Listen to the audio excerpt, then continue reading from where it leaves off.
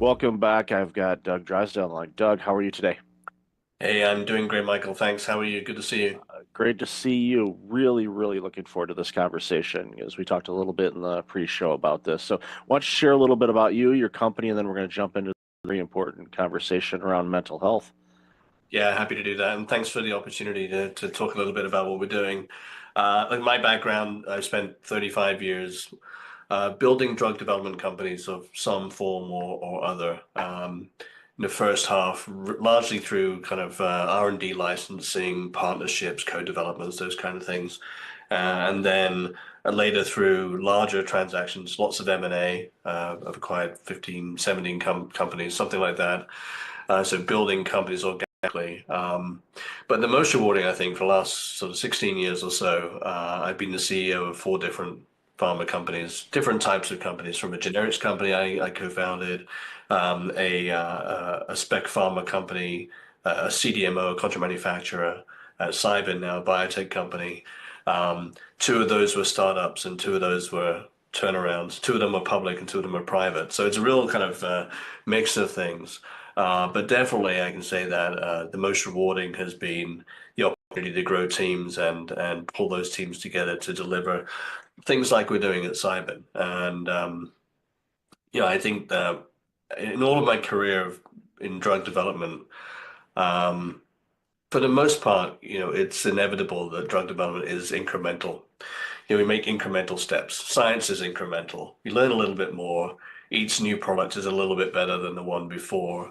But I think for the first time in my career with Cybin, we have something that has the potential to be a real paradigm shift, a massive leap forward, moving away from daily treatment of the signs and symptoms of, say, depression to a more of an interventional treatment that has the potential to rapidly fix depression, remove depressive symptoms.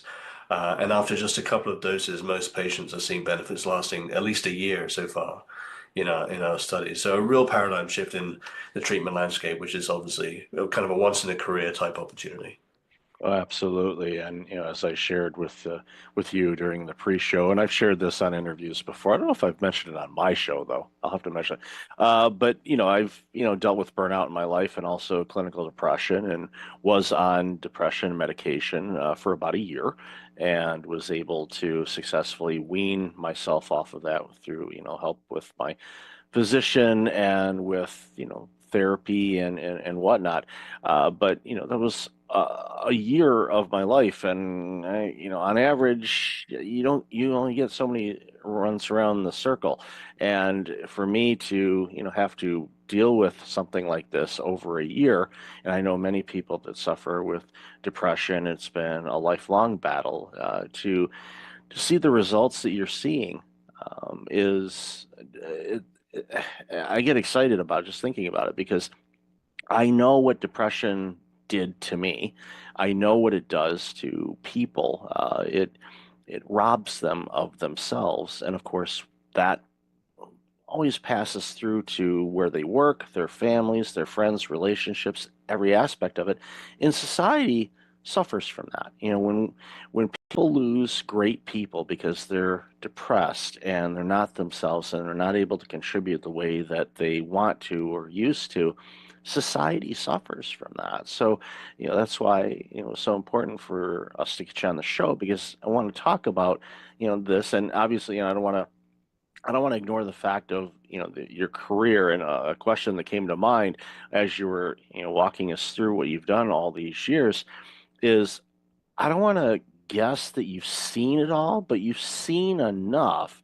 I think as you're navigating through the landscape of getting approvals and investors and all these other things, that you can kind of sense what the next question is going to be, the next step's going to be in order to get things approved or clinical trials or anything like that. So I'd love to hear your thoughts on that. Yeah, first of all, I'm glad you managed to work your way through that challenging time. In some ways, you're lucky that it lasted only a year. Many patients, as you know, find themselves having to turn to antidepressants because the depression needs some help. And then once they're on those antidepressants, struggle to get off of them. Not necessarily that they're addictive, but that they become dependent. It's like a crutch, if you like. And so, and people, as you said, rightly so, people end up spending many years on these treatments, and it was never they were never designed for that. So, and then the other aspect is not just patients, but when we talk to psychiatrists in our studies, uh, it's incredible to see these 20, 30-year psychiatrists who had kind of gotten to a point where they resigned to the fact they had nothing that they could help their patients. So suddenly they're seeing them motivated and energized because suddenly they have new tools that can actually change the course of disease and not just mask the signs and symptoms. Yeah, look, drug development drug development is challenging. Drug development is complex, more complex than most retail investors appreciate. Clinical trials are complex. Our first phase 3 study, 40 sites in a dozen countries, and that brings a huge amount of complexity, as you can imagine. And all of that goes on behind the scenes, and the public just sees the outcomes of it. So we're very fortunate to have a really strong team that has developed 60 plus INDs with FDA, many mental health treatments. The team's had something like 37 exits between them. So that means, I think that's a good sign. It shows that they're able to create value for themselves and for investors.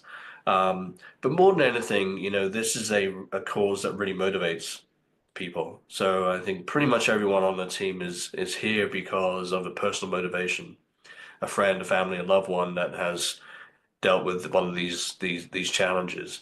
So there's that personal motivation, but we're also quite competitive people. It's interesting to me, always interesting to me, that drug development seems like it's glacial and really slow, but actually it's kind of like swan management. Smooth on the surface and paddling like hell underneath. And we're frantically working around the clock to keep things on track. And it's a very competitive group, kind of like a competitive sports team, each contributing their all and also each supporting each other. So we're very fortunate to have the group, and I think the collective insight helps us anticipate what's coming next. As you rightly say, that's the critical in any kind of business, is anticipating what could happen next on the positive side and the negative, and then planning for the next milestones. How do you move the company forward with each of the next steps? Well, it's important. And as you were talking to, I started thinking about, all of the regulatory things. Of course, you've got the FDA. That's just talking about the U.S. This is a global product, so you've got all the different variances on that. And even in the states, you've got 50 different states, and there's licensing and testing and all these other things. It's a situation. It's like we're just trying to create a treatment, but you end up spending more time on the administrative side of things. To your point, that the modern investor doesn't necessarily understand that. It's like, you're making this new drug or medicine to solve a problem. Okay, they just have visions of labs and scientists. Like, no, well, the mountains and mountains of paperwork to submit that have to be reviewed, working with legal and navigating all of that and translation. And it's a big monster. But it's having said that, you're not letting that get in the way. You're like, okay, we know that's part of the game. We have to do that, but it's important for us to do that because even what you said a moment ago about psychiatrists who have been basically there's a crease in their chair that they've been sitting in because they haven't had to move much because there's only so much that they could do. Now all of a sudden they're like, we've got this new tool that could actually help people really fast. And what that does, just thinking about this from a billing standpoint for a moment, for a doctor or a psychiatrist, the more people you can see, the more revenue that generates. So if you can build up your practice because you're able to help people and get them in and get them out, you're going to have more opportunities to do that. That's just one little side effect of it. I mean, that's not your primary goal for your organization, but that is one of those positive side effects is Oh we're yeah. helping people. This treatment has the potential not just to help patients, but to help the entire mental health care system. Um, Depressed patients are quite a high touch, 6 or 9 visits a year to their physician, as you'd expect, they're trying to tweak the dose of the medication, or maybe they're switching to a different one because they can't tolerate the previous one, or they're dealing with side effects like insomnia and they want something for that. Um, or they're more likely to have increased blood pressure, more likely to have diabetes, for example. So there's lots of comorbidities and lots of system interaction. Um, the other aspect is that we have a pretty limited number of psychiatrists in the US and in pretty much everywhere, actually. And only about 18% of psychiatrists are available to see new patients because these patients take so much time. Um, and an average wait time for a new visit is something like 40 to 70 days, depending whether you want a virtual visit or an in-person one.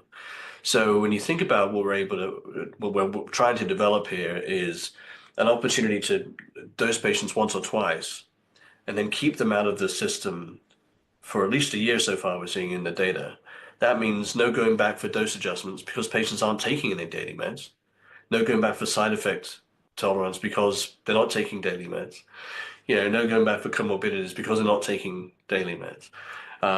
And so keeping them out of the system frees up all these other resources for new patients. I mean, even in the interventional psychiatry space, where we see treatments like ECT, TMS, esketamine, Spravato, in these interventional psychiatry centers, those are high frequency treatments.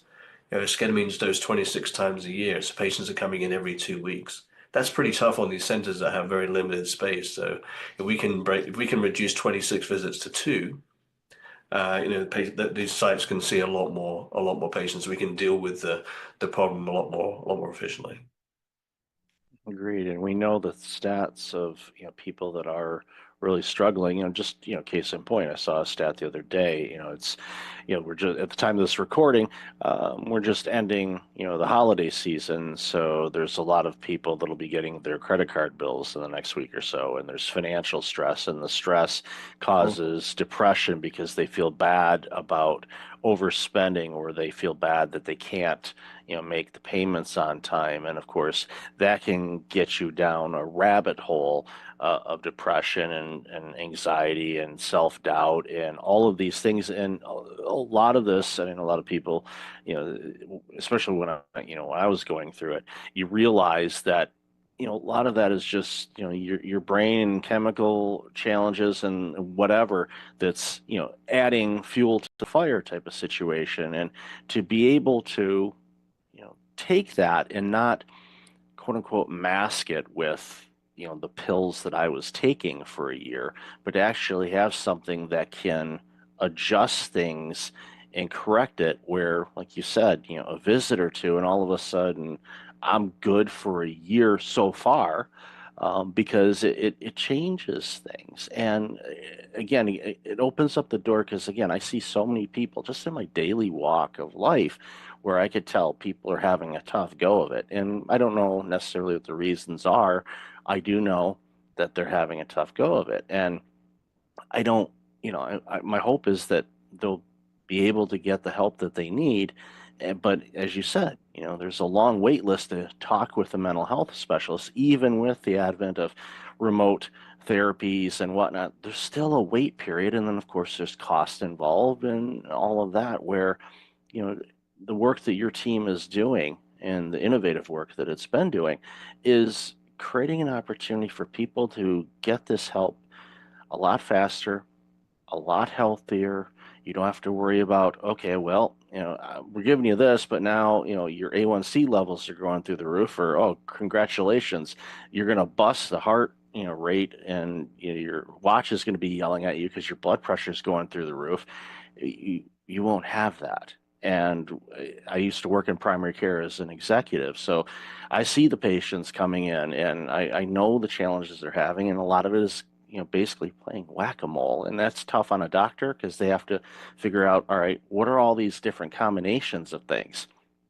And to be able to use, what your team has come up with, again, it excites me. I'm thrilled that, the work that you've done, and obviously you're leveraging all the experience you've had, but I'm thrilled for this because I know what this means for humanity. If we can get people away from being depressed and help reduce anxiety and other mental health challenges, people will be happier and healthier. And what a world will that be when we can get there? Yeah, no question. And obviously there's a big link between metabolic health and mental health. Um, we know that what people eat affects their mental state. The metabolic health or poor diet leads to reduced mitochondrial function. That leads to reduced mental function because we have 3 times as many mitochondria in our brain than we do in the rest of the cells in our body, and vice versa. When people are depressed, it affects their metabolic health as well for similar kind of connected reasons. So the two are kind of hand in hand. It's hard to fix your metabolic health and all those other things like diabetes, as you mentioned, if the mental health isn't on track, and vice versa. So the problems run deep, and I think, as you said earlier, mental health is kind of like an infectious disease. It doesn't just affect that individual, but the loved ones, the carers, their colleagues, their friends. It's very hard to know how to help someone that is suffering. There's really nothing much that we can do, and certainly the old kind of snap out of it attitude clearly it doesn't work. Um, so we're very excited about the potential for this, and we're well into our phase 3 program now, focused on executing that. You're right, you said there's lots and lots of hurdles and barriers. Simple things like drug scheduling, where every site and every vendor and every partner has to have a Schedule 1 license. Adds complexity, it adds cost. But we have a team of professionals, and we've been dealing with that for the last 4 or 5 years now, and we're just powering on through.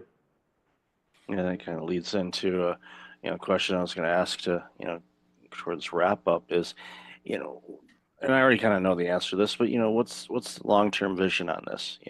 From your standpoint, obviously, I think this will spawn additional research in other areas as well. But what's the long-term strategy for the organization to navigate? And again, it helps when you have an all-star team that's done it before. It, Yeah. it, it, it it's not a case where nothing surprises you. It's like, okay, we know how to deal with this, and they do it. And I love seeing organizations that are made up that way because it strengthens the opportunity to quote unquote get things right. So, love to hear your long-term strategy. Look, I mean, we're fortunate in that depression studies can be quite challenging, typically, in that when you're dosing patients every day with a psychiatric condition, and then you're comparing that to a dose of placebo, those placebo patients are getting some kind of positive input, if you like, or, so they're taking this placebo, some reinforcement, if you like, and so the placebo effect can be quite large in these studies, and then you get a failure to separate the active treatment from placebo, typically normally because these treatments have fairly small effects historically. We've got two things working in our favor here. One is we're seeing much, much larger effects, 8 to 10 times larger than with traditional standard of care, and we're not dosing every day in studies, nor with placebo. So the separation risk is gone. We've seen just tremendous results in phase 2, 70+% remission rate, sorry, at 12 months, 100% response rate at 12 months after 2 doses. So going into phase 3, we've removed a lot of the risk. So now it's all about execution. When we think about the long term, this is just the beginning of a platform. So we know that these treatments very likely will be successful in depression, anxiety disorders. There's plenty of anecdotal and academic evidence to show that there are many other conditions that these could be helpful for as well. Bipolar disorder, OCD, postpartum depression, cluster headache, migraine, neuropathic pain, substance use, opioid use, alcohol use. I mean, these are conditions that collectively affect in the US alone maybe a couple of 100 million people. So we're not talking about niche applications here. We're talking about mainstream applications on the scale of, the GLP-1s, Wegovy, etc. Ultimately, once we look a few years down the road. So our hope is to focus on this phase 3 approval in depression, and then leverage off of that experience and the impact we can have on the depressed patient community, and leverage that to help many more people with a lot of other conditions. and really try to change the mindset to move away from daily chronic dosing of pills every day to something that's more interventional. You mentioned whack-a-mole. I think it's exactly right. It doesn't matter what condition you're treating, if it's depression or a cardiovascular disease or whatever. As soon as patients start getting polypharmacy, multiple pills, then it's about, okay, well, this one's causing this side effect, this one's interacting with this one's causing another side effect, and you're adding in more treatments to deal with the treatments that are trying to attack the underlying condition. So, one major benefit of all this is maybe let's break the cycle of relying on a pill every day. Patients have to come in and do a bit of work and have a couple of visits and take these treatments, but 2 visits could perhaps last patients for an entire year, free from all those medications. So I mean that's the vision, to create a platform, and we're very very excited about the opportunity to help not just depressed patients but all those other groups I mentioned as well. Yeah, I look forward to people throwing away their pill dispensers because they don't Mhm. need them anymore. So I applaud your work and celebrate it, and I'm looking forward to, seeing all the great things that comes from all of this. So, Doug, love this conversation. Where can people find out more about you and all this amazing work you're doing? Yeah, look, thanks for having me on, Michael. Enjoyed the conversation. You can always find us at cybin.com. That's cybin.com. And if you happen to be an investor, we're also traded on the New York Stock Exchange at CYBN as the ticker symbol. And I'll definitely have all that information in the show notes. So, Doug, thank you and your entire team for your part in helping people get better. I applaud you and I really appreciate your time today. Great. Thanks, Michael.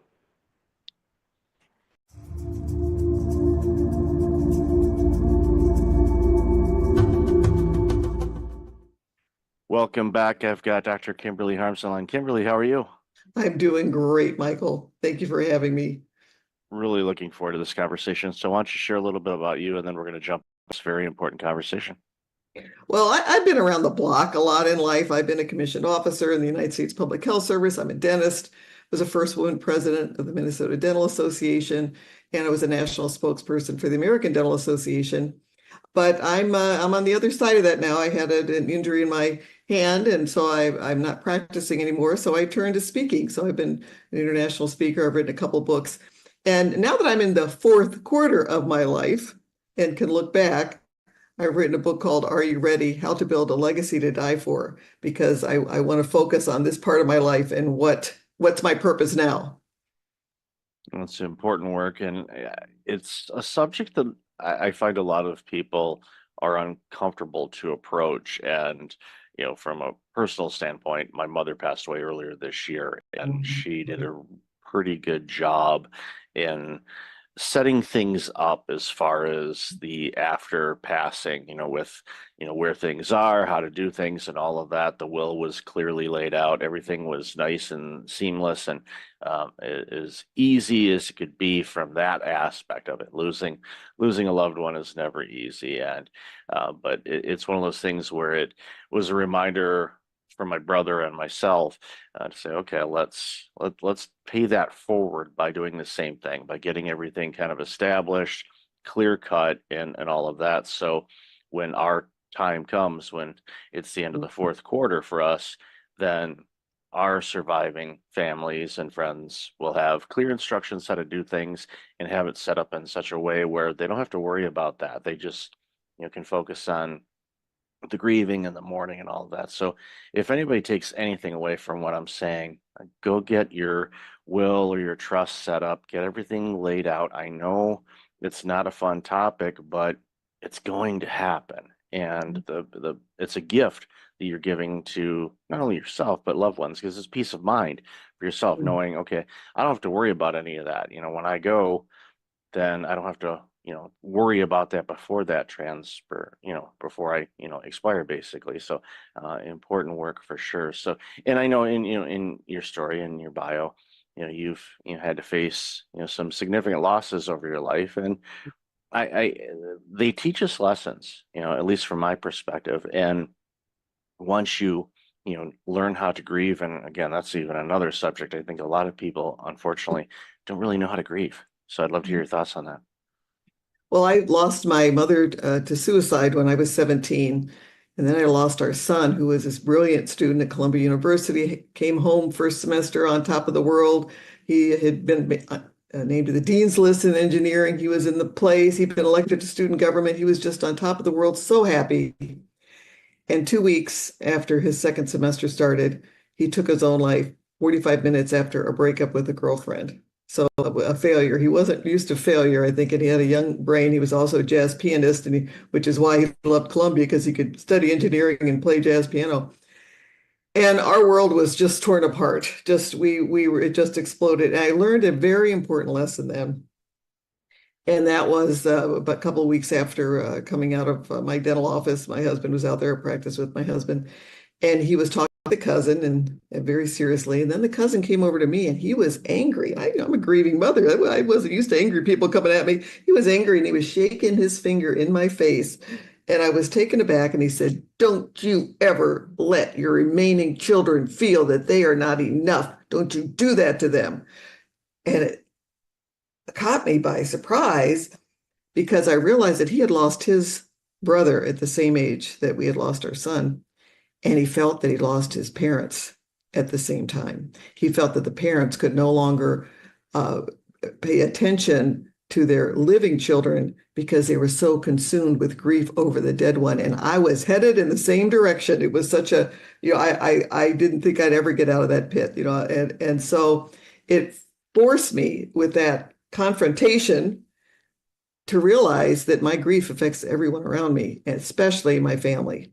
And it was at that moment that I just decided to fight and kick and scream and crawl my way out of that pit to find happiness in life again. And I could breathe the fresh air now. I live my life full of joy at this point. Took time. It was not easy. It took years to get out. Never is easy, but it's certainly worth it. And that's what I'd like to send to your leaders and your listeners, that your grief as a leader even affects everybody around you. And it's so much better for you and for everybody else to fight tooth and nail to get out of that grief pit, because it takes a fight. If you don't fight, you're just going to stay down there. So don't give up. Keep fighting. Yeah, it's an important lesson too, because leaders lead, and those that are being led by the leader, we're looking to you as the leader. We're looking to you for guidance and to tell us everything's going to be okay and protect us. There's, so many different things that are on the plate of a leader, and some are better than others in certain aspects of it. No one is by far perfect, but there are some that, even when they're going through a personal challenge, such as the loss of a loved one, or end of a marriage, or you name it, it's one of those things where it's like, okay, I'm not ignoring that, but my people need me to be the best version of me. And how I do that, and again, it's not easy. This isn't for the weak, but the listeners of this show, you're not weak. You know that you're strong, you're resilient, you're able to accomplish a lot, and you're going to accomplish even more. But there's going to be days that are going to be tough, and sometimes weeks, sometimes months, depending on what's going on in your world. But know that there is another side of this. But yeah, you're going to have to fight through it and get through it. And that confrontation was a blessing to you, quite frankly, from my observation, because I've seen people that have lost loved ones, and they never recovered. I think about my grandmother, when her youngest son died in an auto accident, and he was well into his 40s when this happened, and it spiraled grandma to the point where she didn't recover from that. And then she developed Lewy body dementia, and that was a 7-year fight, and very tragic to view and experience all that gave us. But I often wonder if the situation with my uncle passing away, if that did not happen, what would have transpired? Would she have had that? Because our bodies and grief and our thoughts impact how our body reacts. Our body is like, okay, you're dealing with stress, so I have to do all these other things. And having worked in healthcare before, and you know this obviously in your practice as well, that our brains and our thoughts can manifest diseases, illnesses, gum disease, you name it. I mean, yeah, there's all kinds of other factors, but it's our brains are very powerful and they can be very helpful to us. But if we don't feed it the right things, they can be also very detrimental to us as well. Well, that was a perfect example in my case because I got treated for depression after my son died. It was part of my fighting out of the pit. And, of course, I have a mother and a son who took their own lives. I better get treated. Depression's in my family. But my husband, and I used to call him my stubborn Norwegian, he was a Norwegian farmer, and we were married for 44 years. But he did not get help because, he's a tough guy. He's not going to get help. And he had just had a liver transplant 6 months before my son died. And his heart checked out great before the transplant because they don't give you a liver if your heart's bad, right? And about a year or so after Eric died, he ended up having quadruple bypass surgery and a valve replaced. And then basically after a long struggle with this broken heart, passed away 4 years ago. And I really believe that the grief, the untreated grief, the unrecognized grief, this idea that you can just be tough and get through it without help because you need help to fight your way out of that pit. I really believe that hastened his death. I believe that we might have had him, we're all going to die at some point in time, but I believe I might have had him a couple more years because he was only 70 when he passed, and we miss him. Yeah, that's early. Based on longevity of people, it's 70 is still very young. And as discoveries and science and things like that, we're all living much longer, which, is great to, contribute to society and things about that. Because, both my parents are gone and they were in their mid 70s when they left. And it's like, it just seems like it was too short. But I think, to tie this into a leadership a little bit more, grief is one of those things that impact leaders as well. Where let's say they have a bad work experience, maybe they had a difficult departure from an organization, and they go on to another organization, start working. But if they haven't worked through and processed what transpired, then I find that it diminishes their leadership, it diminishes their clarity, it diminishes their ability to be the best version of themselves as a leader. And it's one of those things, talking, about your late husband as well. And I was, also diagnosed with clinical depression. I sought help on that, worked through it, was on some medications. I'm not on them anymore. For me, it was important because I thankfully recognized that I wasn't me and I didn't like that. And I wanted to be me again.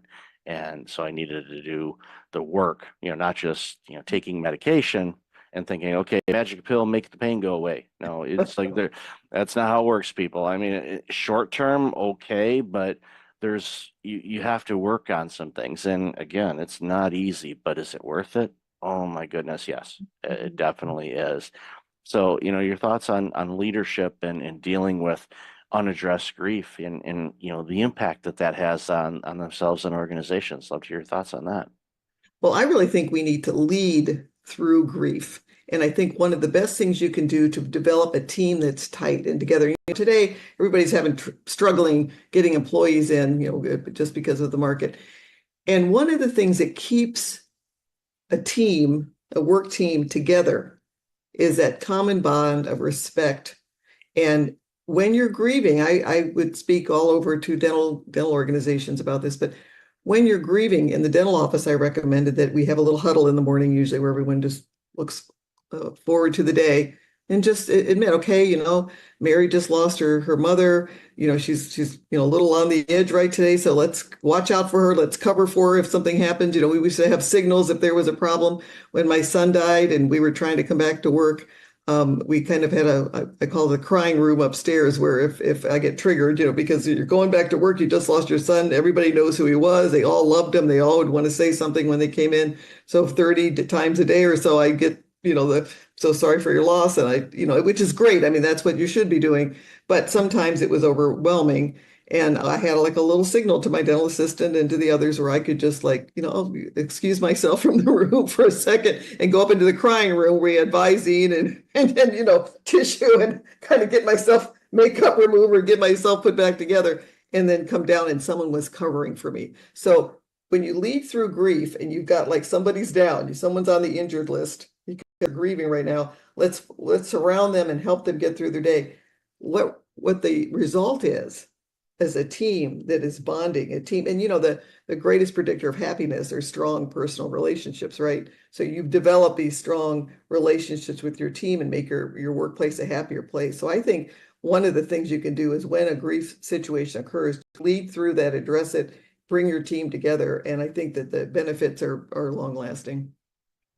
I love that approach to the team huddle. I worked in healthcare and we had huddles in the morning, but they were geared for, okay, who's the patients coming in today? Is there anything out of the ordinary? Or, okay, we have, Mrs. Smith is bringing in their son and he's autistic, and Nurse Jackie is the one nurse that he likes to work with. So we're going to shift Jackie's schedule. So when Mrs. Smith brings in her son, Jackie will be there to help, comfort the son, to mitigate any potential issues that may arise with dealing with somebody that is neurodivergent. But those were things that we did.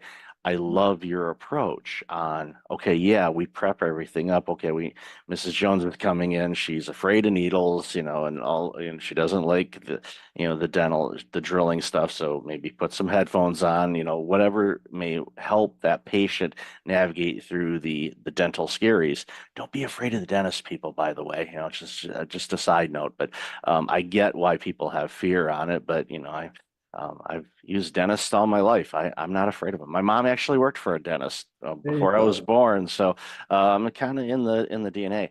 But I love your approach because, yeah, okay, this is who's coming in today, but it's also how is everybody doing? And if you have a tight group, and you can do this with large teams, and of course small teams, you really should do it. What that does is it allows for, okay, Janice just got back from a trip and she's got a little bit of jet lag. We know that she's not going to be 100% today, but she's here. Okay, just help her out, check in, see, and need any help on this? No, I got it. Knowing that you have backup Yes. it actually helps you overcome some of those hurdles. Like, okay, I'm not feeling great, but you know what? My team, loves me and has my back and can step in if I need the help. It gives you that little extra 10% as a person to go, nope, I don't need it, but I am so thankful that you offered it. I appreciate that, because there may be a time where you do need it. You need that crying room or comfort, or someone to pinch hit for you when, something comes up or your child's sick at school. Okay, I'll come in and help out with that. When you have that dynamic, you don't have to worry about retention of people. Your challenge is, turning down all the resumes, because people want to work in that, because people long for belonging. People long to be in organizations like that. When you have that, it's something that it takes work to keep it that way, but it's such important work to do, because it just improves every aspect of what that organization does. Doesn't matter if it's a dentist's office or a retail store or an accounting firm or whatnot. Right. And again, it's those relationships, building relationships, and you need to lead that. I mean, you give permission as a leader to develop that type of a system where everyone has their backs, and then just acknowledging that, there's an issue that's going to affect the team, because they do. And then that helps the person overcome their grief. It helps they feel they have people have their back, and that helps them. It gives them that courage to kind of move their way out of the pit eventually. So where do you, this is not the where do you see things in 5 years question, because 5 years ago we didn't know what was going to hit us. But I'm curious as to, what are some of the common challenges you're seeing right now in the workplace that leaders should really do their best to get ahead of and work through? And I know we've talked about a bunch, but is there any others that come to mind for you? Well, I think the most important one is to make your team feel valued to give them opportunities to work through grief, and building trust. Absolutely, you have to build trust. If you lose trust with your employees, you're going to lose your employees.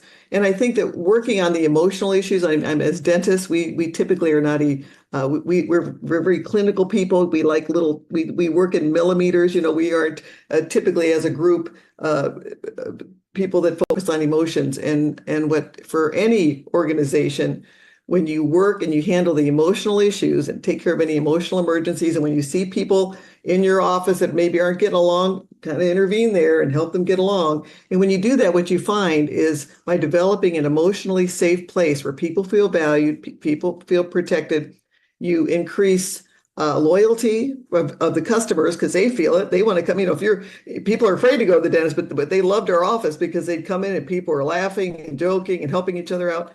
You build loyalty of your customers. You build retention for your team members. And ultimately, you build production, because if everyone's working together for the same goal and you're all on the same page and you care about each other and you're working together, you increase production. So it's a win-win-win-win-win situation to manage those emotional emergencies well, to take care of conflict, and to build trust. Yeah, trust is one of those things that can take years to build and seconds to lose. And and again, everyone, leaders to the front lines, everyone's a leader wherever they happen to be. But it's one of those things where when you present yourself at work, and I see this a lot, I think a lot of people struggle with, their own internal battles, their mindset, their egos, you name it. There's so many different things that get in the way of us living our best lives. But we have to remember that we are a collective. When we go into work, we're part of an organization that's doing great things, whatever you happen to be doing. And if you present it doesn't mean you have to show up 100% every day. It reminds me of an old joke that I saw a long time ago. It's like, I give 100% at work, 12% on Mondays, 10% on Tuesdays, and it's like, that's not what I mean, but I still, I should have I'm sure I could find that. I could print that out or create one myself, but that's not what it means. There's going to be days you're not going to be 100%. We know that we're just, that's how it's going to be, but give your best that you can at that moment and be there for people. And again, in the environment you mentioned, and with the huddles and all of that, when you're not feeling it, let your people know.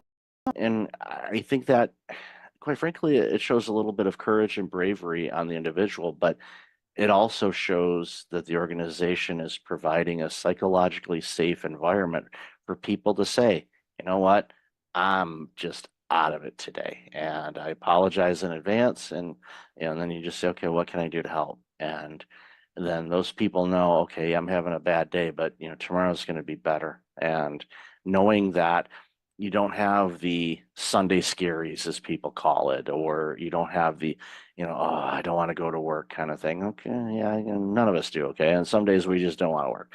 Other days we're like, I cannot wait for tomorrow, because I love working where I work. I love these people.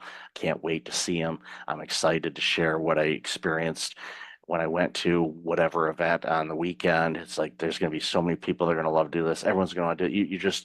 You're chomping at the bit to share it, because that's going to bring them joy and happiness. And when we get to do that in an environment, then it doesn't become work anymore. It becomes playtime for all of us. And those environments are around, they exist. And it's important for all of us to do whatever we can to contribute to those. Absolutely. And again, the most important thing you can do to make that workplace a happy one is to give everyone that feeling that you are a team, you have their back, you're working together, you care about them. Yeah, if you do that, the magic really happens. So, Kimberly, I've loved this conversation. Where can people find out more about you and all this amazing work you're doing? Well, my book is called Are You Ready? How to Build a Legacy to Die For. And you can find more information on my website, drkimberlyharms.com. And I'll definitely have that in the show notes. So thank you, Doctor, for your time today. Really appreciate you, and I love the work you're doing. And I've loved our conversation today. Well, thank you very much. This has been a pleasure.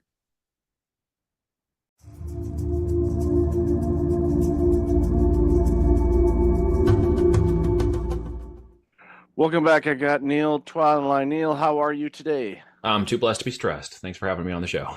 There you go. That's the best way to approach life, no matter if it's full, it's just a challenge to grow and be Yeah. better. So I just look at it that way. And believe me, my life has been a whole lot better since I changed my mindset around It's that. all around the mindset, right? I only tell my kids, and we constantly repeat in our house, it's not that you have to do these things, it's you get to do these things. Therefore, you take a different perception of mindset and authority and accountability over doing them. Yeah, I first heard that and read that, and it was in a John Gordon book. I get Mm. to, that just stuck with me. And like, all right, I'm using that from now on. You And get to believe do me, it. It's all about changing. Yeah, into exa- control and mechanisms of things you can and can't do, and taking ownership over versus being victimized and having a victimized mindset. Misery loves company, as they say, and it's really easy to fall into the negatives. We just have to remain into the positive as well. absolutely. So, why don't you share a little bit about you and the work Yeah. that you do? Yeah, just in simple terms, 30 seconds here. I've been in business, building offline and online companies for the last 17 years. I left a corporate gig at IBM, kind of reached the pinnacle of that in 2007 and said, I'm out.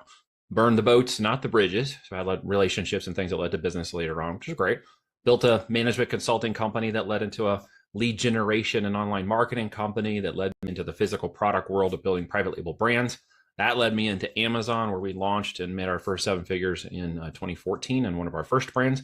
Gone on to launch 5, 7 other brands roughly. We've got another 8 that we're partnered on in control, and have about 200 clients that now work in the aspiring entrepreneurs. I want to get going. I want to spend a year working with you one-on-one, to those who are building companies that want to grow and scale profitability to X, exit out and multiples of X. And we are also in the acquisition space now. So we're acquiring companies with 1.5 to 3.5 million EBITDA and up to 15 million in revenues. Kind of a sweet spot before we get into the high end of the PE groups. And we're acquiring hopefully 15 this year. We got 3 on deck right now. First one closes in 2 weeks. And that's a long time in the process to get there. And that's kind of where we're moving now. That's awesome. It sounds like you spend a lot of time in the playground. That's A lot of time in the playground, always questioning what's possible, pushing the goals, pushing the urgency into things, always asking, can we do better, and testing farther and faster, and jumping off the cliff and building a parachute on the way down, as they say. There you go. And the beautiful thing is, when you had your success, it speaks volumes to you. And because a lot of people say, well, if I get this, then I'm going to exit out, and Yeah. then they sit. And what happens is they rot, they decline. I can't retire. I never will. Yeah, I'm not a complete. I can sit on the beach for a week and then I get anxious, and I'm like, okay, I got to do something now. That's about as far as I can go. Yeah, it's because you're a creative. You're an artist, and a lot of times people in business say, "No, no, I'm not an artist." No, you're creative. You're creating opportunities. You're looking for different things. Yeah. You're examining things, and growing business. And we know that Amazon in 2014 versus Amazon in 2025 are different organizations. Very different. You've got to be a pro seller, pro business. You have to treat it like a real business now. The side hustle, hobby businesses, arbitration businesses, wholesale businesses, those are all falling out of the market. At the end of the day, if you don't build something with tangible assets, private label, equity, intellectual property, etc., you're building vaporware, you're building a job, you're building something nobody wants to buy. And as somebody who's buying things, I don't want to buy any of those. And nobody I know who's buying doesn't want to buy those either. We don't want to buy somebody's job or somebody's side hustle. We're buying real businesses with tangible assets. So you must consider that possibility. It doesn't take 17 years to do it anymore. I mean, what we can do now in 2 to 3 years is incredible, with systems of AI and software and the virility of traffic and markets. And now there's Shopify and TikTok and all these other markets we can move into, and retail as well. And so creating a holistic e-commerce brand is really what I'm talking about at the end of the day. Yeah, and it's just, understanding e-commerce. And I remember, just to date myself here a bit, my first online purchase was actually through a service called Prodigy that Sears was running. And I forgot who I don't remember who they partnered with, but it wasn't just them. Yeah, AOL, I think, if I'm not mistaken. Yeah, Sears, the original Amazon. And we did mail order catalog, and then I literally bought something online, and it was delivered to my house. I'm like, well, this is pretty cool. And now it's just it's not. It's still cool, but we don't even think about it anymore. Now it's to the point where it's like we're looking at the app. It's like, okay, it's one stop away. Okay, I'm gonna go outside and grab it. Just that has changed in the last 16 months extremely fast, because most people aren't aware that mobile purchases succeeded desktop purchases for the first time in history last year, December 2024. So it's only been just recently that mobile is a component now of our everyday life, and it opened up the ability for people to spend anywhere they are. They don't have to slow down, go find a laptop, find a thing. They don't have to order a catalog and wait. They literally literally just click, click, click on their mobile phone. So the speed at which this business is moving, its growth, its double-digit trajectory every year of growth has made it one of the largest industries in the world, and Amazon one of the largest marketplaces in America. Yeah, it's they have pretty much the logo A to Z. That's pretty much it. I joke. I live in a condo building, and we have a concierge slash security, and our packages go there. Right. And I order quite a bit from that company, and Many people do. yeah, and the head of security says, "Are you trying to order A through Z?" And I see that. I see those packages are stacked up and the memes going around. It's like, all those Amazon boxes. We get, I don't know, 2 to 3 deliveries a week at our house from Amazon. Most people do to some degree. They just don't stop and think, hey, could I sell those products? Could that be me? Could I be delivering those products? They just think more consumer. And if you're here today, hopefully you're thinking more business than consumer. Yeah, even the White House orders it, because I saw a video this morning that Speaker Johnson videoed of Vice President Vance going into the Oval Office for the first time. I don't know if you saw that or not, but as they were walking down a hallway, there was this table on the side, and there was a tool bag and an Amazon box sitting on the table. And it's like, it's like somebody ordered some LED lights for the house and something. I was gonna say, it's like, yeah, exactly. So the White House orders from there too. So but again, we both remember a time where that didn't exist. Oh no, absolutely. I remember when they ordered the first pizza online and all this stuff. And I've gone back to the internet when we were doing green screen inbox terminals once upon a time and building the first boxes in the computer lab at the school. And something you said earlier really struck me, because I went to college on a full ride music scholarship. So business to me is like music and creativity. It's like Chopin or listening to Miles Davis and jazz. It has creativity and fluctuations. There's not really hard and fast rules. There's guidelines. There's if you've got creativity in your nature and you enjoy technology to some degree and you don't mind working on computers, then e-commerce for you could be an amazing opportunity. It took me out of that whole world and refocused and changed the way I thought about business and business online. And as I watched it grow, I just kept thinking, I got to get a piece of this somehow, somewhere, someday. But it was so soon in my walk that nobody was teaching it. No academia, no credits, no nothing. You had to literally do it yourself or go to the corporations that were spending money. And so I ended up in the corporate world, into Sprint and doing programming first, teaching myself how to program. And then when I got good enough at it, we jumped into a full-time corporate gig when they launched the PCS division and was on some of the first mobile phone launches when the mobile phones came out. And that was a fascinating time. I got badged as a 5,000th badge in the new division, and there was 80,000 employees when I left 5 years later, which sent me to IBM. That was the next pinnacle, and I got in there and was working in IBM for almost 5 years on technology, AI, systems, knowledge management, mobile, and all kinds of other stuff. And, I kind of reached that pinnacle in 2007. I was like, now what? Like, this is evolving. I want to keep going, and I don't want to keep going in the corporate world. And that's when I decided to pivot out and fire the man and keep going. And I'm really glad I did. Oh, yeah. Yeah, because even in corporate, even if you have a forward-thinking organization, there are still these plateaus or ceilings or whatever you want to call them that are like, we're not quite ready for that. And they're not going to let the entrepreneurial creativity spirit that you might have in you, or that desire, is not going to be nurtured. It's going to be squashed. It was for me. It is for most people. Yeah. It is meant to create that, it's a business. I get it. They got metrics, they got profit and revenue. They've got to keep the operations going. And not everybody's cut out to be an entrepreneur at the end of the day. There are high risk, high reward opportunities for that. And a lot of people are concerned about that. Maybe we can unpack that for a minute here, but there's always high risk, high reward in the business. You could be fired. You could go, you could have a great career and never be fired. You could, run a really great W-2 career for 20, 30 years. It's fine. But not everybody feels like that's their path. And that's where entrepreneurialism comes in. You just have to remember it's a high risk, high reward opportunity. Sometimes you fail. I could fill this office with the amount of failures I have. Big ones, I've been bankrupt before. So you don't know what your boundaries are and how you pushed yourself in this life until you give it a shot. And I think the biggest regret I'll never have was never saying I never gave it a shot. Right. Yeah, it's so important. And what you said about, people, kind of go, oh, I don't want to run my own business. Like, that's scary. There's a lot of risk involved. But a stat that I share all the time is like from the year 2000, 52% of the Fortune 500 companies are either gone or were acquired. So over half of the Fortune 500, people kind of know who those guys are, gone. And so you're telling me that your job working for this smaller mid-sized company that you've put in all this time, that they're safe, quote unquote? No, they're not. No, none It's of like it's safe. one pandemic, you could be wiped out, or one algorithm change on a social media platform Yep. or Your social media badge gets platform. called below a certain point, and the CFO is like, great, all of these people across this organization have to go, and your badge number got called. It's like, well, Yep. that's not fair. You get victimized by the system. And I was a part of that. And so when I got out, I was like, I'm never going back. I burned the boats. That was it. You never go back. I'm Right. going forward no matter what. And Yeah. by the grace of God, I have a life partner, my wife, who's now 17 years of marriage, who we got married that year I left in March, and I left in June. And so we were, newlywed couple. And I'm like, hey, we're going to do this venture. You want to go on a, business adventure with me? And she's like, absolutely, I'm in for this, because we're young. And she was working as an RN. We, had a little income, and I had the severance from IBM, so we weren't hurting.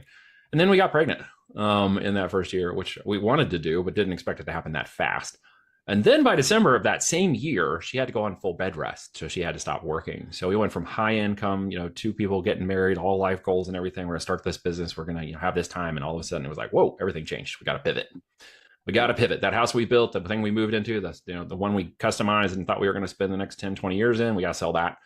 Like everything became about pushing the dream out, is giving us as much time as we could, and compromising the things that we needed to compromise. People are like, well, I wouldn't want to sell my house to do that. Well, maybe you don't feel the opportunity is great enough for you. Well, I don't want to stop driving my car. Well, then maybe you don't want to risk that. Well, what if I have to put my payroll on a credit card? Well, I've been there and done that.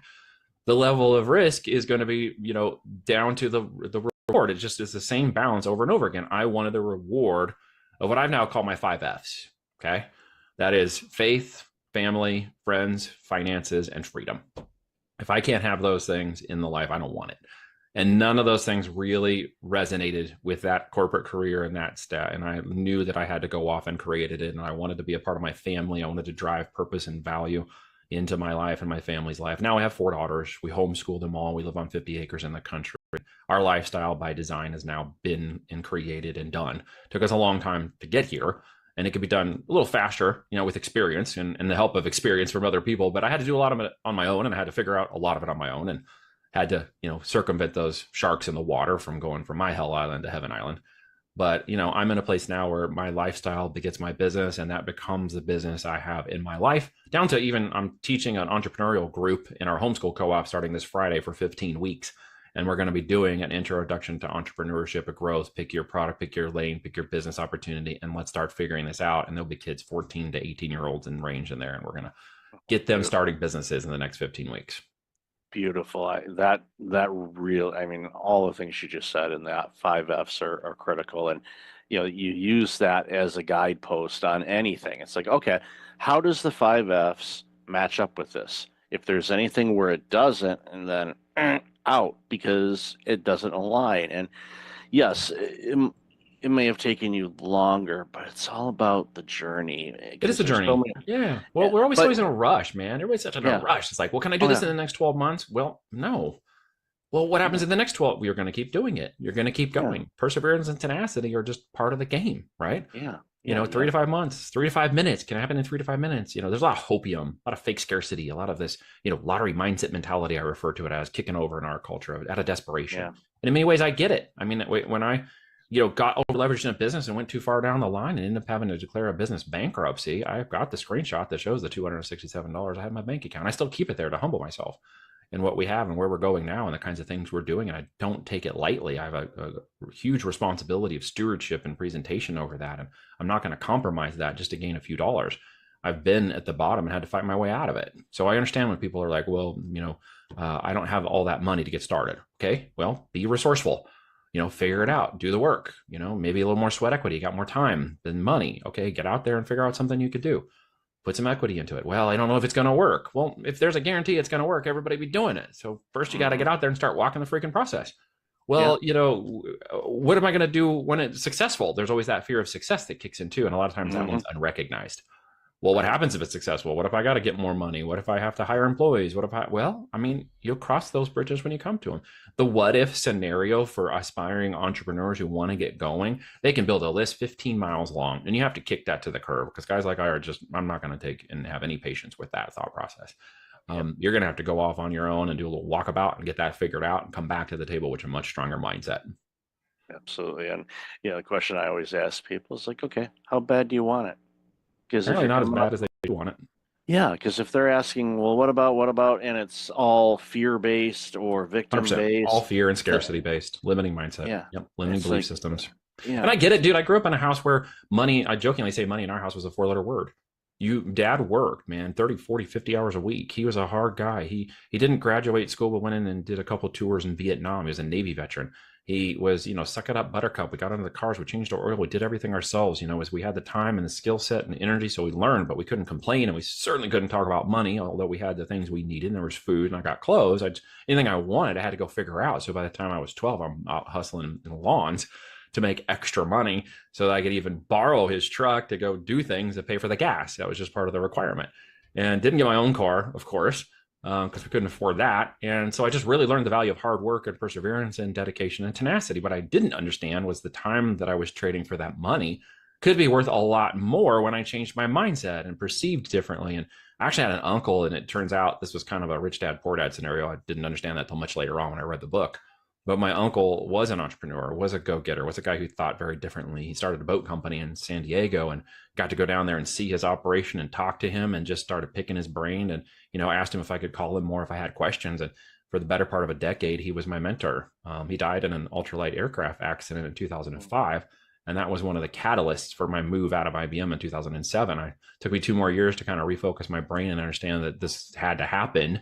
But he had always encouraged me to get my own thing going. One way or another, buy a franchise, do something. He's like, you got to do something.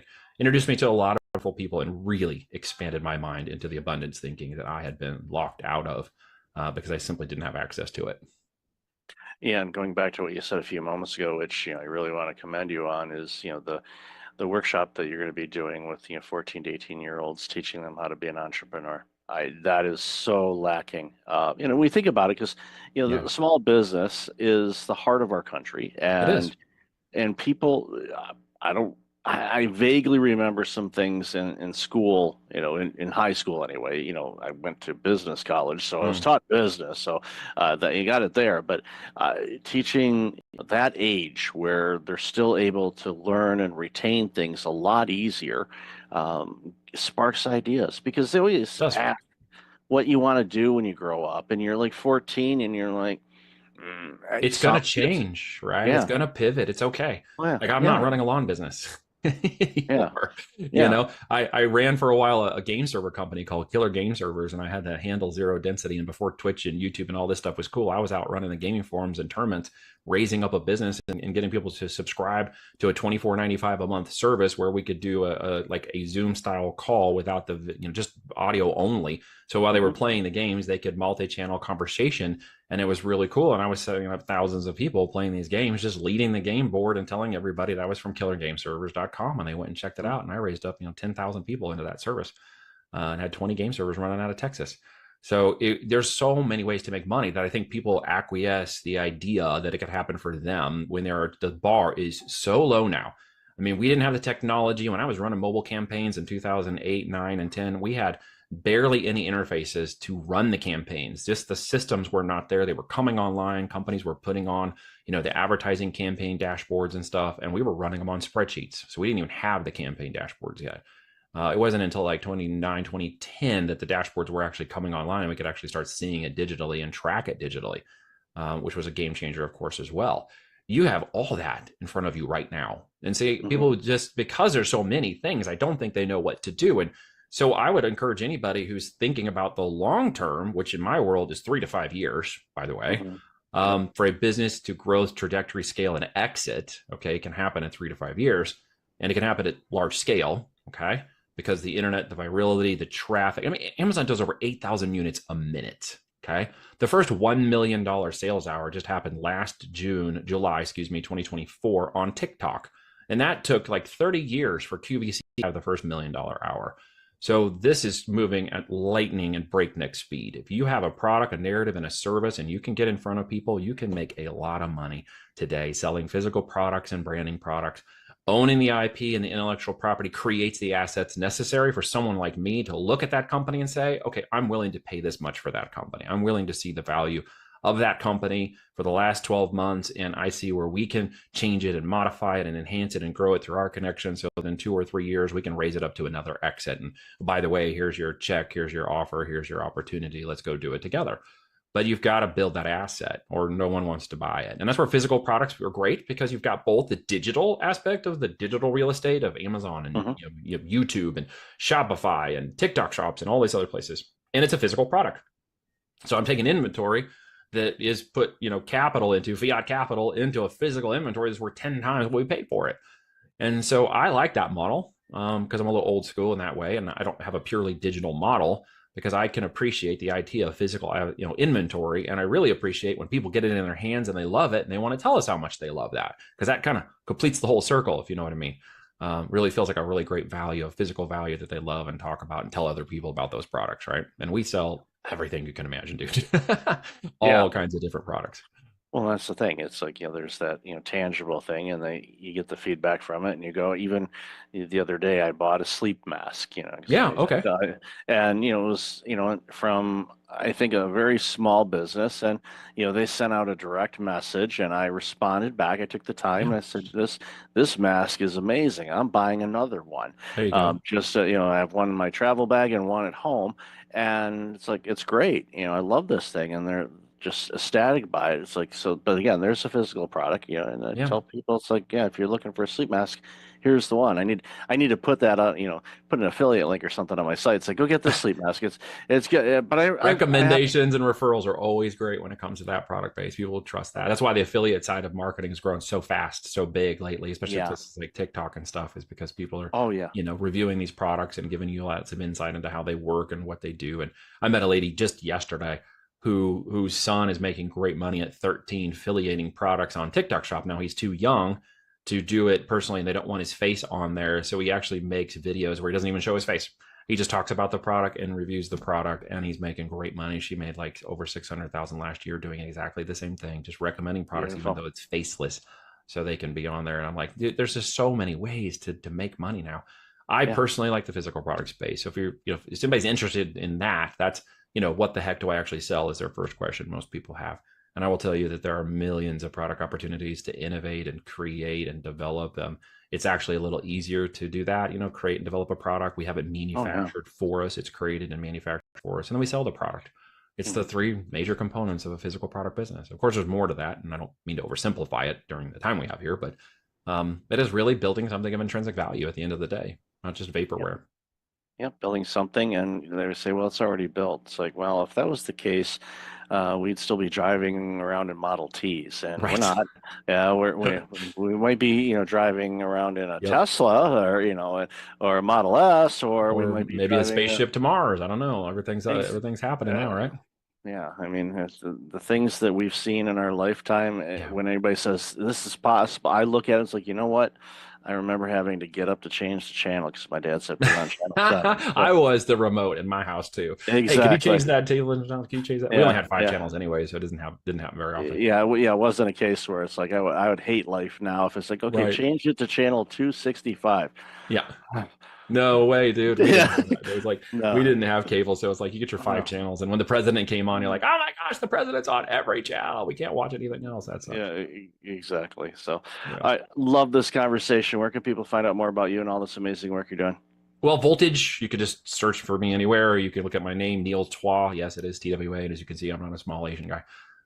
The voltagedm.com domain, voltagedm, that's digitalmarketing.com. You can check out a 45-minute presentation where I go with my partner, Kevin Harrington, over the As Seen on TV strategy. We've got our book there called Almost Automated Income with FBA, Creating a Lifestyle-Driven Business Model through the physical product world. And you can check that out. It's, I think it's only like $5 on my website, or you can get it on Amazon too, of course.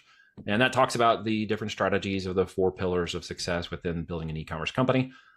Plenty of free information, virtual summits, the books, and other resources for anybody who's, aspiring entrepreneur with the idea of building an e-commerce company, or somebody who's building an e-commerce company and might want to grow it to an exit and maybe have us take a look at it. Yeah, that's great. I'll definitely have all that in the show notes. So Neil, thanks for this conversation. Really love the work you're doing. Thanks for having me on, Michael. Even though I most appreciate you. Thank you.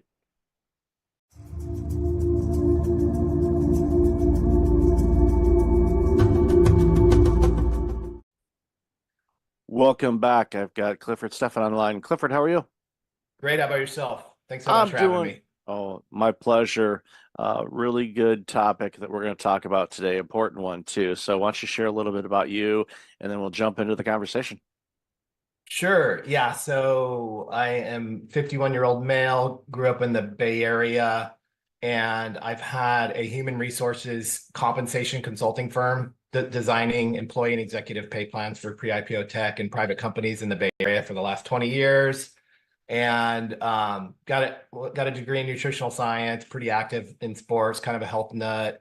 And yeah, kind of by my late 30s, early 40s, kind of starting to look and feel my age, and was pretty heavy social drinker, and it was in corporate America, and so I kind of wound up taking a break from alcohol and just kind of got a lot of epiphanies and a lot of just benefits. I think you hit on a lot of these things around stress management and, kind of just looking and feeling and trying to perform at your best and be grateful and all those things. And so I that was kind of my epiphany. And so, yeah, I'm super excited. So I started this men's health and wellness movement called Booze Vacation to kind of encourage my peers to consider taking an extended break from alcohol to as kind of a reset and kind of a opportunity to, kind of tap the brakes with our health and wellness, and because it is one of those kind of predictive models that can cause a lot of issues and a lot of ongoing stress. And so, yeah, I'm doing that. I'm officially full time starting in June, so I'm super pumped. Kind of my life's passion, and it's been a lot of fun. And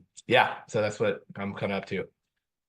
That's very important work. And yeah, I've shared a little bit on my show. I think I know I've had it in conversations, maybe not so much on my show, but as far as my family is concerned, there's alcoholism in every branch of my family. Mom's side, dad's side, mom's side, mom's dad's side. You just name it. You literally branch the thing out, and you can pinpoint where alcohol was a huge issue for people. Now, for some, it isn't per se, um, but it does impact, as your research and the work that you do does impact a lot of things. Obviously, our physical health, but also our mental health as well, because I know a lot of people, especially those, I have, family members that deal with it, or have dealt with it, when they were alive. It was, it's a coping mechanism, to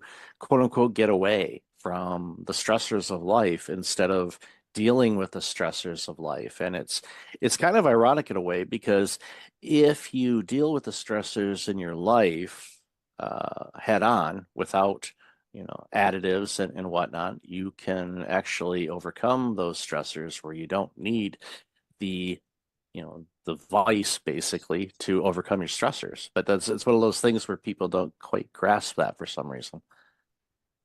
Yeah, it's a really tricky substance. And yeah, we're not targeting alcoholics. We're really targeting men of success that, I think have a difficult time navigating our alcohol obsessed culture where it's at work, it's at play, it's at your sales meetings, it's at all the dinners. And yeah, just, with your physiology, your workload, and what you've accomplished. A lot of people, kind of lean into their careers, and there's a lot of wear and tear that goes with that. And you pick up some bad habits. And I think we have a tendency to try to be that same guy from high school or college. It's wild and crazy and work hard, play hard. But unfortunately, as you stack on the responsibilities and the wear and tear, it is a pretty predictive model. Like you mentioned, obviously stress, it's essentially even small amounts of alcohol, couple drinks regularly, every week will rewire your neural circuitry. So we're talking your baseline levels are higher stress, higher anxiety, lowered mood, lack of impulse control and discipline. So that's a pretty big deal in and of itself. And then you have sleep, you have brain fog, you have how it's affecting, again, through that impulse control, your diet, your blood sugar. It goes down a pretty far rabbit hole when it comes to just, looking, feeling, and performing at your best, being grateful, being present, and not just kind of moping around waiting for the weekend, when you have all your stuff to do during the work week. And so, yeah, it's a pretty big, important deal. And I kind of found in my peers, it's so ingrained in our operating system and our reward system and how we relax and how we go to events that it's, we'll take a dry January, we'll cut back a little bit, but the science shows that, in most cases, guys are gonna need a dedicated 3 to 6 month break just to kind of get back to factory settings when it comes to your rewired circuitry, as well as just kind of getting that back socially and at work to be able to navigate life and relearn how to have fun without it. And if you don't, unfortunately, again, you could be taking action, but you're just really not getting the results. And so you're like, okay, that didn't work really well. It wasn't very fun. And, I'm really glad to get back at it. And so you kind of miss that opportunity. So booze vacations are 3 to 12 months. We're kind of more offense than defense. We're not making up with lame excuses. We have, a game plan. We know what to say. We have, good non-alcoholic drinks at the ready. And it's really a land grab around all the things that alcohol is diminishing, as well as the wear and tear that comes with success. Really just fixing the core principles around your health and wellness when it comes to your sleep and your diet and your fitness and your operating system, really. And so it's really important. And if you don't, life happens, you get kind of spun up, you have less time and space and, more frazzled brain, and it's not great outcomes. It's not a lot of fun when chronic disease starts showing up, unfortunately, in your 40s and 50s in a lot of cases, depending upon, lifestyle factors. So that's kind of the reality. So we're not cool with that. So we're kind of talking some trash on our favorite social pleasantry and having some fun with it. It's important work. And, for somebody like myself that deals with, individuals and teams that are burned out and stressed and fatigued and all of that, it's a common denominator. Like you said, it's very difficult to go anywhere where it's not front and center, promoted, marketed, from commercials, watching sporting events, at the sporting events, you name it, concerts, at dinners, servers are saying, hey, would you like, here's our latest wine collection or whatever they happen to be pushing that day. It's front and center and everywhere. And it's a cultural norm. So for those of us that don't drink or have stopped drinking, that's when you notice it if you're paying attention. And sometimes there's that element of peer pressure, but there's also like you said, you wait, 3 to 6 months, you stick to it, and your body, repairs itself and rewires itself. All of a sudden, in many cases, you feel better. You taste foods differently. So, just naturally, your eating habits change because there's certain foods that pair with adult beverages, as I like to call it. And you find that you may not like to eat those types of foods as much. So you improve your diet, you start feeling better. When you start feeling better, all of a sudden, those stressors that you were facing, those stressors are still there, but they're not impacting you the same. And you're able to navigate through them or around them easier because you're not in this fog. You're getting good sleep. You feel better. You start looking better in many cases. And if you're in your 40s and 50s and you're successful, it will become noticeable for a lot of people. Like, Cliff, what are you doing differently these days? And like, well, I just, taking care of myself and doing this, and I've cut back on this, or I've stopped, drinking alcohol for a while, and I'm seeing some amazing results, and I'm enjoying life without having to have an adult beverage all the time. Yeah, and that's exactly it. And again, we're not targeting alcoholics. It's a purposeful break to essentially get you up to 100%. A lot of these guys are dragging ass. They're at 50, 60%. They take a month off, they get to 70%. Oh, I feel great. I'm ready to have another drink. And so they don't really ever get that momentum. They don't they're not able to address all these issues that honestly are overwhelming, because again, you could work out, you could eat a kale salad, but with regular alcohol use, you're just down regulating so many different systems that you're pissing up wind with your physiology. And so we want to ultimately, it's not about pointing fingers or pushing sobriety, but it's really about getting guys to 100%, seeing what it's like, and really giving them a choice, because it seems like the current system is like, what's your favorite brand? You want beer or wine? But it's not like you don't get that choice to really get out of that, social construct. Because again, I'm not drinking tonight. That's kind of an awkward conversation. When you're doing these short breaks, they're defensive, you're on your heels, and they're not very effective, and you're not getting back to 100%. And so there's really no way out. And it sounds kind of dire, but again, just the typical male, like, I don't know about your peer groups, but I mean, go to a football game, go to a corporate event, go to a cookout. It's not like, we're having a couple drinks every hour. Some of those drinks have multiple servings of alcohol in them, and it's 6, 8 drinks, and like that's gonna really do a number on your work week. You're gonna be less productive. You're gonna be sleeping. You're gonna miss workouts. You're gonna have more aches and pains and strains and stomach issues. And after that crappy week, you're gonna be looking for another drink, And so it's kind of, you just get stuck in a lot of these negative feedback loops that I don't think people are aware of. Again, how deep that rabbit hole goes when you're just messing up so many different systems. It's super common to see, a lot of CPAP machines and snoring appliances. You're dysregulating your autonomic nervous system, your respiratory rate, your heart rate, your stomach. You're creating a leaky gut, chronic inflammation. So there's a lot of Advil and Tylenol, in the gym bags. And ultimately, again, when you're crushing testosterone as males. So, when you stop getting results at the gym and stuff like that, you're like, whatever, I'm kind of a sore shoulder. I'll just, stick with work. And it's like, you wind up, you have plenty of money. And then once you lose your health, then you're pretty screwed, because things can kind of go sideways pretty quickly. And you realize you haven't been spinning the right plates. And so I think it's just really imperative as guys, we kind of target guys in their 30s or 50s. We were talking offline about how I think some of these younger generations, they have dating apps, they have, they have weed, they have all kinds of different stuff that, back in the day, I think we were more indoctrinated into the alcohol type stuff. And that, it's a very predictive model. You use it and it works really well. And then when you stop using it for a period of time, it doesn't work well. So you kind of break that system. And again, ultimately, probably probably 70% of our members will go back to drinking, but they're just drinking way less and for different reasons. And they've had that opportunity to restore their health, which is a limited time only offer. Once you hit chronic disease, a lot of people are going down with cancers and cardiac events and arrhythmias and all kinds of, autoimmune diseases and stomach issues. And, once you kind of start playing with your doctor and pharmacist and surgeon, it's kind of like all bets are off. But we really want to give guys a lifeline and an opportunity. And again, I'm kind of sounding like a nervous Nelly, but the reality is that, success, wear and tear, age, and regular alcohol use is a very predictive model.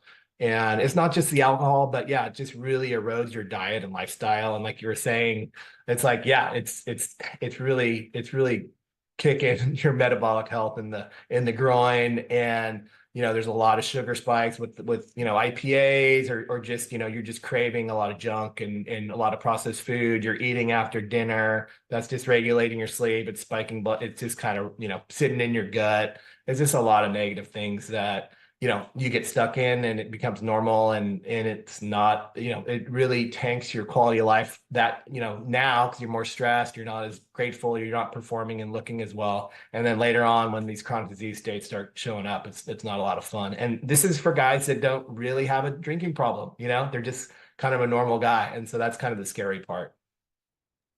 Yeah, having worked in healthcare for over a decade, I saw, as time was going on, younger and younger people dealing with chronic diseases. And it scares me, because assuming that they do live a longer life, if they hit the average lifespan of what we do today, that's a long life to be dealing with taking medications and all of the side effects and everything else that comes from it. And even a public disclosure, which I have not shared this with anyone. There's only a handful of people that know this.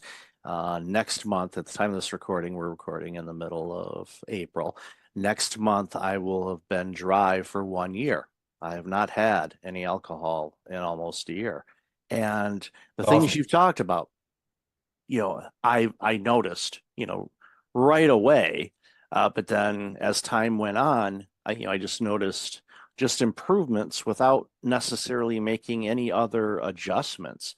But the adjustments kind of came naturally because I was feeling better all the time and not waking up kind of lethargic and groggy and things like that. So I was able to say, you know what, I'm gonna go for a longer walk, or I'm gonna do this, or I'm gonna, work on this, or clarity. It's like, I'm gonna tackle that today, or I'm gonna do this.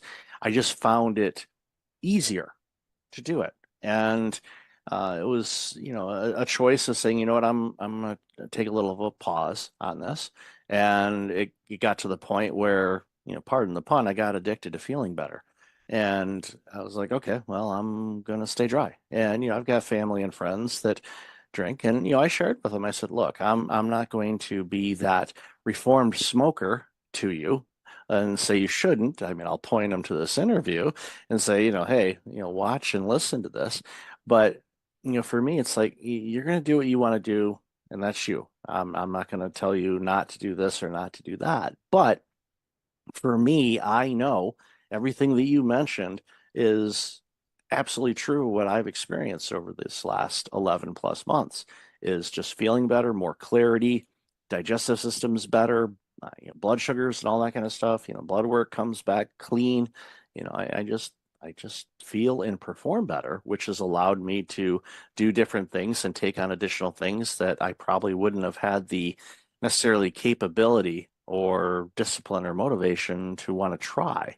So it's just, I'm a real life example of what you're talking about. And I'm not a client. I'm just full disclosure here. I'm not a client. I'm just, have you on the show. But what you said is truth, because I have experienced it myself. And that's, I was so glad to hear, because it was like, oh yep, yep, yep, yeah, I was nodding in my head. Yep, yep, yep, you're right. Yep, yep. So again, it's just, we I want people to feel better. Especially when people are stressed and they have a difficult job, and your clients, they're high performing executives, senior leaders, the prime of their work life. Well, if that window is short, we think it's long, but it's not. It's really short. So it's a great opportunity for people to crush it and do really well to set themselves up for the rest of their lives. And just like any athlete or anybody that's doing a performance, you want to be your best so you can be the best. And of course, the rewards come from that. So just, making an adjustment like this, yes, I know it might be challenging for some people, but you're not alone. There's people that can support you. And obviously your team and the resources that your team provides will help people with that. Yeah, and let me talk a little bit more about Booze Vacation and your experience. And I think that's awesome. And that's what kind of pissed me off, is that no one's talking about it, no one's trying it, no one's seeing their peers do it, and really connecting the dots. I think us guys are kind of monkey see, monkey do. And when you do it, like you did it, that's fantastic, that's awesome. But you're still kind of in this defensive. It's still very socially, kind of taboo, which is silly, because we're not 20 anymore. And so that's really why I created Booze Vacation. And a guy doesn't have to sign up for our program to, take a break from alcohol. But, we do have a lot of, cool free tools and resources just to kind of help guys, kind of navigate that. And that's why I created Booze Vacation. I wanted to make it kind of fun and aspirational. And, you kind of say Booze Vacation and they'll be like, oh, that sounds like fun. And then you're like, oh, it's this. They'll be like, oh, I don't like that. And then you're like, well, why don't you like that? Oh, so it's just kind of a way to kind of, kind of trigger the conversation. But for me, it made my buddies laugh, and it kind of got me off their back. And so, but I think it's just really important that guys share that experience, because the reality is there's a million guys that could use it. And there's a lot of pent up demand for this type of need, not for alcoholics that don't want to go to AA, but like, what the hell, is everyone else supposed to do? And every guy is trying to have more testosterone, try to build muscle, trying to sleep better, trying to have better relationships, have better sex, better performance,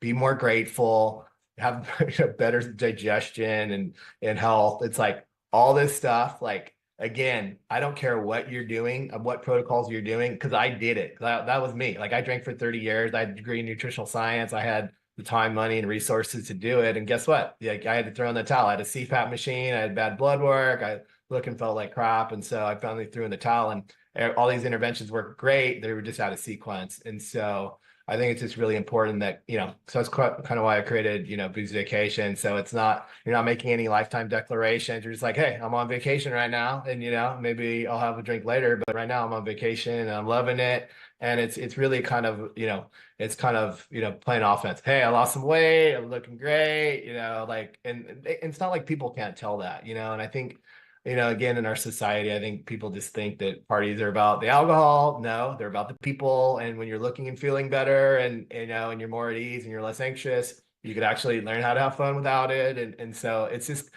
kind of a foreign concept. And I think a lot of my peers just are, kind of shut down on it. But the reality is it's not a dumb idea. Everybody's trying, everybody should do it. It's a limited time offer only. And like you mentioned, it's more tools in your tool belt. You know how to do it. You have a longer shelf life, a longer runway.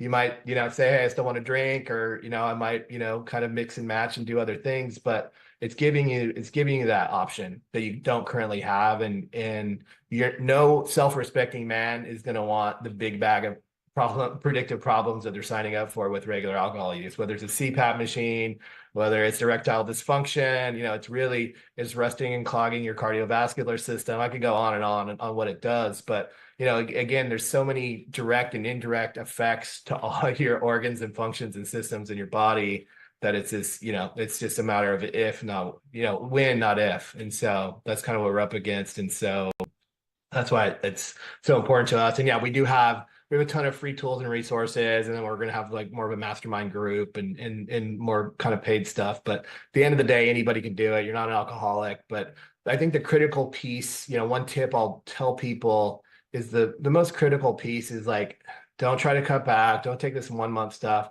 That's defensive. It's not going to work. It's not going to get you to 100%.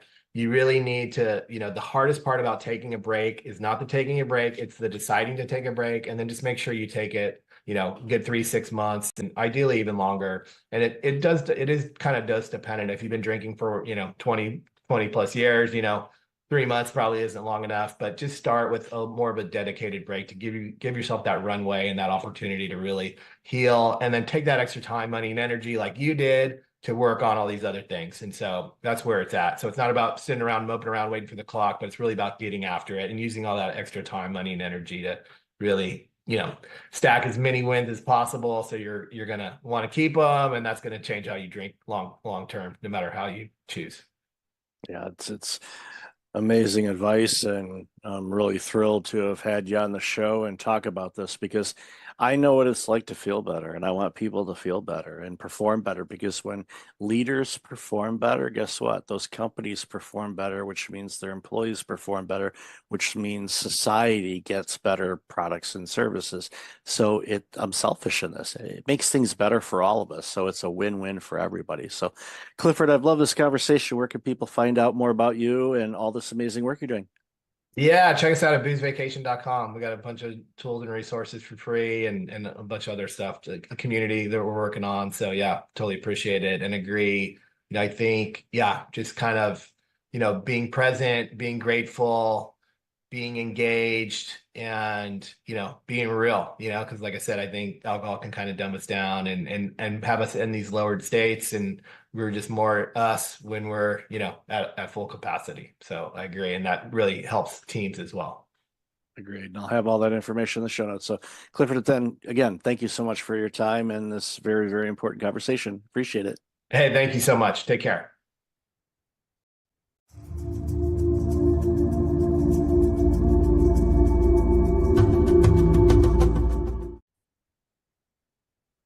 Welcome back. I've got Erica Ziegelman on the line. Erica, how have you been? Hi, I've been all right. I'm so glad to be here. Thanks for having me, Mike. Been looking forward to this conversation for quite a bit. So, we interacted on I forget what platform it was, but Club. Oh, that's right, Lunch Club. That's right, and realized, both have San Diego ties and all of that, but we're not originally from that area. So, why don't you share a little bit about you, and then we'll dive into the conversation. Yeah. So my name is Erica Ziegelman. I'm an integrative leadership coach and a former media executive, worked in advertising for agencies, startups, tech companies for about 15 years before having my own journey with burnout there and back a couple of times, and then decided to educate myself and acquired a new toolkit of skills. And now I support leaders who are in corporate so that they can tend to themselves and be more conscious leaders and avoid burnout. So we clearly had a lot to geek out on together. Oh, absolutely. And one of the things that always comes to mind too, when I think about people that are working in the corporate space that are dealing with burnout and all of that, there's many of us that have left corporate, quote unquote, and went on our own or doing something else, maybe a nonprofit or who knows.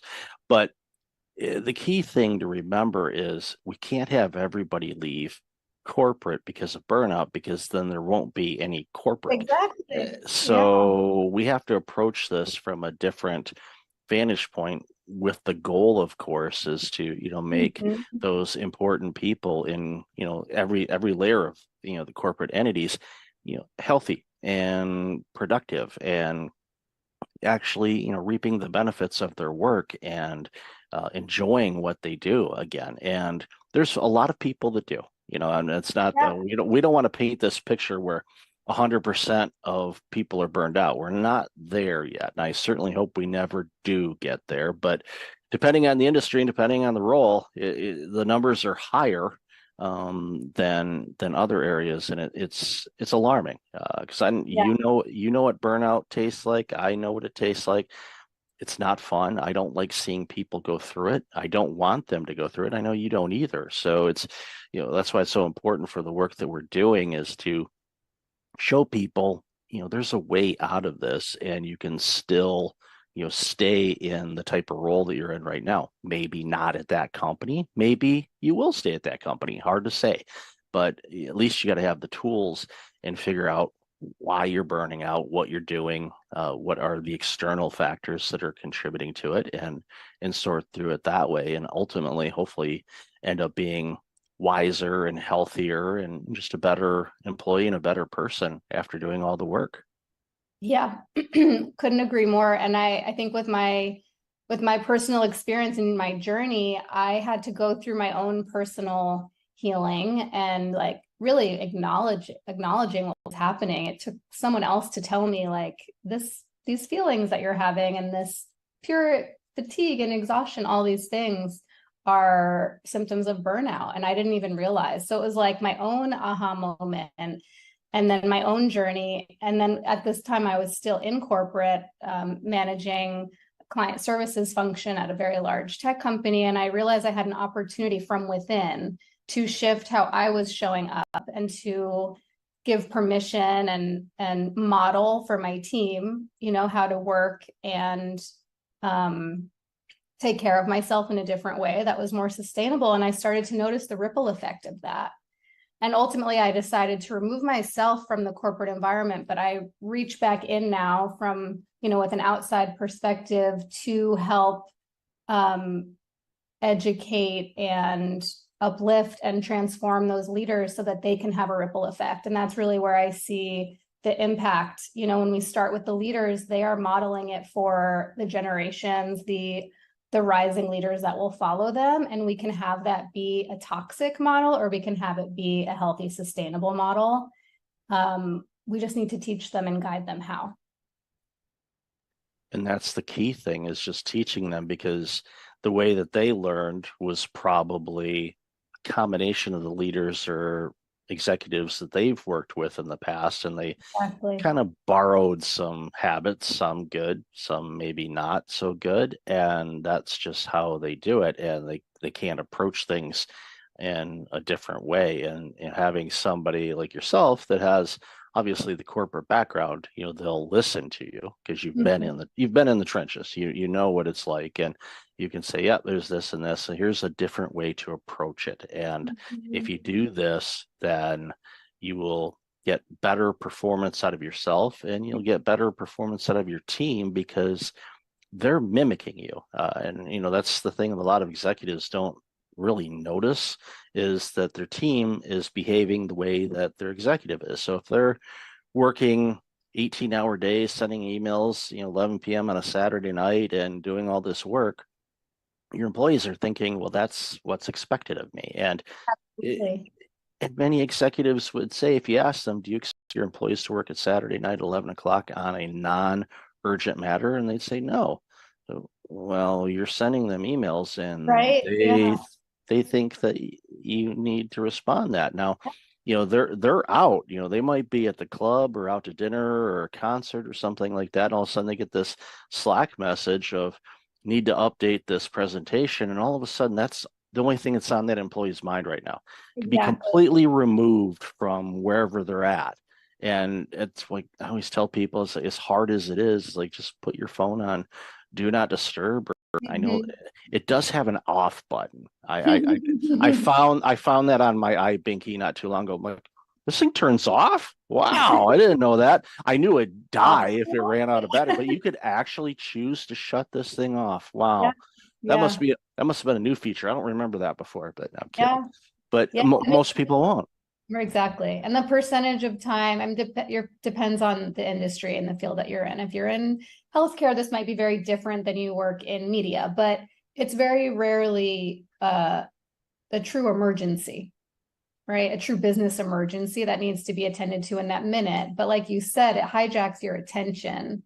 So even if there's nothing you can do about it, or it's not necessary for you to take an action, you're now taken out of the present moment and having a parallel experience to what you're actually doing, and which also means that we don't have that time to recover.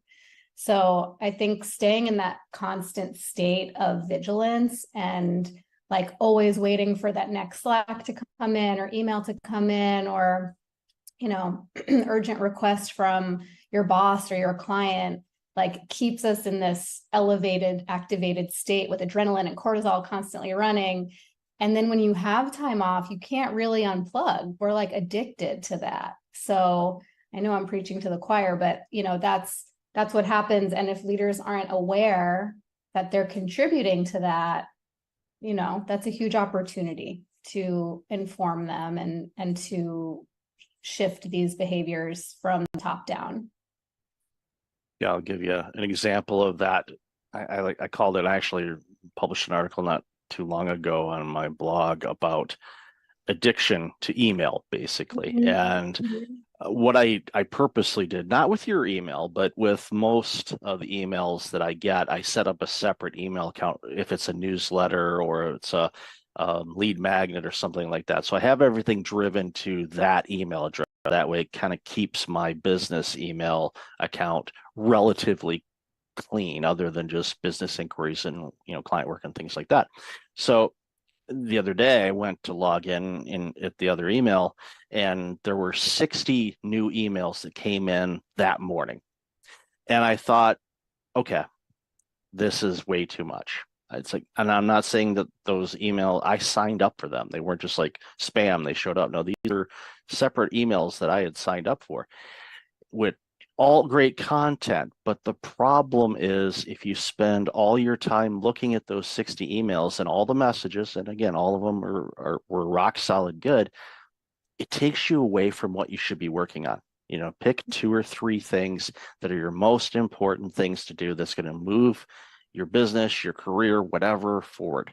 If it meets the criteria of those 3, then by all means, sign up for it, read the email, but apply it.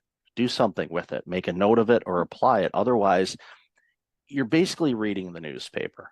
And it's, again, not knocking anybody that has, sent out emails to, but what I ended up doing is like, you know what, this is too distracting to me. So I had a choice, either delete the email account or just unsubscribe. And I went through and just unsubscribed pretty much all of them. And if anybody's listening and I'm, you got my unsubscribe, it's nothing personal. It's just it was taking too much time away. So now my inbox, it's a lot, a lot less emails are coming in. It's business specific mostly and all of that. So I'm finding that, thing you just talked about. It's like, wait a minute, I didn't get a message. Oh, gotta go check my message. Gotta go check my. So it's something that I found myself guilty of, and I talk about it too. It's like, come on, my brother gave me the phone nickname of iBinky because I was always on it like a baby with a pacifier. Yeah. I'm sure Apple has that trademarked. If they don't, they should. Or somebody else can do it and then make a few $1 million off of Apple. They You get have royalties. Yeah. they have it. But they would probably win in court because it's so close, and Apple has more legal power than most of us do if we all combine our money together. But Fair. another story for another day. But ultimately, it just boils down to having boundaries around when you consume things and when you don't, and everybody's different when it comes to that. And I'm not about to say you should only check your emails at this, and this time. No, everybody's different, but I think we're both in agreement on, and we talked about this a little bit in the pre-show, where you have to really have boundaries on what kind of information you're consuming and how much of it, especially during times like we face right now with what's going on in the world and with the situation in the Ukraine, and of course, the recent developments and in Israel, in the Middle East, and all the players, and we are in a very combustive state right now, in my opinion, and I'm very, very concerned about what could come of all of this, because it's one rocket or one bomb away from a full-blown across the planet kind of thing. And I don't want to even use the words, but there's been 2 of them in our history, and it wouldn't shock me to see a third one. I just certainly hope I don't see it in my lifetime or for generations or quite frankly ever. But it's a very frightening situation that we're facing in a lot of pockets of this world. And we talked about it again in the pre-show on how heavy it is for us and for people around the globe, and and even all sides of it. I'm not going to isolate one group versus another. It's heavy for everybody, and I really just it's hard on us, and it's hard on everybody, and I really wish it wasn't that way, because it doesn't need to be that way, but it is. And love to hear your thoughts on that. Yeah, I mean, even as you're just shifted to that topic, I noticed my heart rate increase, because it is such an activating time that we're in. And there are so many global events and so many things that are overstimulating, that, whether it's visuals of horrific violence or climate disaster, like all of these things that like we're seeing happen in real time. And we talked about this in the pre-show too. I think the difference now is that with social media and just being globally connected, we see everything happening in real time.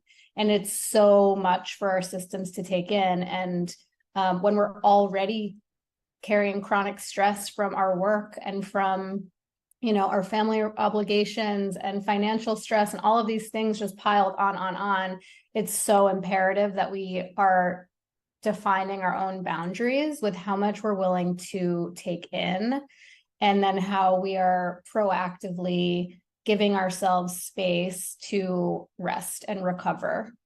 And really, like let us down regulate our nervous system response, because staying in this constantly activated state is a surefire, like fast track to burnout. And so I'm, noticing for myself what those boundaries need to be. And I was talking about just taking social media off my phone, because the thing with social media is I might go because I want to like soothe myself with like a kitten video, but you don't get to choose what you're served. So you might see something that you do not want to see, and you're kind of bombarded by that image. And before you even have a chance to scroll past it, like it's too late. You've already seen it and you can't unsee it. So yeah, I think this is a really important time for us to be turning inward and regulating, for ourselves, but also co-regulating with the people around us. with our animals, with pets, that's another great way to calm the nervous system, but just like finding those tools and practices that help us stay grounded when we're constantly being reactivated. Yeah, and you make a great point, compared to, previous times of war and strife where, the information would come to us through news channels, cable news or broadcast news and whatnot. And you, of course, working in the media, you're well aware of this. There's a review of what we can put on the air and what we can't. And sometimes they'll say, there's a warning, this is pretty graphic, but there's certain things that they will not put on. The thing with TikTok or Instagram or any other service where you can actually go live and show exactly what's going on in the world, not just from your balcony in Tel Aviv and seeing things, bombs and all of that, but even the people that are taking hostages and some of the things that we've been, I thankfully have somehow avoided seeing most of that because I just, but you hit it right on the head. You launch Instagram, you want to see some cat videos or the memes of the cat driving, leaving work. One of my favorites was, can't find a parking spot at work, I'm going home, they have enough people. I just found that so hysterically funny, and just this white cat driving a car. It's comical, and we need that type of silly humor in these really heavy times. But unfortunately, you launch it, it's kind of like a social media roulette. You're like, what am I going to get here? And it could be something, again, depending on who you follow, and it gets to the point where it's like, okay, do I unfollow everything? But you have to understand, the algorithms on these things, they will feed you content that you may have liked or looked at before. So even though you may not be following, let's say, a news agency, it's like, you've liked something from a similar organization before. Would you like to see this? And you're like, no, I don't want to see that right now. And there's a lot of work that needs to be done around that from the social media standpoint. I am not one for censorship. But there has to be some humanity and we're not going to show graphic things that are going to be harming to the psyche of people that could consume it. I mean, you could traumatize somebody from that's what it is. It's vicarious traumatization, where we are being traumatized by seeing these visuals and hearing stories, especially when it's like, I'm considering almost like non-consensual when it happens in social media. And I realize it's my choice to open an app, but we can be traumatized. We are being traumatized by seeing this and hearing the sounds and the stories. And I'm not advocating for putting our heads in the sand either and not being informed, because I think it's really important to be educated and to understand the situations that are happening. Just from a political perspective, we are like all connected, a humanitarian perspective more than anything, but to do it in a way where like it's at a time where we choose, where we feel resourced to do it, where it's not, going to just like take you out of your day when it's just a lot. It's been very, to me, it's been very kind of all consuming this week. So trying to figure this, how to walk this line for myself. Yeah. And it's one size doesn't fit all. It's what I do myself when times are challenging or down, or dealing with a bit of depression or anxiety or anything like that, is it just like, okay, let's get back to the basics. Let's whatever kind of brings you more of a relaxed or happy state. Could be meditation, could be listening to just different sounds, brown noise, your favorite music, going going for a drive and going back to your favorite coffee shop that is nearby. If you live across country, that's going to be a long drive, but you can find something local. Apparently there's coffee and tea shops in San Diego. I've heard a rumor. I don't bother with the frequent cards because I'd have to have like 2 wallets just for all of those things. So it's just not, it's like, that's okay. I'll let somebody else get a discount. But whatever you do, and this goes obviously for you and everybody listening and watching, is just, figure out what those things are in life that you love doing that kind of brings you into a singular space where you're not thinking about work. You're not thinking about what's going on, overseas or in your own backyard or whatever. Just, get to, find that whatever it is. And sometimes it could be a physical object that you touch to remind yourself, okay, it's going to be okay. I mean, right now we're in the midst of a storm, I forgot who said it. It was, I think Churchill, if you're going through hell, keep going.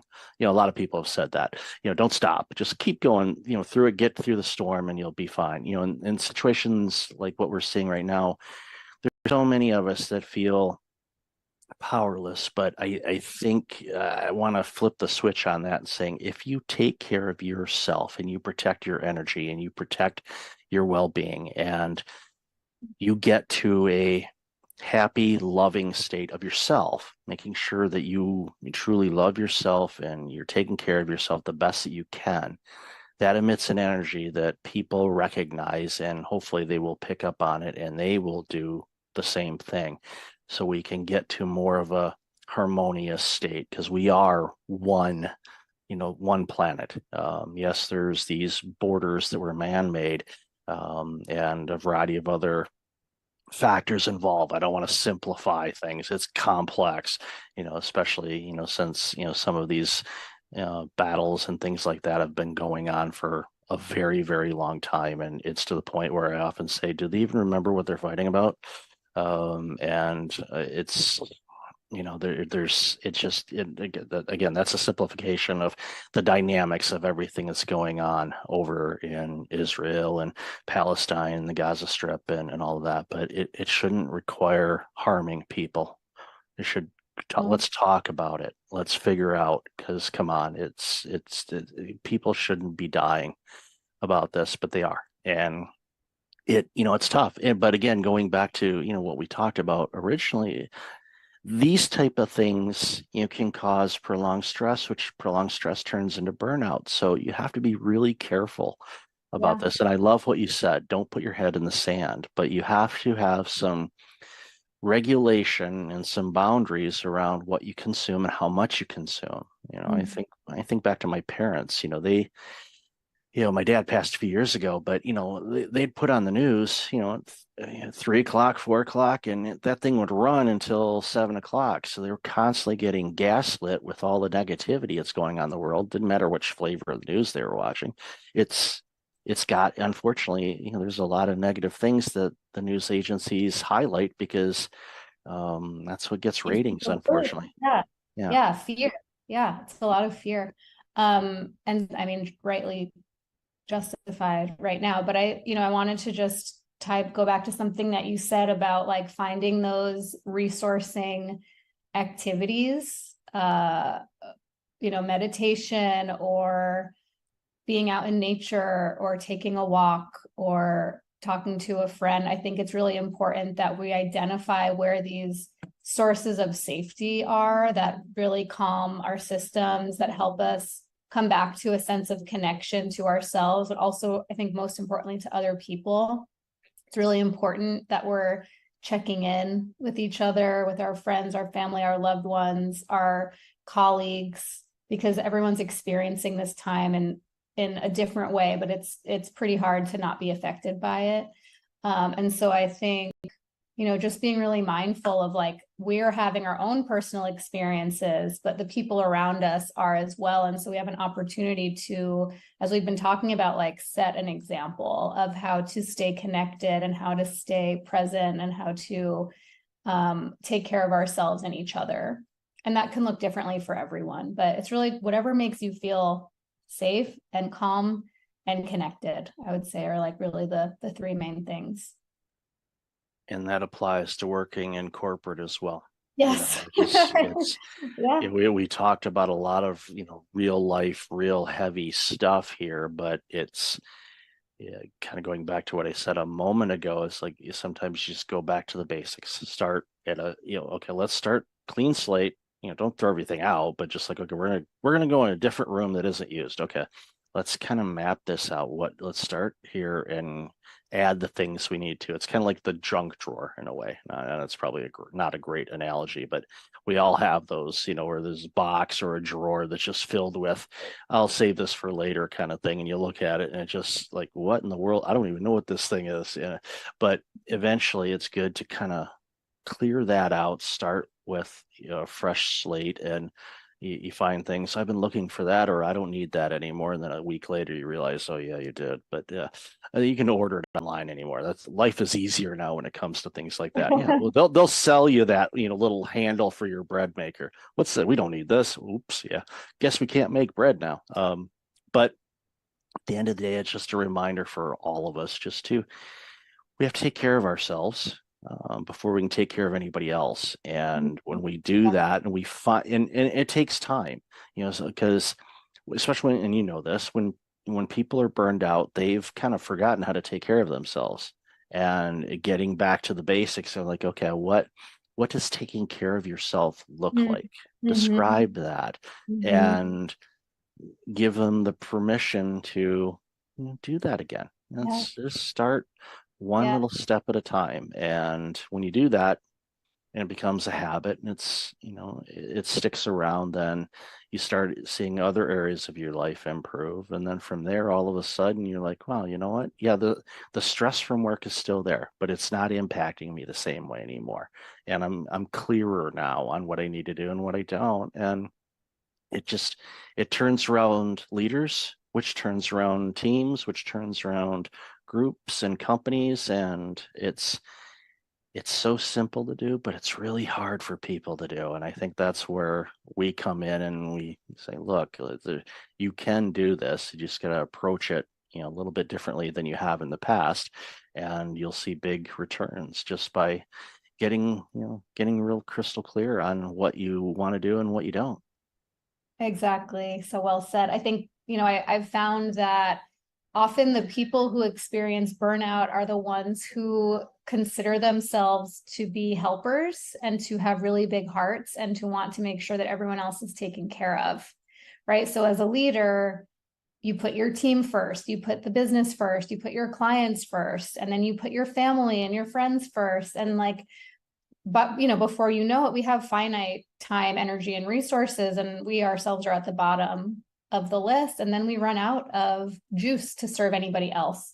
So yeah, this isn't about like us doing anything wrong, but it's about turning some of that love and care and tending towards ourselves first, so that we can then continue to serve, right? To do it in a sustainable way, and continue to take care of our people.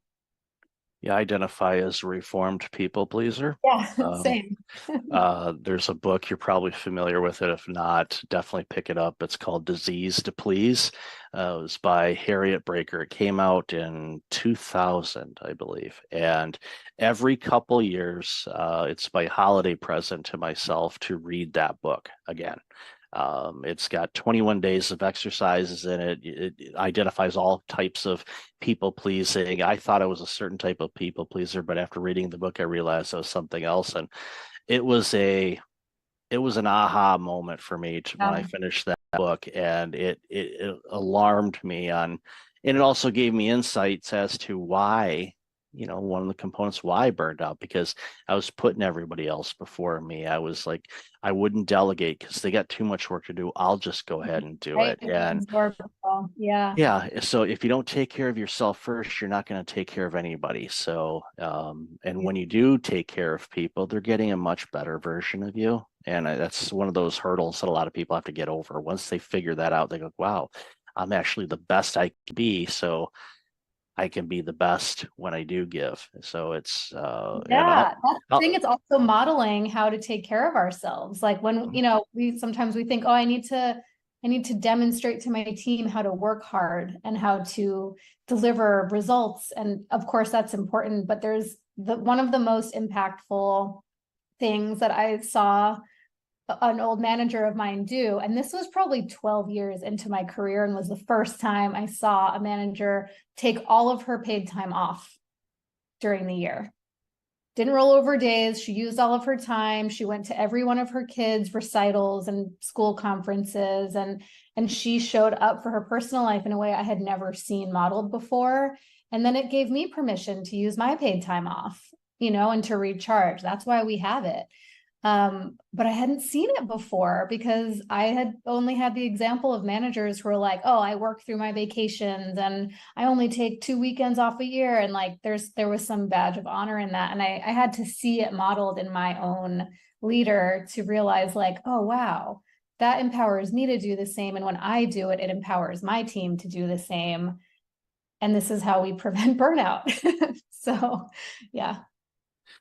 Yeah, I had that badge of honor. Then it was turned into a badge of stents in my left anterior descending artery. So I don't want to do that again. Oh. That was not fun. Oh.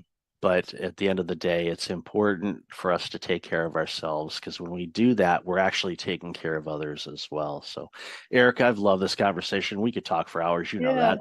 But where can people find out more about you and all this amazing work you're doing? Yeah.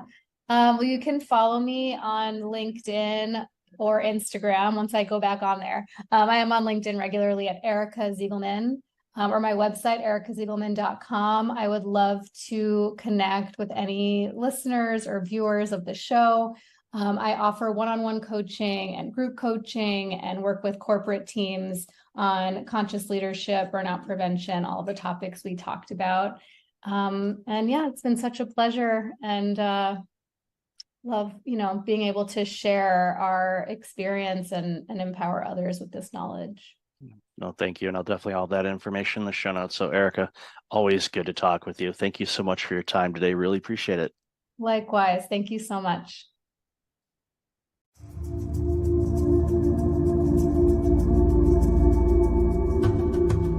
Welcome back. I've got Rachel Gogos online. Rachel, how are you? I am doing great. How are you, Michael? I am awesome. Been looking forward to this conversation for a while, so I'm looking to dive into the work you do and jump into the conversation. Absolutely. Let's do it. All right, so share a little bit about you.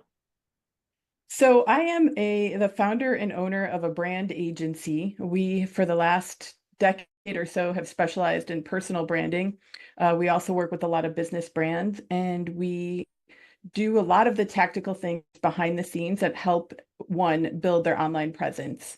I came to starting this agency through a very winding path in my life that included stints in government and nonprofit organizations like the United Nations, and also in journalism at the Wall Street Journal. So I feel blessed to be able to use all my skills in what I do today.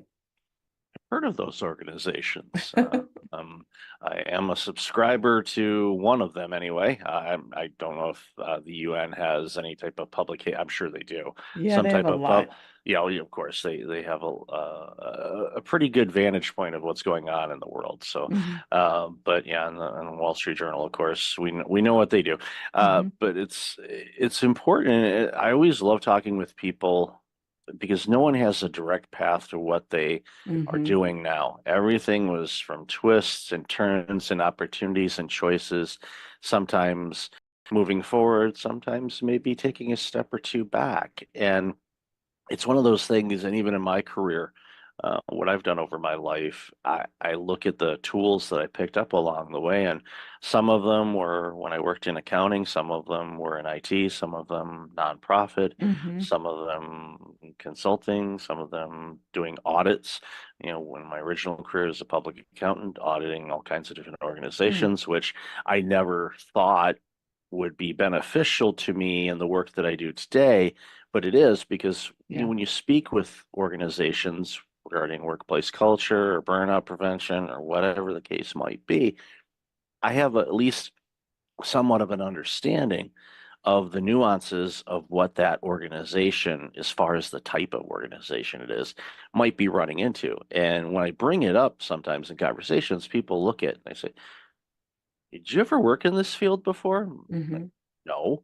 Well, how do you know that? Well, I'm an auditor, or originally was an auditor. So you ask questions. You Yeah. want to understand how organizations work. And I think one of the things when it comes down to personal branding Mhm. and building your presence online and even offline.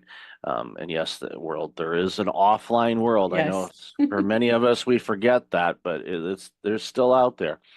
But I think, and I run into this a lot, and I'm sure you do too, and I'd love to hear your thoughts on this, is when it comes to boasting about what Mhm. we do or who we are or what we do, we struggle. Now we can explain, like I just did a few minutes ago about, okay, this type of organization has these aspects to it, all these parameters, and I can articulate it that, without a problem.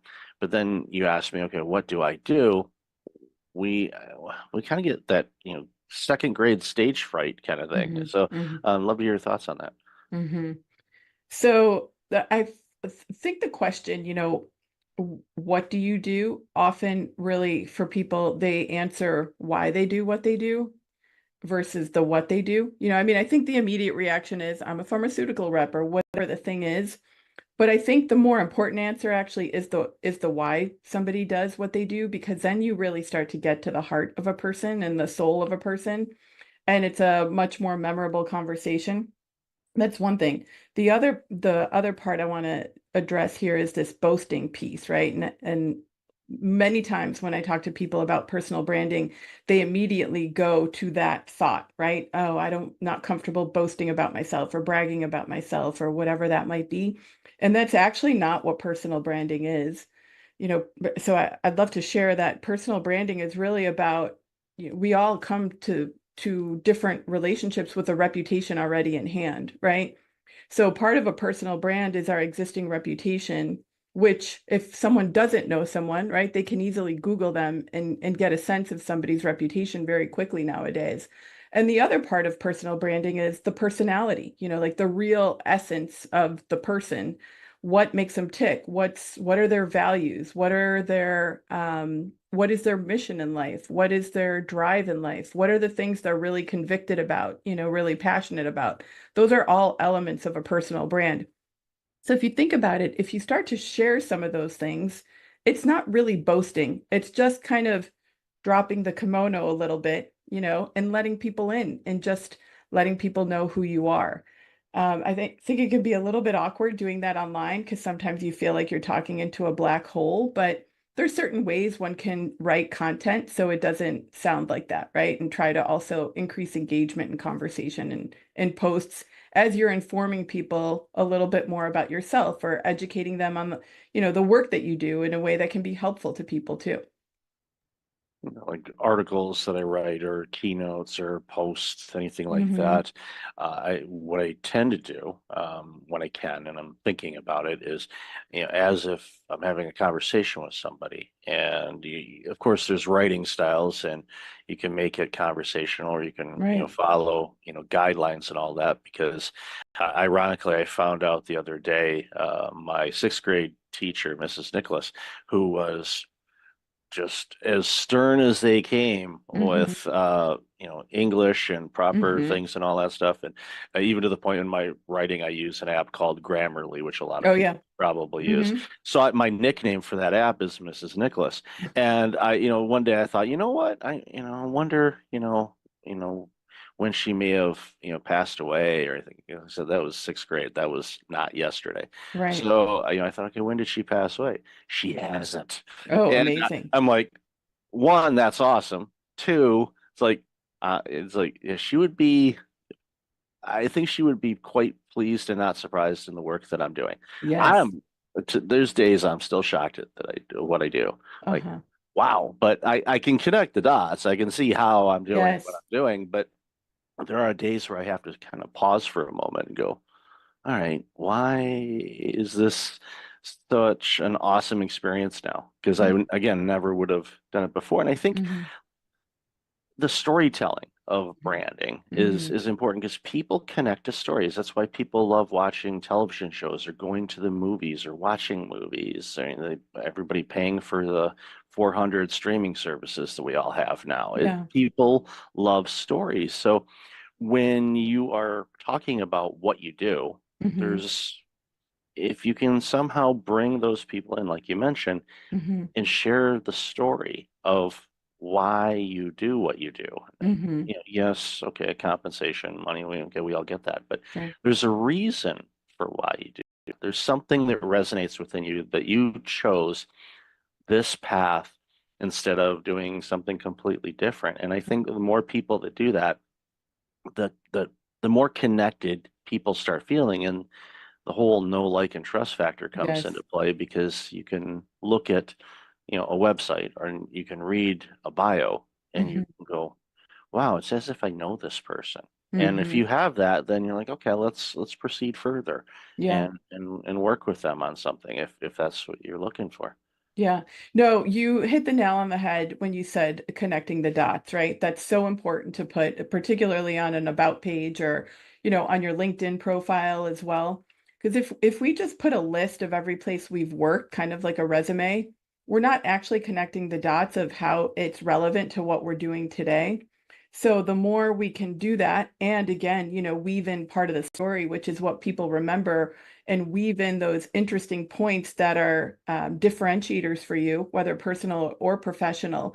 Again, like those little things are memorable, but there also could be great connection points to someone who is looking for an accountant, let's say.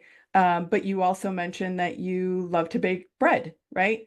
Someone else might have that passion. It's certainly going to stand out because you don't really think about that when you're looking for a numbers guy, right, to help you with your business. So it's as you unravel the story, unveil the story, and connect the dots, just make sure, that you're also keeping a little bit of those personal elements in that also communicate your reputation and communicate your passions, right? In a way that make people say, I want to know a little bit more about this person. They sound intriguing to me, and clearly there's more to them.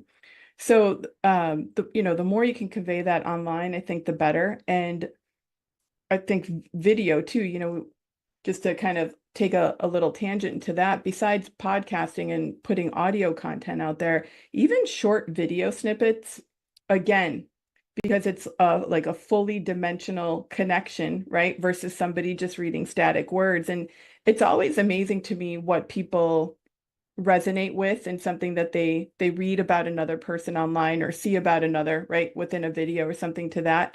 So the more you can just, show up naturally and who you are, and the more you can, again, like help people connect the dots, because you also have about 3 seconds online to grab somebody's attention. The more you can do that right off the bat and make it easy for them to consume your content, the much more likely I think they are to, to reach out to further the connection. Yeah, they get to know you as, like you said, a person, Yes. and it's one of those things that the organization that published a few of my books, one of the Mm. things that they were hammering home was, confusion repels and clarity attracts. So Mhm. and their theme was basically on, okay, when you're posting things online, if you're Mhm. a business and you're promoting your business, you want it to be, business, so you're not confusing people. But I have to challenge that now because I think people feel more connected. That's why you see, the famous people, quote unquote famous Mhm. people, musicians and athletes and actors and, dignitaries and all of that. When they're on social media and they have such a huge following, is because there's a desire for Mhm. people that want to know more. Like, we can pick on Taylor Swift for a minute. Mhm. Yes, video snippets of her performing or things like that, but it could be something where she's, at a football game or she's doing something in the community or anything like Mhm. that. It gives a bigger insight because people want to connect with people. That's our natural instinct, is Yes. to Mhm. connect. And, during the pandemic, that, really hit a lot of people because Mhm. we were forced not to necessarily physically or get close to people. And it was, I know a lot of people are still dealing with that and the Mhm. aftermath of that. And it's going to be an interesting dynamic to watch over the next few decades to see what comes of that. Of Yeah. course, thankfully, with therapies and a variety of other things, there are ways to navigate around or through things. And my hope Mhm. is if people are still struggling with those types of things, that they seek some guidance and help on it because it's available, Yeah. thankfully. But at the end of the day, I think we have this connection. We want to connect with others. We don't want to Right. feel alone as an entrepreneur or a small business owner or a Mhm. dentist. We joked about this in the pre-show. Okay, everybody pause for a minute and go brush your teeth. Okay, there. Mhm. I put it in. Um, uh, Shout out to my dentist family here. But what we got to do, I think, when it comes to our branding and our website and our business is, yes, we have a product or service that we're marketing. Right. We get it. But the more human you can be, I think the more connected you will be, and the customers you get are going to be better customers for you because Absolutely. they're longing for that type of engagement. They don't want just a transaction. They No. want an experience. That's why when I go to a restaurant, I prefer local ran and owned restaurants than chains. Nothing against the chains, but Right. knowing the people, and if you go there frequently enough, they get to know you. And then for some reason, like, there's this one restaurant that my wife and I go to occasionally, and one of the waitresses there, she is on my backside every time we come in. She's like, Mhm. "You're not getting a menu today," and I'm like, "What? What are you doing?" And she picks on me like no tomorrow. But of course, my spouse loves that Mhm. amazingly. I roll with it. It's kind of fun, but you wouldn't necessarily get that if you just went into a chain restaurant. Even if you go there a lot, it's different. Yeah. So it's one of those things where, again, that connection piece is so important. I think a lot of people miss that when they're working on Yeah. their talks or their speeches or their branding or their marketing. Yeah. Yeah, and that's why it's so important to put things like the causes you care about, right? Or your convictions or your values out there because those are opportunities to connect more deeply with someone.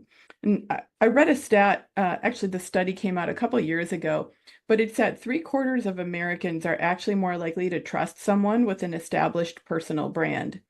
And that same percentage is more likely to buy a service or a product from a personal brand that they know.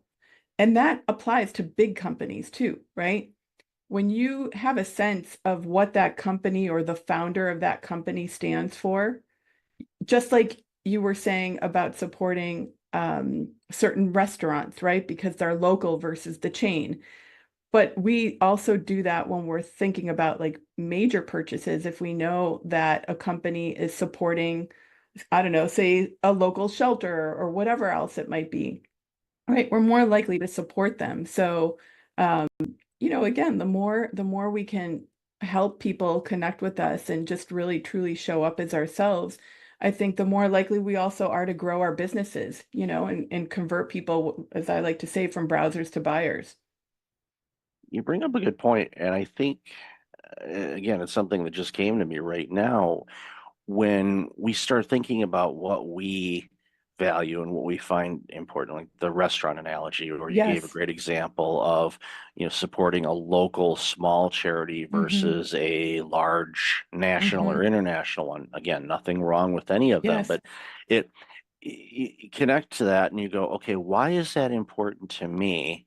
Okay, now what would be important to my potential customers, clients, friends? What would be important to them? What can I do to Hmm. help create that type of environment where people recognize that and feel that, where they Hmm. feel, again, going back to what I said earlier, it's more of a connection instead of just a transaction. And Yeah. those are the things I think that really helps people stand out. So thank you for sharing that component, because that really that struck a chord with me. I mean, our entire conversation has, but for some reason that one clicked for me big time, because now is something that I am going to go back and think about.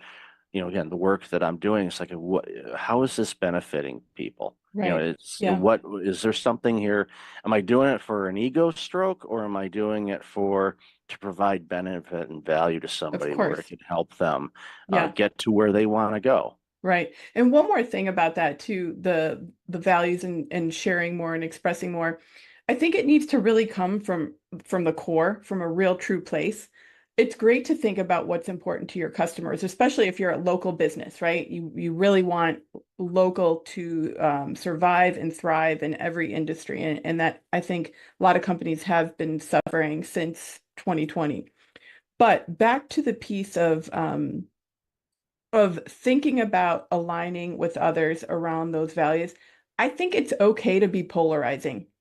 Meaning, I'll give you a specific example. We're working with a client who is very convicted about certain things going on in the world, you know, around COVID, around rights, around medical rights, around schools, school districts, what's going on in those places. But she also has a part of her personal brand where she's a holistic business person, right? Talks a lot about gut health and you know, certain other things in that arena. And we were talking about how much of those two pieces, right, do we make visible, right? You've got these real strong beliefs here that can be very polarizing for some, but you're also this incredible business person with great experience in building up these health and lifestyle brands. So, you know, what we deducted is like, it's okay. And this is what I would have advised her, but I was so glad she was comfortable doing this, you have to put it out there because they're both parts of you and they're such an integral part of that person that you want to attract those business clients that are okay with these strong polarizing beliefs here. And the fact is, her audience is going to be a lot easier to market to and way more niche because of her strong feelings and values around certain topics, right, that are polarizing today. It's not going to make her lose clients. It's actually, she's going to lose the right clients, right? She's only going to be working with the right people that she can totally help and fully show up as herself with and help them grow in other ways too. So I just wanted to share that because I think it's very important. You know, I think a lot of times in today's world, especially the last years as things have evolved, is like we're self-censoring a lot because we don't want to make waves. And I'm not ever saying make waves for waves' sake. I'm just saying find ways to really put your values out there and your the causes that you're passionate about in a way that is true to who you are and really helps attract your ideal clients. I love that you said that because it can be polarizing, and yeah, there's definitely a fear where they say, okay, if I, am on one side of a political fence versus another, or, based on causes or beliefs or rights or anything like that, that I, could lose clients. Yeah, And you put it quite well, where you'll lose the wrong clients or you'll lose the the right wrong, clients. or you'll Yeah, lose the right I almost clients, said excuse that me. too, though. Yeah, Yeah, but it's like they're wrong for you, but they're right to lose because they're exactly. not in alignment. Because it's like if you're hiding something back, and let's say you are, an ultra conservative or an ultra liberal, it could be either Yeah, sense, and you're working with a client that is, maybe the opposite of your right. beliefs. Doesn't mean you can't work with them, but a lot of times you think that or maybe you're acting on eggshells and you're afraid to say something or mention something because it can easily come up in conversations, even if you try to say, we keep this, politics Hmm. free. We don't, come on. It's like, it's real. There's real, differing opinions on a lot of things, but I like to tell people there's a lot more in common than there are differences between all of us. So focus on the Agree. commonalities Agree. and we're good at. And then yes, we have different opinions on things, and some of them we're really passionate about. Your client, I'm sure, is quite passionate about Yeah. a lot of things, where there's some other things where you think, well, they would be really passionate and they're like, Hmm.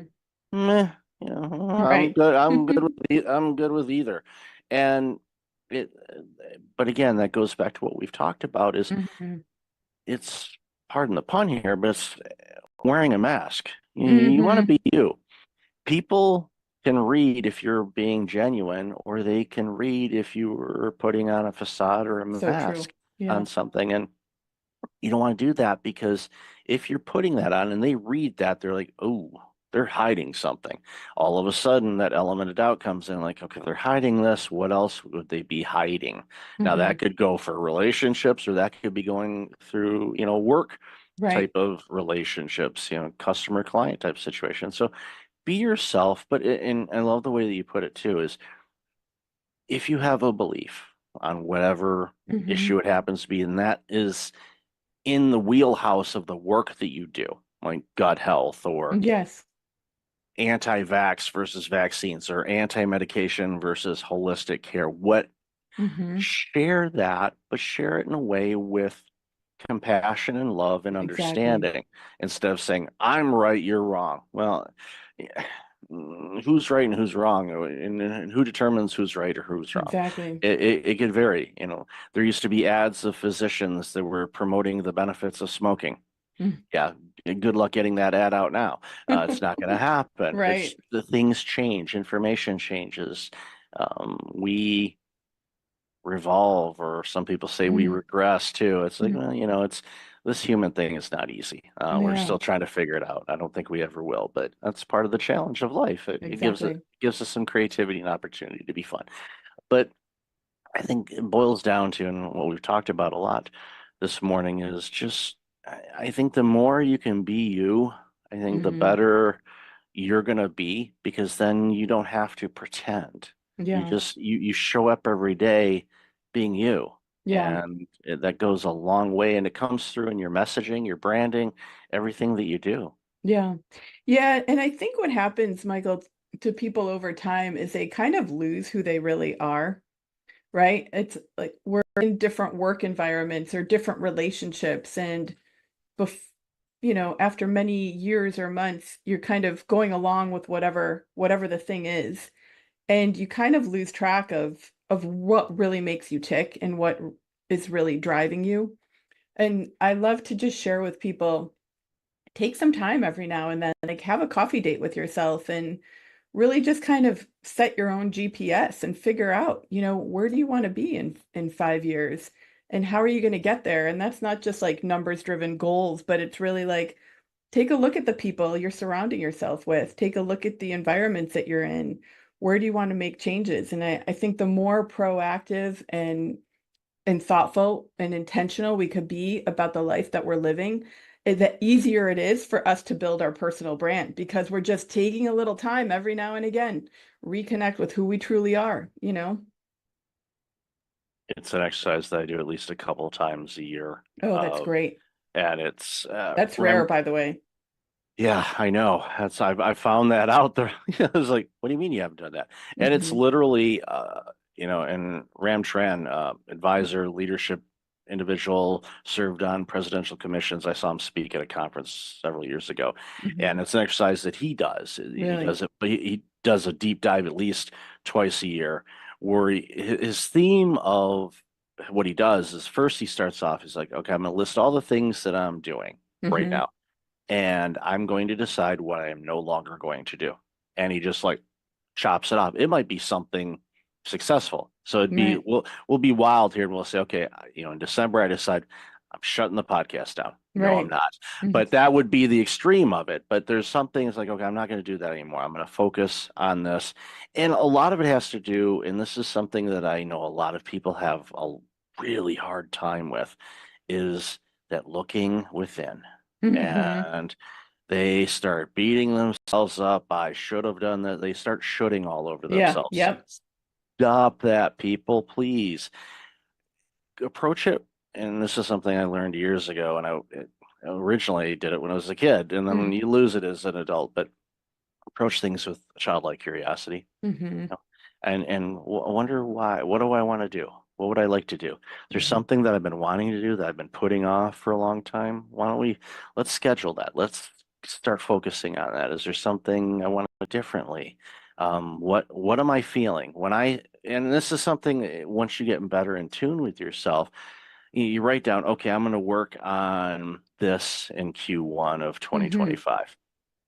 sit with it for a minute. It's like, okay, how am I feeling with Mhm. thinking about that? Do I feel excited? Do I feel, "Ooh," do I feel, what do you know, Right. What's what do you coming up? feel? Yeah, Hmm. because if you feel, oof, there's a good chance you're going to postpone that or procrastinate or just simply not do it. And then Right. that's when you need to dig in and go, why don't I want to do this? And Hmm.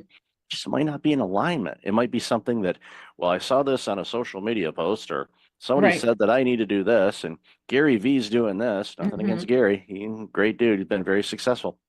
It's like what works for Gary may not work for you. Right. So figure out what works for you. And when you do that and you get more in tune with what works for you and what Hmm. lightens you up and gives you the excitement to come in to work, whether you go somewhere or you walk into a different room in your condo, whatever. Find those things, but check in with yourself and list all the Exactly. things you're going to do. How do they make you feel? And if there's something that's like, dig in deeper and figure out, Hmm. okay, why am I, dealing with that? It could be a past trauma. It could be a variety of different Hmm. things. I don't Hmm. know, but sit with it and figure it out, and then you'll realize, okay, this is a hurdle. And I tell you what, and from personal experience, when you get over those hurdles that Hmm. were a big block for you for a long time, and you get over it, and now you thrive in that arena, I tell you what, it's an amazing feeling, and I Yeah. really encourage people to do that. Yeah, absolutely. I couldn't agree more. And I love that you take the time to do exercises like that. Yeah, it's important. I highly encourage people can send me a note and ask for, it's not really a framework, but it is kind of a framework. I'm more than happy to share, how I go about it and what I do. And Hmm. I probably should just write an article about that and put a info Totally. sheet on there and say, Yeah. here, you go get it free, give me your email address. I promise I won't spam you. Right. It's like, and there's a link there. It says unsubscribe. If you don't like it, just click that. I do it. I do it all the time. Don't tell people. But anyway, Rachel, I've loved this conversation. I could talk to you for hours on this. So where can people find you and all this amazing work you're doing? Well, the best place is either on our website, which is thebrandid.com. We've got a form on there on the contact page that comes right to me and a couple of my teammates. And I'm also pretty active on Facebook and LinkedIn, just under my first and last name, Rachel Gogos. And we also, back to the soul searching piece, actually, we've got a personal brand guide that outlines our framework for your audience if they want to take a little time with themselves, have a coffee besides your amazing methodology, which I'm sure will be great when you share it. They're welcome to also use this tool. It can also help them professionally in how to position themselves too. Definitely. I'll have a link to that in the show notes. So, Rachel, Perfect. thank you for being you. Thank you for your Thank time you. today. Really appreciate all the stuff you're doing and enjoy the rest of your day. Thank you so much.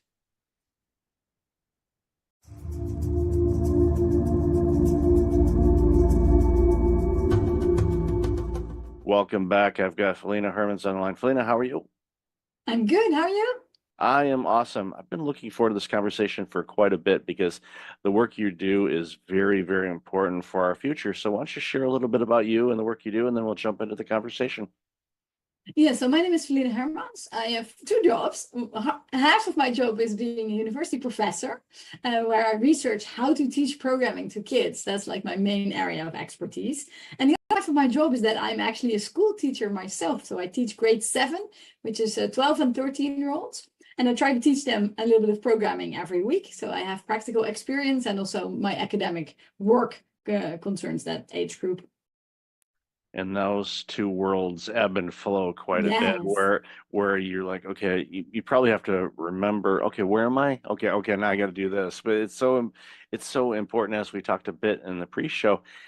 It's so important to help our future, which is our students and our children, learn skills that are going to be not only in demand but in need for the coming decades. And the work that you're doing, especially with teaching our younger human beings, coding and programming and all of that is so critically important. So, what got you interested in this line?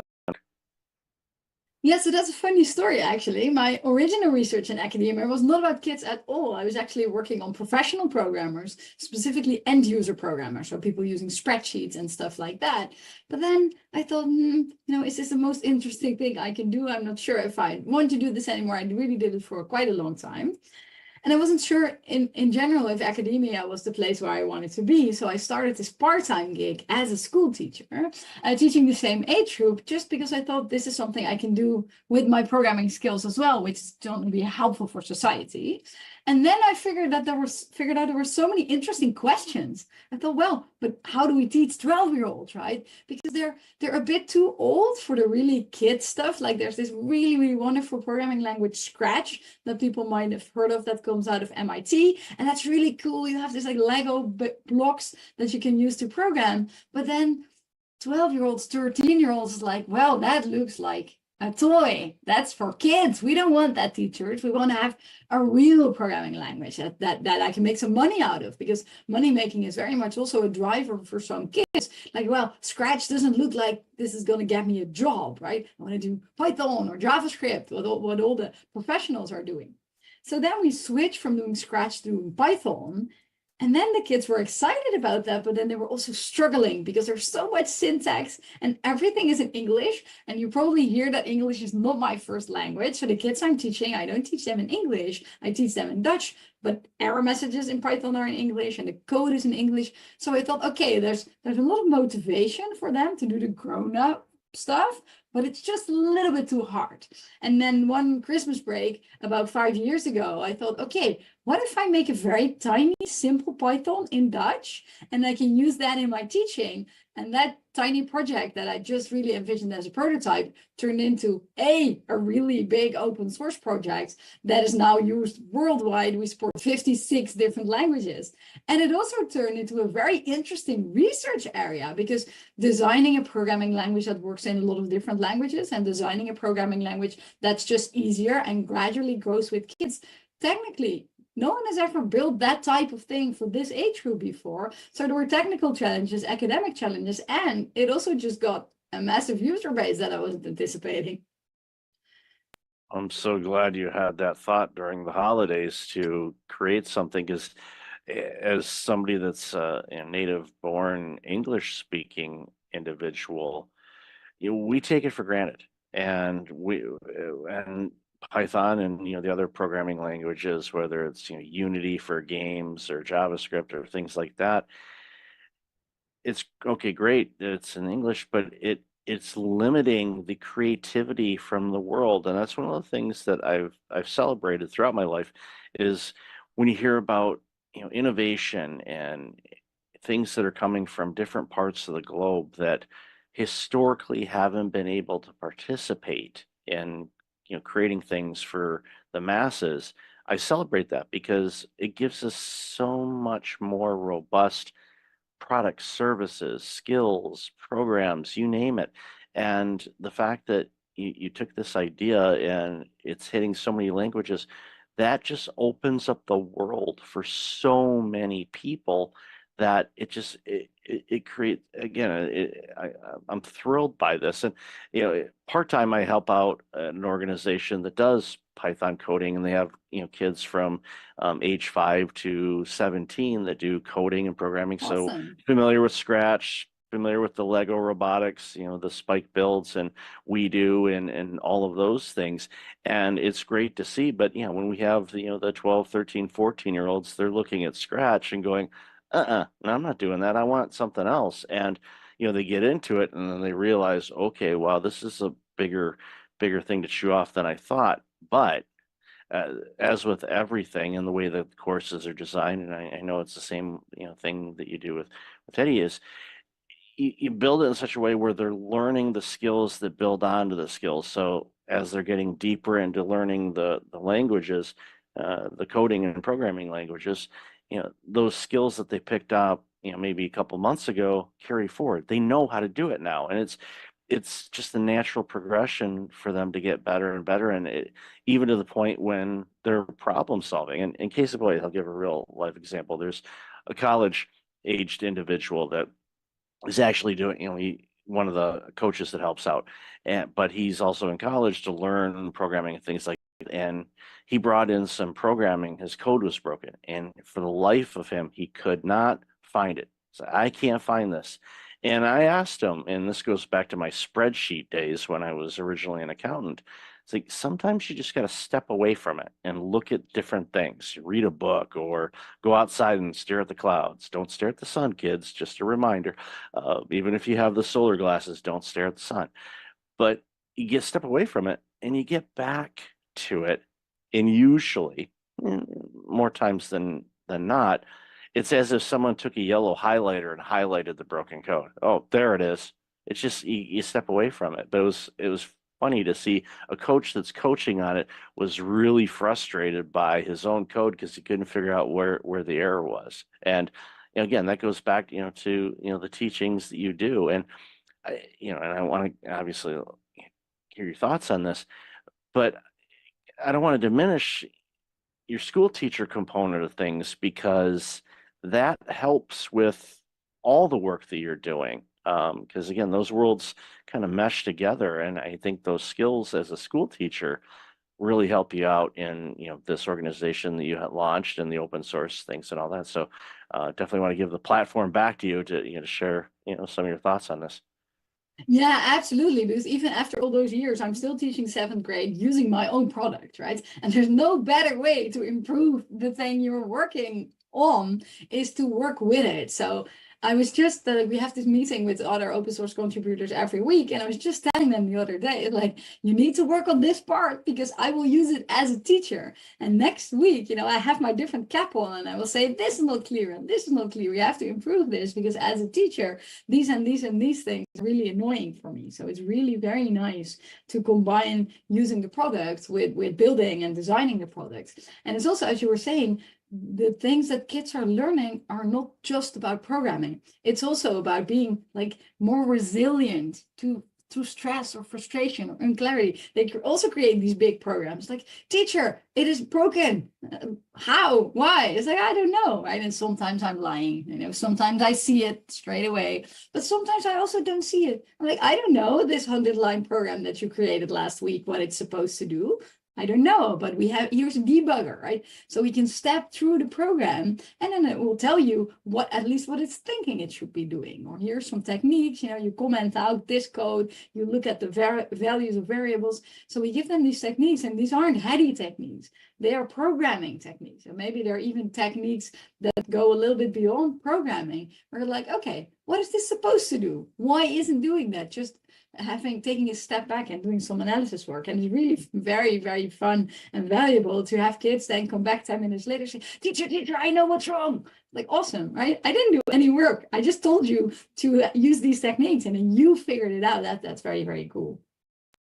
It's giving them life skills. And I love that you mentioned that. It's giving them some resilience, some perseverance, the problem solving. It's not, here it is handed to you on an iPad, all works, everything's functioning properly. No, and as in life, there's challenges that we face, there's problems we encounter and difficult situations, and figuring it out and using the skills and the knowledge and the tools that are available, using a debug tool. It's one of those things where, and I don't know if you do this or not, but I'm guessing you probably do. It's like, okay, before you run the debug tool, just take a glance and see. But using the tool there is definitely helpful. And my hope, and I'm guessing most of the students do this, is once they discover the error in the code that they made, then it's a learning opportunity to go, okay, now I know not to do that for that. And usually they don't repeat that error. I mean, there's always the one, and we always run into this. I remember working in a software company years and years ago, and there was a software developer, and no matter what, every time they had a code that they used that broke something, and they continued to do it. It was you could set your clock to it because it was always going to happen, and they knew it was wrong, but just out of habit they just continue to do it, and we laugh at it and we know it's going to be there, and they fix it and all of that. And but ultimately, it's, again, coding is a life skill, and not just okay, on how to make money, which is obviously kind of how the system works, but it also helps you navigate through other non-coding situations in your life, problem solving, communication, analyzing things, taking a step back and reflecting on it. And when you do that, it's so foundational. And I think it's for students that are interested in doing this, I highly encourage them to do it. Years ago, it's okay, go into finance, go into this, go into legal if you want. But now it's like, no, I'm telling people, it's like, no, go, learn code, learn how to code, learn how to program. You're going to be needed for a long time. Even if we have AI do everything, you still have to have somebody look at the AI or code the AI to be able to do the things. So it's not something that's going away anytime soon.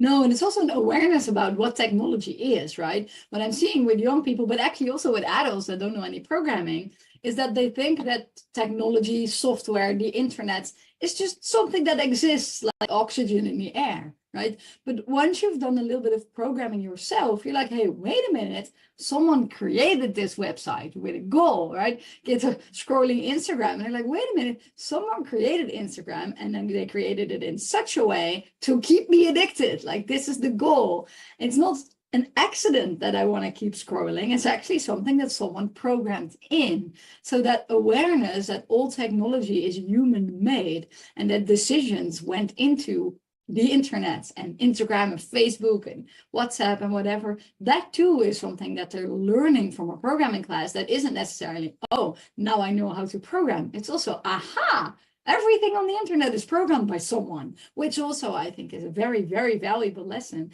in terms of, for example, AI, that they don't buy all the hype that some adults are peddling, like, oh, AI can think, it's going to take over the world. They're like, wait a minute, someone made the AI. It isn't something that just exists out of the air.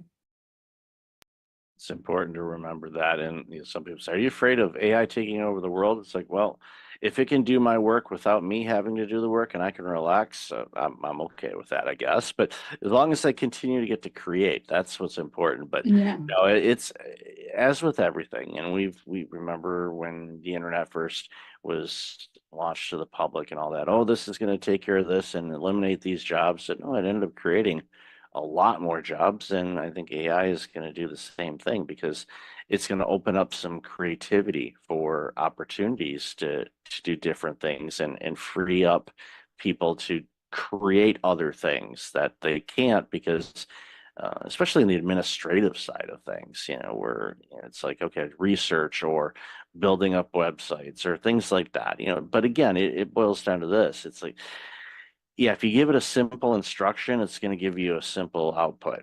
If you want it to do additional things, it's just like anything, you have to give it the right amount of instructions to do what you want it to do. And sometimes even that, it doesn't do that. We see it with image generation, for example. It's like, okay, create an image of two people sitting at a cafe. Well, it'll probably get that right, but you never know. It might come up with something like, okay, that doesn't look like a cafe. It's and again, there's coding behind that. It's just not this mystical thing in the sky that goes, okay, we're just going to create an image. There was actually coding behind that. Exactly, yeah. And even if you use an AI for coding, then checking if there's two people in a cafe is relatively easy. But if a lot of code comes out, then you still need some understanding, like what exactly is this doing? Isn't this doing extra things? Sometimes, of course, my students in class think that they can use an AI to generate codes, but then immediately, I catch them because like, why are you defining 3 variables here that you're not even using, right? Oh, well, I didn't notice it was working. It's like, yes, I see it's working somewhat, but you're doing things that don't really make sense if you know enough about coding. So for a very long time going forward, people that are using AI to generate code will still need understanding of code to figure out if it's not making mistakes that are maybe so simple as defining extra variables. But of course, this could also be security vulnerabilities, accidentally leaking information. So you will still need this knowledge, even if you're using an AI for coding, to evaluate the code. I'll use this simple analogy. You have a fancy coffee machine at home where you put in a pod and you push a button and it makes you a cup of coffee. Okay, great. That's easy. But if that machine breaks and you have to make coffee, you're like, okay, how do I make coffee without a machine? Yeah. A lot of people like, I don't know how to do that. And it's like, well, I do because I've done it. And as long as you have coffee grounds and a way to filtrate it and an H2O, you're good. Will it be as fancy as that pod? No, but it's still going to be coffee. And it's a simple analogy, but it's Yeah. important for you to understand if you have AI do something, you should be able to do it without AI. And that's what's really Yeah. important for people. I don't want people to forget how to do things, because if things happen, internet goes down or things like that, it floors people and they're like, what do I do? Well, we're both of the age that we remember a time in life where we didn't have a smartphone to look something up, or Yes. Or the maps internet in or general. we how do you know how to do this? Like, we learned how to do it before technology made it simpler to do, but I still want to know how to do it in case the internet's out or anything else that happens. Ultimately, that's important. And it goes back to the coding. Yeah, you want to understand it. Yeah, oh, it does this, but why does it do that? Get to really understand the commands and the instructions you give, because then it's a life lesson as well, because things we say or things we write have an impact. It's going to have an output, and people or a system is going to respond to what you put in, whether it's relationships or code. It's so critically important. So again, yeah, I'm hammering this, and I know I'm preaching to the choir here, but coding is so critically important for people to learn, because it's going to teach you life skills, not just coding skills. It's going to teach you life skills as well. Yeah, it's going to change you from like a passive consumer of technology. That's really making me so sad with the current generation of kids, is that they have this magical machine like a phone or a tablet or a computer. When I was a 12-year-old, I could only dream of such a powerful machine. But then what do they use it for? Watching videos. But you could be making videos, right? You could be making your own apps. Oh, there's not an app I like that does this. Hey, but wait a minute, you could do this. And then it's really sad that then this isn't a technology problem, or maybe a capitalism problem, or a Silicon Valley problem, that all the apps, or such big chunks of the apps that kids use, and adults too, are consuming apps. Whereas in the early days of the internet, that probably you also witnessed, and some other people as well, there was like this balance between creation and consuming. All those people had like little websites, GeoCity, or running their own website where they were creating, programming, writing about whatever weird hobbies they were having. There was a balance between consuming and creating. And now it's just almost all of it is consuming. And this is sad, I think, because I'm a creator. I like drawing, I like making clothes, and I just want kids also to be creators in the digital world, because almost all kids like drawing, right? And like crafts work, and like making, I don't know, a birdhouse. Kids really like making, and parents do making with kids. Is one of these things that we think makes us human. But then in the digital world, we don't do any of that. And this is one of my drivers, actually, for working on programming with kids, is just to turn them into creators in this digital world, even if it's just like a simple drawing. That we have this turtle feature, that's a feature used for drawing. Kids can make songs with music and use speech output, and I really like that, because I want them to create also in the digital world. Yeah, it's using the tools to be creative, and Yeah. with tools that are out there now, you can create music, you can create art, you can create television shows or movies. And Yeah. that's where it's like, that's when you really, okay, yeah, you're going to create something for people to consume, but you're creating something, and Yeah. you get from your own perspective and experiences and whatnot, and it's fun. I've dabbled around in a lot of it just to try different things. Like, okay, I'll create this, or I'm gonna do that, okay, I'm gonna tweak that. it's fun. I use it in a way to create, and I agree with you. We are definitely, are watching too much and not creating enough, Yeah. and that's limiting us, and it's creating, and quite frankly, a social divide, I think, of people that are the creators are going to be the ones that are going to be at least have better access to things and opportunities than those that are just on the sidelines consuming. So get off the Yeah. sidelines and start creating. Create And not stuff that just you. like the reward in terms of like having a job or having marketing skills, also just it is so rewarding to create something, even if you can't sell it, right? If you draw something beautiful, if you make your own like t-shirt or whatever, just making something. Like I think it's like making something in addition to physical exercise. And like the two easy ways to get happiness in life are making things and working out of your house. It's sort of easy. And then a lot of people know that sitting down is not so healthy and you need to exercise, you need to take walks, like this is good for physical and mental health. But the fact that just if you're sad, creating something will make you happy, and making something that lasts for a long time will give you really long-term happiness.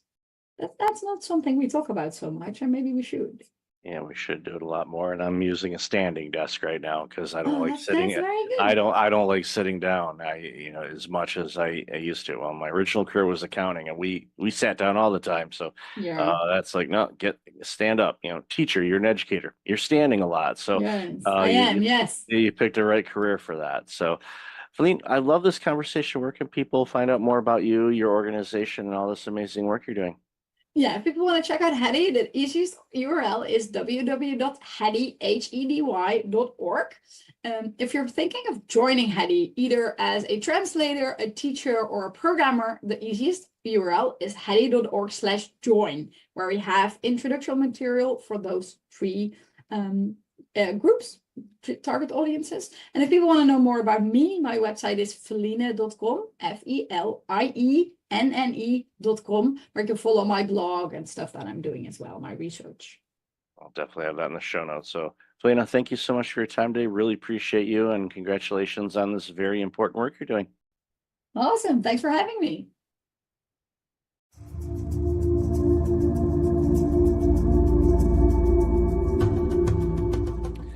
Welcome back. I've got Scott and Tammy on the line. How are you two? Oh, doing great. Nice to be here, Michael. Yeah, pretty fantastic. Thank you. Awesome. Great to have you. Really looking forward to this conversation. So why don't you share a little bit about yourselves and the organization, and then we'll jump into this really important conversation. Scott, do you want to go first? You go first. All right. I'm Tammy Rogers. Age before beauty. Oh, thanks so much. I am the co-founder and co-CEO of a company called Become More Group.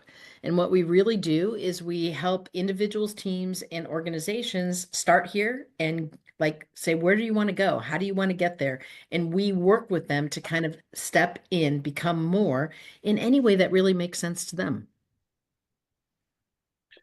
It's important. Yeah, and I'm Scott Bergmeyer. I'm the other and most important CEO of Become More Group. Smart Alec. That's why it's awesome to go second. Yeah, it's always good to kind of lead into it. Actually, reminds me of something I saw a video the other day, and I forget the comedian's name, and I feel bad that I'm forgetting it, but he was talking about the late Norm Macdonald, and they were together on a show, and Norm was this guy's idol and all that stuff. They got to work together and all of that, and they were both going to be on Larry King Live, and before they went out, the other comedian was going to start first, and then Norm was going to finish up. So Norm's like, it'd be good. It's like, we go, and then you just go out there and you tell me how horrible of a person I am, and I'm the worst comedian ever, and I'm not funny, and just go on. So that's what that comedian did. He went on there and talked to Larry King and talked about, how horrible Norm was and all that stuff. So then Norm comes up secondly, and just him and Larry Larry says, well, tell me about this guy. And Norm goes, he's the greatest comedian, one of the greatest comedians and greatest people I've ever worked with. Because Norm told him he was going to be mean back to him, but he completely did the 180 on him, and he did that intentionally. So he's like, okay, I just railed Norm Macdonald, and he just said I'm the greatest ever. It's like, oh, yeah. So it pays to go second for sure. But Oh, your company, become more and appropriately named, because one of the things that I want for people is I want them to be the best version of them, whether it's an individual or a company. There's always room for growth and improvement because life always throws us opportunities to become more and be better. And I from a society standpoint, we deserve better companies and better individuals we do. because and we see too often, companies just they don't do that. They kind of limp along or they coast or whatever or whatever type of the descriptor you want to use. And it saddens me because we lose out on great stuff because companies are doing that, and there's a myriad of reasons why. So, love to hear your approach on that and how you reach out to clients and how they find you. And I'm sure it's a combination thereof. But my hunch is if they're reaching out to you, they're either wanting to be better or they're doing it because they realize if they don't, they're going to go by the wayside. So, hand it over to you guys to share what you think about that. Yeah, Michael, I love this because part of what you're talking about is what we would call the status quo. We accept some level, which might be a good level or a mediocre level or a bad level. We accept that and we just kind of ease into it and just allow that to happen. And the reality is when we allow that to happen, even when we're doing great things, someone is going to pass you.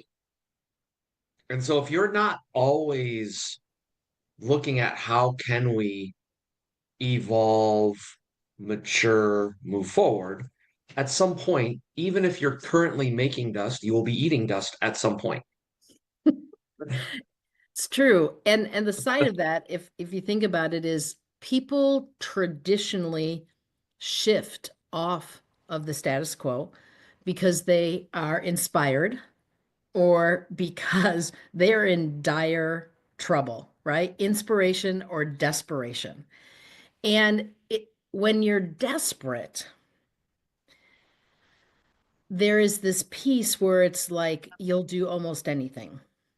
And it's hard to work with an organization that is in that spot because time and fear are kind of knocking on the door and it gets louder and louder and louder, and they're freaking out in that spot.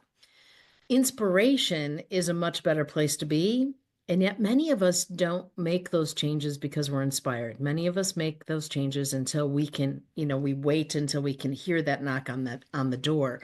And that is, that's not, it's unfortunate in that particular space.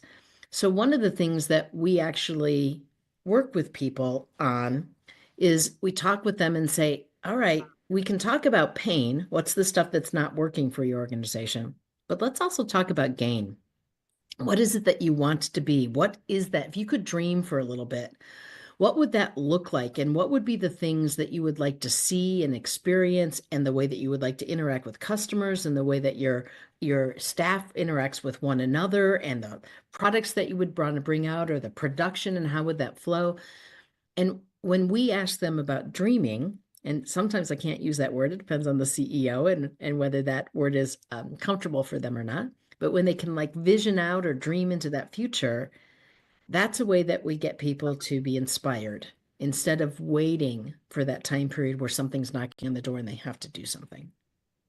When the water's coming in, a lot of times, like, so, what do you think about this? All they're thinking about is that water, and they're not going to have the clarity to be able to dream or imagine a different future because all they see is the water rising, and they're like, okay, this is problematic. It's like, so you end up becoming a disaster recovery type of place, like those companies that come in after floods or fires and do a restoration, get you back to the state, and then it's like, okay, and I see this all the time. They're like, okay, you're recovered, and they're like, okay, we're good.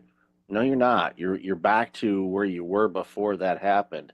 And unless you do something, that's going to happen again. It's like if you have a foundation, your house that always leaks, and the rainstorms come in during rainy season and floods your basement out, and you dry it all up. It's like, okay, we're all good. No, you're not. You just cleaned up. It's the situation is still there. You're going to have to do the foundation work on that, and too often, like, nah, I'll deal with it later, and then later shows up, and well, guess what? They're grabbing the mop buckets again. And I see that time and time again because we're creatures of habit, and status quo, or comfort avenue, as I like to call it, is a very, very dangerous place to hang out in. You can visit it, maybe stop by, grab a cup of coffee, but don't camp out there because it'll pass you by. And a stat that I'm sure you've heard of, and I share from time to time too, is from the year 2000, 52% of the Fortune 500 companies in the year 2000 are gone or were Right. acquired. So Yep. 500 of the most biggest companies on the planet, from a public traded standpoint anyway, are gone. So, and what happened to those? You could look at them and you could pretty much say, yep, they went this way because of this or this or this or this. But I would all but guarantee that every one of them was in status quo mode or was not as good as they could have been, and they could have prevented that. And eh, I just think about, the impact of organization of those sizes leaving town or closing up shop or whatnot. But that could be small businesses too. Small business that has 40 employees, they close down in a local community. What does that do to the community? All of a sudden, those are 40 families that aren't going to your restaurants or buying from your local shops or things like that. And it just has a huge ripple effect. And again, a lot of it could be prevented if, they work with individuals like yourselves that can say, okay, what can we do to get better, grow, be a better version of ourselves? Because what works today, in all likelihood, is not going to work tomorrow as well as it could. So, and it's one of those things where, again, you see it all the time. I do too. It's like these companies are like, no, we're good. No, you're not. You're not. I'm sorry. I'm not. One of my favorite quotes is from the late Chuck Daly, former coach of the Detroit Pistons, Team USA, that won the gold medal way back when. And this was after the Pistons. I forgot who they beat, but they beat them one game like 30 something points. It was an absolute blowout. And at the post game, Chuck's just mouthing off on all the missed plays the Pistons had and how they screwed this up and that up. And the reporter finally said, Chuck, you guys won by 30. You were up like 45 at one point. Why are you so pessimistic? And he said, a pessimist is an optimist with experience.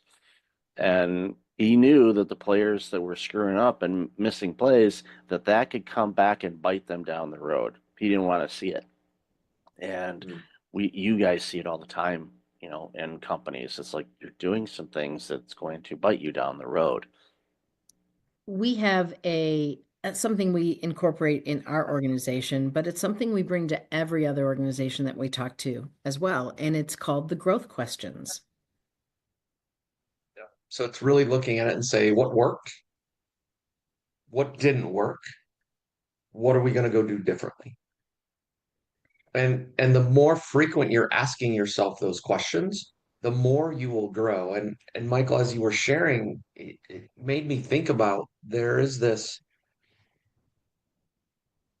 I have immediate pain, the water's coming in and I need to solve that. And I really can't think of anything else. Okay, I've now solved that and I'm moving on. That is a challenge. Like, I think we've all experienced that. Yep. The one that is the most interesting to me is, okay, I really don't have water coming in. And yeah, we're not perfect. We want to be better. However, man, it's a lot of work. And I can't take myself out of the day to day to actually think about what the future is going to hold and like set aside the buzz, the bees and bugs flying around, because it's not like I have dead carcasses. It's just the noise of the day. and watching leaders not take the time to slow down, think, start to look at the future, what could be. And it's this piece of they get in this status quo or a rut. And my dad said one to me one time, the only difference between a rut and a grave is dimensions. And that has always stuck with me that, okay, if we're in this place and I'm just sucked into the day to day, how do I take myself out of that? How do I have the mental fortitude to slow down and think about, I need to be thinking out there as a leader and step out of the day to day? Because I'm constantly being sucked in the day to day. How do we become more? How do we grow our team? How do we satisfy our customers or achieve our mission or whatever it is that we're trying to accomplish? And a mistake that we sometimes make when we dream is that we try to find the one big right answer. I'm going to go out there and I'm going to try to hit this big home run. And actually, breaking the status quo is more incremental than it is making one big bet. And so it is this thing that says you don't have to say, I'm going to go and put all my apples in one basket. I am going to say in this spot, hey, I'm looking, I want to be more. I think we can grow. I think there's an opportunity. Let's go do these little tests. Let's try some stuff. And as we try some stuff, by the way, trying stuff actually brings energy into an organization. People get excited, and especially when it's like, we have to do this perfect. That's the one big home run versus let's just try it and see what happens. And so we try, we see what happens, we learn. And that's when those growth questions really come in, right? What's working? What's not working? What could we do? Let's go try those things. Let's see. And then let's make the next decision. It's not so scary then, and it pushes us out of being in that rut or that grave because we're trying some small incremental things that we can manage, and we can, in that space, we're not betting the farm on it. And let the information from that help us make better and better bets as we move forward. It's like the improve by 1% kind of Right. mentality. It's just a little increment. A lot of people go 1%. Oh, that's easy. No. Maybe. No. Maybe it's not. But we don't tell them that because we want them at least to try. It's Because true. otherwise, like, oh, 1%. I don't know. But it's the little stuff, and you stop and you pause and reflect, and it's where meditation in a way. The pause and reflect is meditation. A lot of leaders say, "Well, I can't meditate." I said, "Well, do you ever reflect on things and think about how a project went or some ideas of what you want to do in Q3 or Q4?" "Oh yeah, all the time." "I hate to spoil it to you, but you're meditating," and it scares them because they're figuring some yogi is going to come and hit them over the back of the head, But it's like, no, that's not going to happen. Well, I can't promise that. Likelihood is not going to happen, but depending on where you happen to be, anything's possible in this world. But ultimately, and I love that way to do it. It's like let's look for the momentum. It's little steps. It's one step here, one step there.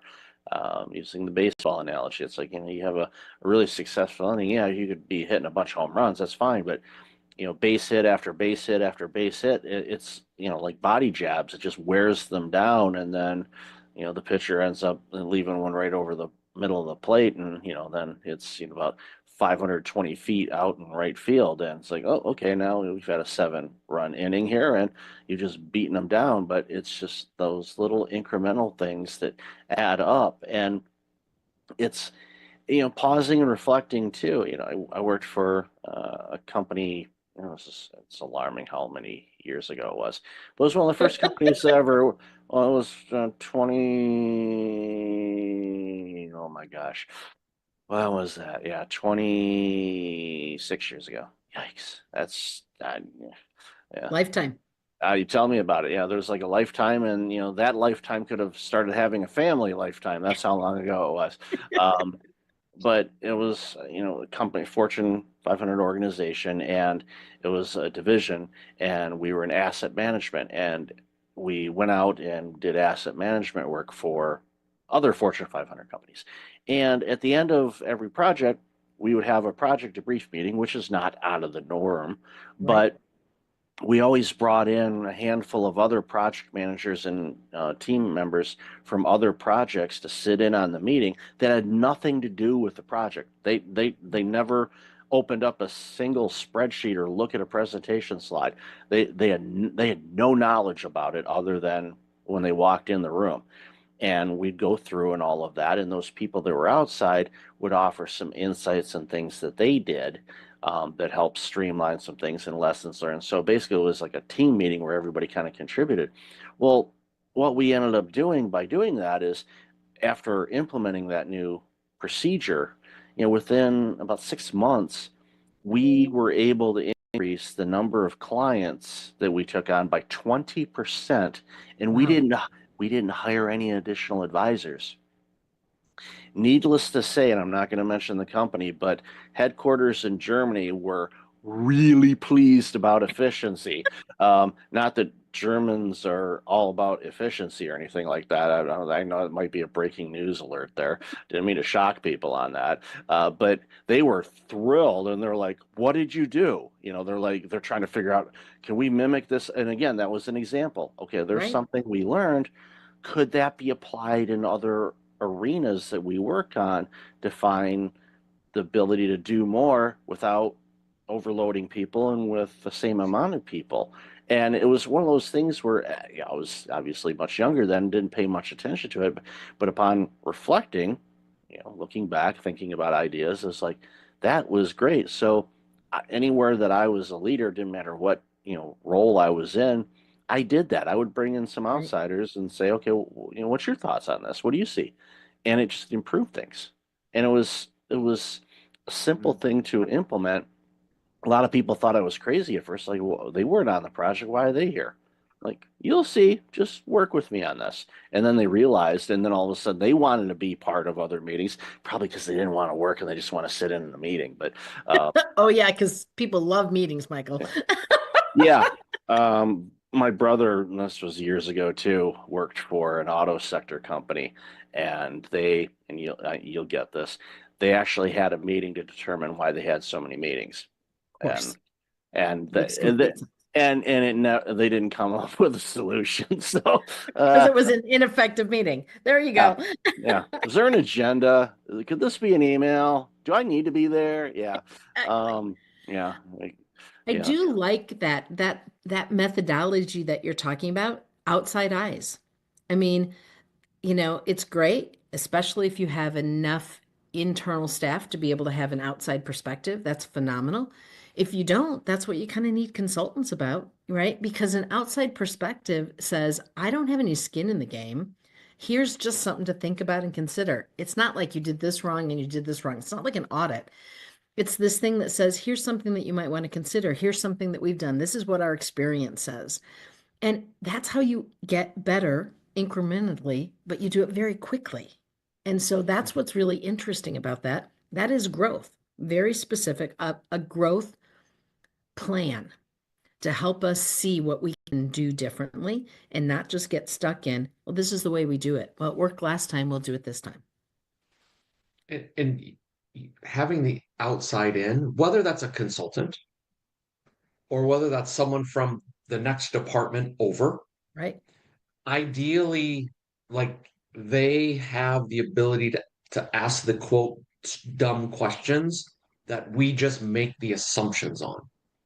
We assume we do it this way because it's the best way, but having someone say, well, why? I was with a financial organization and they were talking about, oh yeah, when we do mortgage work, they, like, if you pay, you have the ability, you could pay every 2 weeks, and actually that reduces your overall interest, etc. Well, when someone chooses to do that, they have to take that money and put it in an account and then wait until they have a full payment. And I'm like, so they're like double, triple work that they're having to do. And I'm like, help me understand why. And they all look at me like, what do you mean why? It's what we're supposed to do. I'm like, yeah, I understand that's what you're supposed to do. Help me understand. You have made the decision to do that, or there's a legal regulatory reason to do that. And there is actually a legal regulatory reason to do that, to make it compliant if they want to sell it on the outside market, versus a car, a consumer loan, a car loan or something. You could make $1 payment every day and that will be applied. And it's so interesting, like the process hoops they have to do. However, they have never thought of, like, in their mind, it's just, well, we just do this. And it's just normal. Like, why are you even asking? Well, because number one, I don't know, because it sounds really stupid. And Michael, you don't know about us, but we have an acronym that we use. It's SLL, stay stupid. Sorry, I did that totally wrong. It's SSL, stay stupid longer. And that place where you stay stupid longer and keep asking questions, seeking to understand, helps us to actually innovate. It helps us to make those incremental changes. It helps us be better. And that's one of the great skill sets of being a leader, not just a consultant. When you have staff, right? Don't give them the answer. Stay stupid longer and help them figure it out. It's kind of cool. Yeah, it's great. And I think too, and this is something that a lot of leaders, they struggle with initially. The great ones figure it out much sooner than I did, is your people, in all likelihood, are much smarter than you are when it comes to something that they're working on. So let them be that, and let them show and give them the autonomy to be able to create and come up with some ideas, Yes. because they're seeing things that you're not, and vice versa. You see things as a leader, you're going to get exposed to things that your front lines may not be aware of. What you share, obviously share as much as you can so everybody can kind of be rowing in the same direction. But there's opportunities where it's like, okay, I'm not seeing this. What am I not seeing here? And especially if you're going through, it doesn't matter if you're going through a growth stage or a retraction stage. Like, what am I not seeing here? What do you think? What's going on? And this is one of those things that's like, I know you talked about this with your spouse or your partner back home. I know this. What's their insight on that? And and don't worry, they're not here. I won't tell them you said anything. But what are they saying? And be frank. Use the profanity if you want to. I'm from Detroit. We've heard bad words before. Don't worry about it.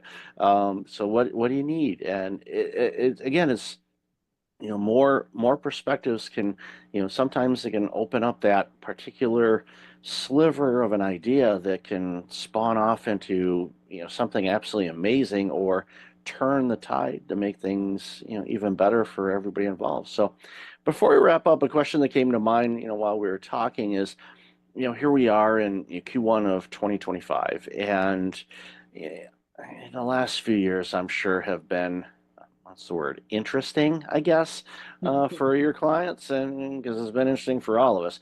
But what are some things that you're seeing that customers or your clients are doing, whether it's something they're struggling with or something that they're looking to do? I'm just curious on that, because I want my audience to kind of hear some things and maybe shed some light and give them some ideas on some things that they're working on. So I'd love to hear your thoughts on that. Yeah, I think we're seeing, if I think of a couple themes that are common, one is they're really looking at their organization and saying, are we designed correctly to achieve what we need to achieve?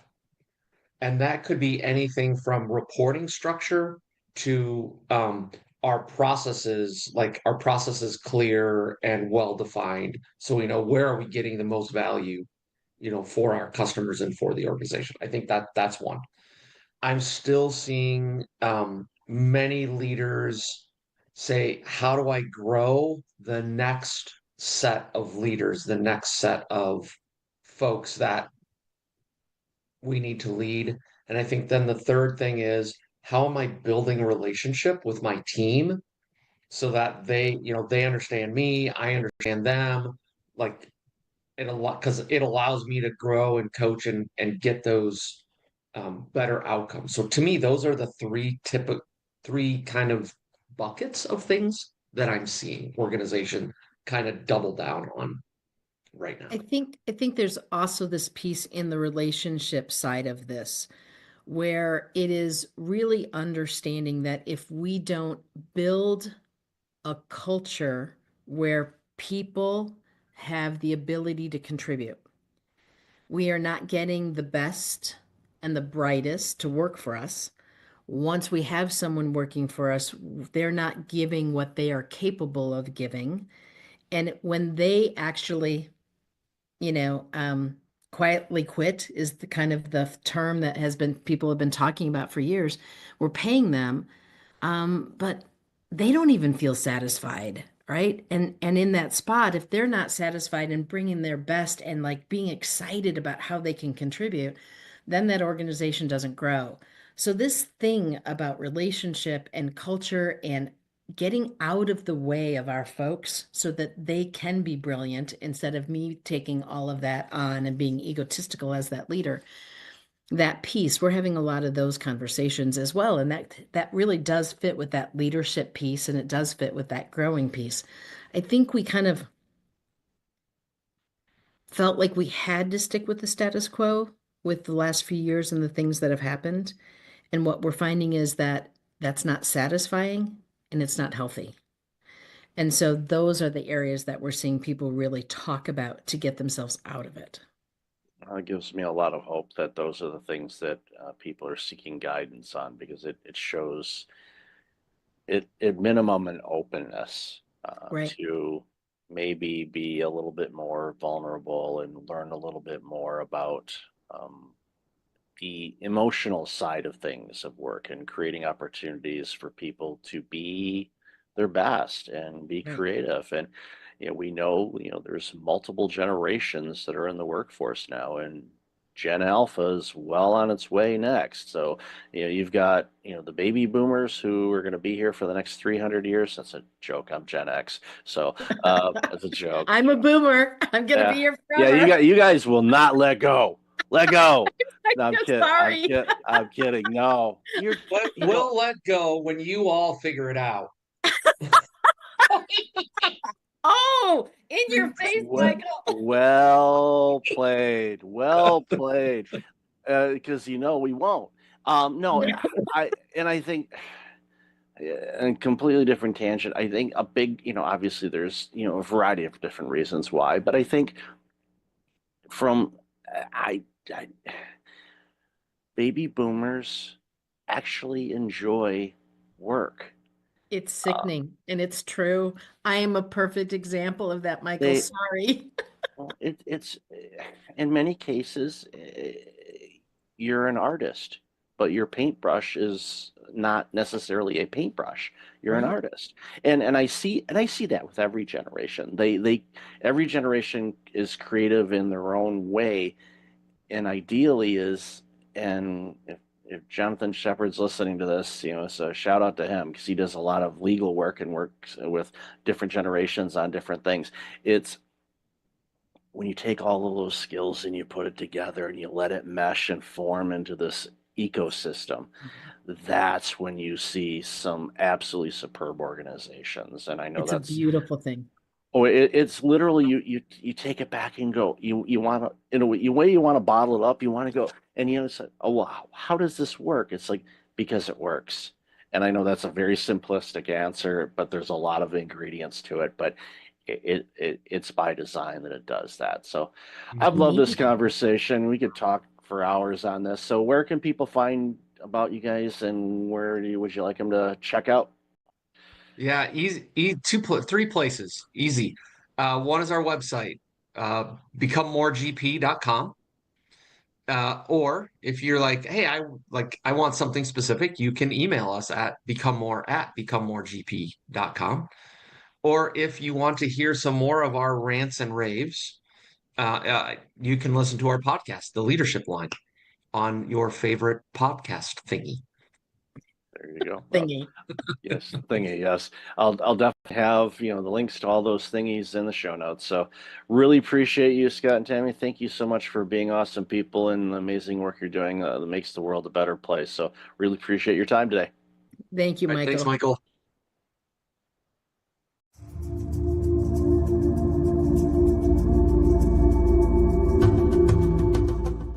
Welcome back. I've got Jonathan Shepard on the line. John, how are you? How are you? How's it going, Michael? I am awesome. Really looking forward to this conversation because, as we talked about a bit in the pre-show and our conversation we had earlier, this is some important work that you're doing, and it's bringing awareness to an issue that I think every organization is facing. So, why don't you share a little bit about you, and then we'll jump into this important conversation. Sure. I live in the recruiting space. I'm the president and CEO of J. Shepard Associates, a full-service attorney search firm in New York City. And I own a support staff company called Daybreak Staffing. And our perch is mid and large-size law firms. Kind of built my entire career in that space. Started recruiting when I was 19 and had kind of seen a lot. But about 5 years ago, I started to notice that generationally, everybody was kind of pulling apart. And I've always recruited from the space of like, get the biggest, best group of people together. And what I kind of stumbled on was this conversation about the generationality of work. 4 generations working together for the first time in American business. And everybody has a different need set, as I refer to it. And everybody is generationally judgmental. You know, I joke with candidates like this pops up on screen and the cartoon bubble pops up and says old guy. But then you get to talking to me and you realize I have this generational lens to what I do. And you're like, where'd you come from? People your age don't talk like you. And I found it to be really, really interesting. So I started weaving it into my recruiting. And the more I did, I found that there was an appetite for it. I found that it was a message that was resonating. I contend if you have boomers with vision, Gen Xers with ability, or high revenue producing people, 42 to 58. If you have millennials with potential and Gen Zers with drive, then you have the best of all 4 generations. And no matter what business you're running, you owe it to yourself to get the best people in the right spots. So it's been a really interesting ride. And I'm having conversations with people closer to my age, right down to people just coming out of law school. And they all have something to add to the conversation. So when you and I connected, I was like, this is a great platform for me to talk about this with you, you know, you being in the corporate burnout space, you know, and trying to get people to kind of not get burnt out, or what to do and recover from getting burnt out. I think it really does tie in very much. Oh, I agree. And as we discussed before, you work in the law space, but this is applicable in every industry, and everyone having a voice and input based on their observations, because they're going to see things differently than other people. And it reminds me of a conversation I had several years ago with Maestro Roger Nierenberg, you know, who, you know, is conductor, conducted in New York and Philly and other places. And he's a leadership consultant now. And one of the things he does is he goes to organizations and he brings a small orchestra with him. And what he does is he sets up an orchestra pit wherever they happen to be. And then, of course, he goes up on the podium and they first start to practice, and they kind of sound like a second grade band at the beginning, you know, no rhythm whatsoever. And then they start harmonizing and everything sounds amazing. And they have the employees of the organization in management sitting in with the pit. So they're hearing that music. And then what he does is he brings up people either one by one or in small groups up to his podium, and he has the musicians play the same notes, the same music again. And everyone is absolutely blown away on how completely different it sounds from that vantage point. And he said, that's the thing. From my vantage point as a leader, or my vantage point as a baby boomer, or I'm a Gen X, or a millennial, or a Gen Z, or Gen Alpha is coming, we all see things differently. And the thing is to focus on that. What are you seeing from your perspective is an opportunity to see things in a different light, or maybe a different way, that could be completely a game changer for your organization as far as teamwork, interaction, your deliverables, you name it. Yeah, 100%. You know, you use the analogy of an orchestra. You know, the piece of music the orchestra is playing is the end game. It's finite. How you get to playing that music is infinite. And that's really the thing now in the work life of America. You know, people are redefining things like shifting expectations in the workplace. What does productivity look like? What does engagement look like? And all of those things, and they're all seen through a different lens.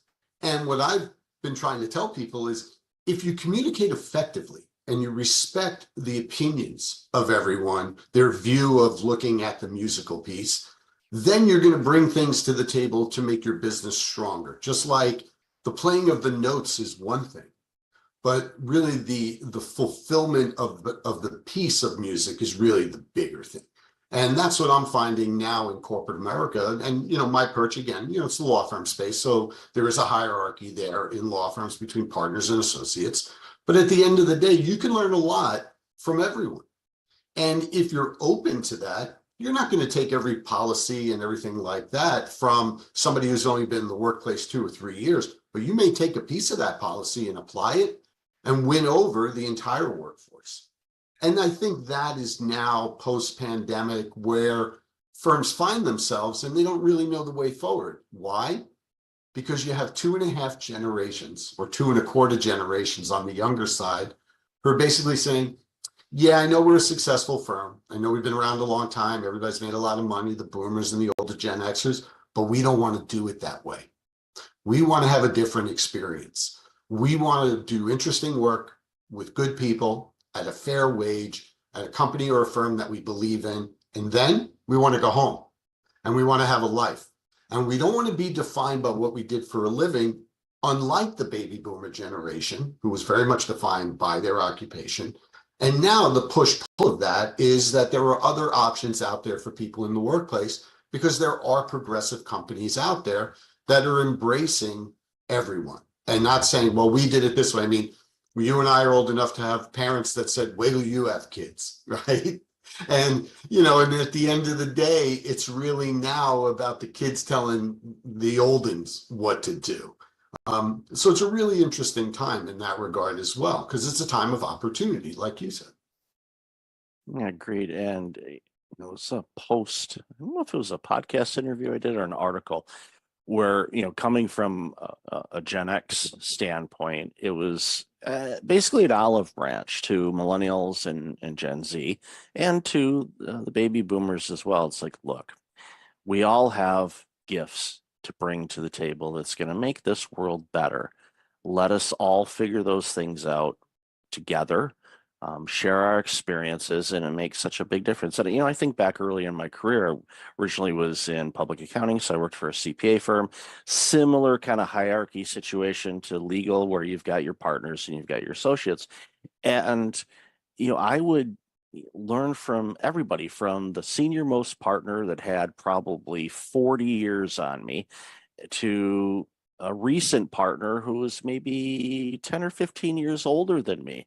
So that was, you know, and, you know, I'd pick their brains on different things and get their perspectives, learn about their personalities, what made them motivated, you know, why they looked at things a certain way, and just, you know, borrowed some, you know, work styles from everybody and tried it out. And I think the more open-minded all of us can be when it comes to learning how to do things and shifting away from this, I'm going to put in the 80-hour weeks every week, and then, you know, this is who I am. You know, hi, I am Mike Levitt, and I am this. Well, you know, I don't identify myself as necessarily a burnout consultant or a coach or a podcaster. And it really depends on my conversation. This is some of the things that I do, but that's not me.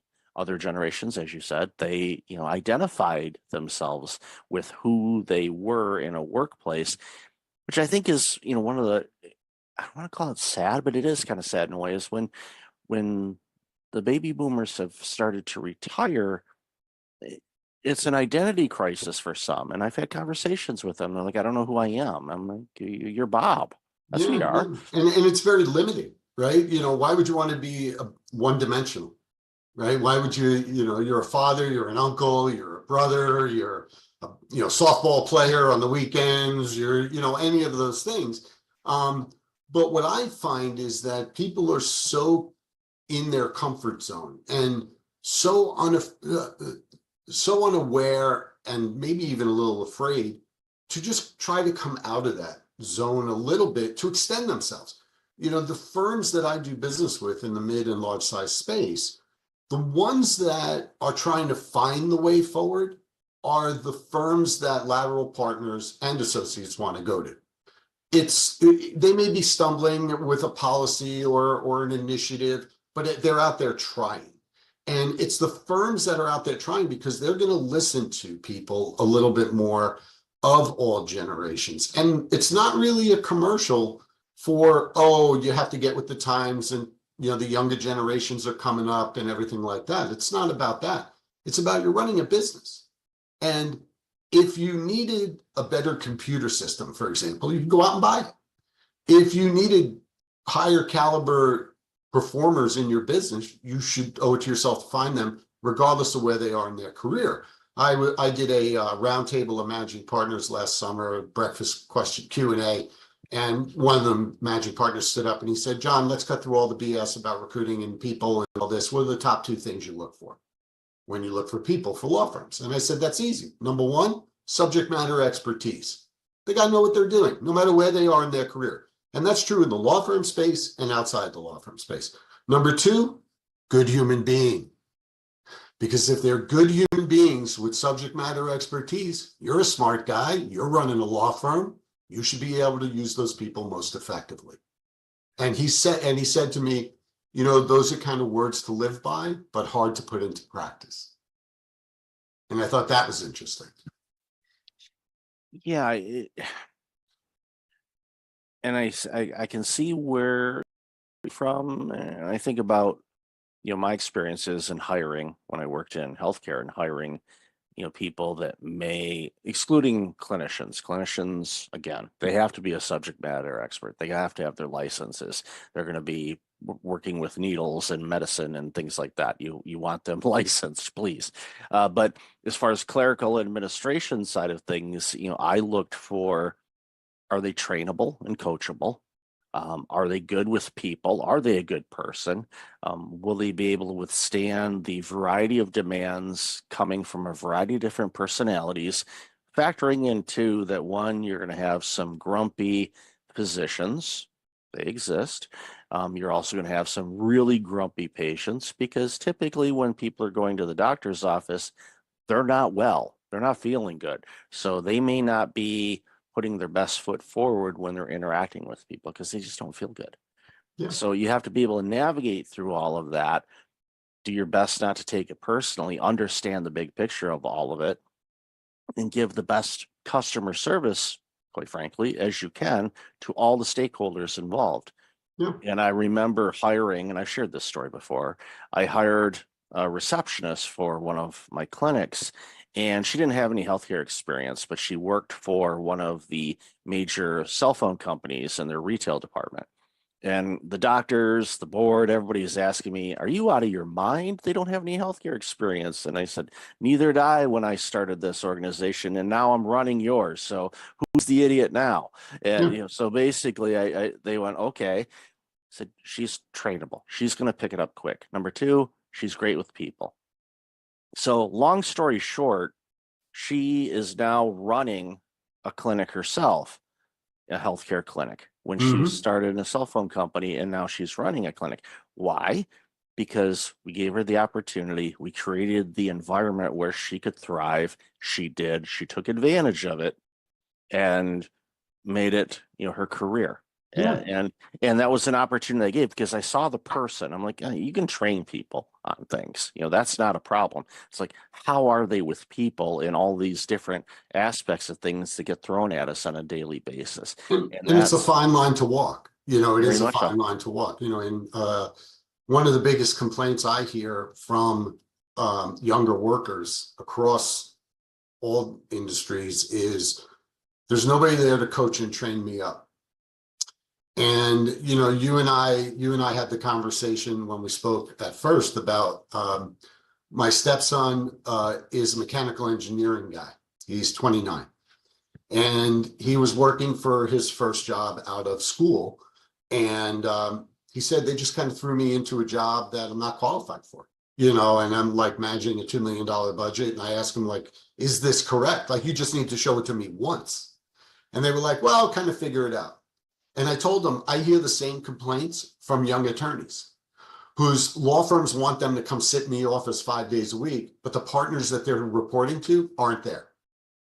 And more, as we've bled from the millennial generation to the Gen Z generation, younger people want to be in the office with mentors, with trainers, so they can have the opportunity that receptionist had, right? Maybe they're not all the way there in their education and experience so far, but if you can start with that and then get them to where you need them to be, then you're ahead of the game. Now, people that are clinicians or technicians, it's a different story. Just like in certain law firms, it's practice area expertise. But if some young associate comes along and has that practice area expertise, why wouldn't you want the one that wants to come in and get instruction from you, as opposed to the one that you think is sitting in their living room, in their sweatpants, thumbing their nose at you, and only working when they want, not when you want, if you're a partner in a law firm? The reality is that if you embrace that younger employee that wants to come in and get there yourself, you'll be able to have a better team over time. And that's some of the conversation that I'm having with my law firm clients now. It's like, the problem is not your associates. The problem is the partners, because they want to sit in the Hamptons or Martha's Vineyard or the Jersey Shore 3 days a week, all year long, or mostly in the summer. And they're like, well, I get everything done. Well, you need to come in and recommit to the firm that you're going to bring the next generation of attorneys along, just like you were brought along at one point in time. The way in which that occurs is now different because of the way the generations communicate. The boomers a little more in person and through email. The younger Gen Xers, millennials, and Gen Zers more via instant message or text, or something like that. If you're a boomer, you just have to make the effort with the Gen Xer or the millennial or the Gen Zer to communicate the way they want, and then they'll eventually come to you too. It's not you acquiescing everything to train up good people. But if you train up good people, you'll get a better team together and you run a better business, you'll be more successful, and guess what? You'll make more money. Yeah, and it's just utilizing all the tools at the time that makes sense for everybody involved. Because sometimes a quick text message works. Sometimes it's okay, let's jump on a quick Teams or Zoom call. That's great. Sometimes it's like, why don't we carve out some time and we'll spend an hour in the office and we're going to go over this. And you're not distracted by anything else because you're in a room, doors closed, you're flushing it all out and all of that, and you get to have the human interaction and read body language and all of that. There's all these things that are available, and we should utilize all of them. And that goes to all generations. Doesn't matter. And every business. It's in every business. There's no substitute for, hey kid, come sit in my office with me, listen in on this call, and then we'll talk about it. Mm-hmm. Yeah, there's no substitute for that FaceTime. Now we live in a work time where that specific type of event is less frequent and shorter in duration. But that doesn't mean it shouldn't be part of it. And that's what the workforce is having issue with at the moment. I hear the same complaints from my mechanical engineering stepson as I do from young attorneys, as I do from young people in trades who are doing things like, electrician work or carpentry. It is a universal issue cutting across 4 generations. And those people, I was preparing some notes, for this podcast. And, one of the things I made a note here is navigating the landscape, right? Everybody's like, how do I do it? Well, you have to read, and you have to get good at reading the 3 generations that you're not a part of. Because then if you extend yourself into those generations, you'll get better feedback, more open communication. And I use the example I heard the phrase boots the house down. And it's very much a phrase that came out of the LGBTQ community and the drag community. And it meant when a drag performer had a great performance that they brought the house down, boots the house down. I threw it at my daughter-in-law, who's 28, very much the Instagram generation. And she looked at me wide-eyed and said, how do you know that phrase? And they said, because I can read. You know, I was online, I was reading an article and stuff like that. And she said to me, slay. So I ended up, and like we all know what that means, right? You killed it. So I ended up doing a video on Instagram and LinkedIn about those two phrases and how the thought hit me of, if you're a lateral partner in a law firm and you're mid-career or beyond, and sometimes you can connect with a younger associate just through the use of a silly phrase or an exchange about current events or something like that to just break down that wall. That's all you're looking to do. And it's amazing to me that more people don't think that way. But I think that those who do are going to be lined up for the biggest success going forward. Yeah, it humanizes people and Right. it breaks down those silos. And for those that are a little reluctant to do it, you kind of have to ask yourself, okay, why is my ego fighting this? What's bringing this about? Because if I want to make a comment about Taylor Swift's new album, okay, you read up a little bit. It's not like the information isn't available, but again, it's in the context of the work you're doing. It adds that human element to it, and they go, oh, wait a minute, old man Bob isn't as non-hip as we thought. He's like, wow, he's slaying it today, and just on a call or something like that, and you're just like, oh, okay. Yeah, and I think back even in the early days of my career when I talked about earlier about just kind of observing people and the way they approach things, and it made such a huge difference in my life both ways. Because there were people obviously younger than me that were working that I was observing and going, okay, what's motivating you? And especially when I hired people after they'd been there a while, I'll ask them, and sometimes they had to check because I tend to be sarcastic sometimes. I say, why do you work here? And I had to frame it and use a tone that it sounded like I was curious and not Mhm. being sarcastic. And why, you have so many options, why do you choose to work here? What about this place? And often, they would blow sunshine up my backside and tell me it was me and all that, which was nice to hear, but I knew there was other elements too. But for me, it was like, okay, I'm creating an environment where people want to be here and they can thrive and shine and do things and interact with each other and grow. And when you have 100%. that, you navigate through all these stressors, you navigate through all the ups and downs, you navigate through pandemics, you navigate through all the challenges that the world throws at us because you've got each other's backs. Yeah, And and it you're in makes the a big right kind difference. of environment. I started my businesses in 2000. People were like, "Oh, you can do so well," and blah blah blah. And I was like, "I'm not really driven by money." I said, "I'm driven by experience. I'm driven by controlling my own destiny." I created a workplace that I wanted to be in, and then I tried to fill it with people that thought like I did in that regard, where people are treated with courtesy and respect. Different opinions are encouraged and not thrown to the wayside. They're discussed. And I've told many an employee of all ages about why something was a great idea or something was not a great idea. And the fact that we addressed it is what they appreciated. You create that kind of environment. And now I tell my candidates, and it doesn't matter if it's a lateral partner with a multi-million-dollar book of business or down through the ranks, we now live in a time where you get to decide a little bit, more so than the market.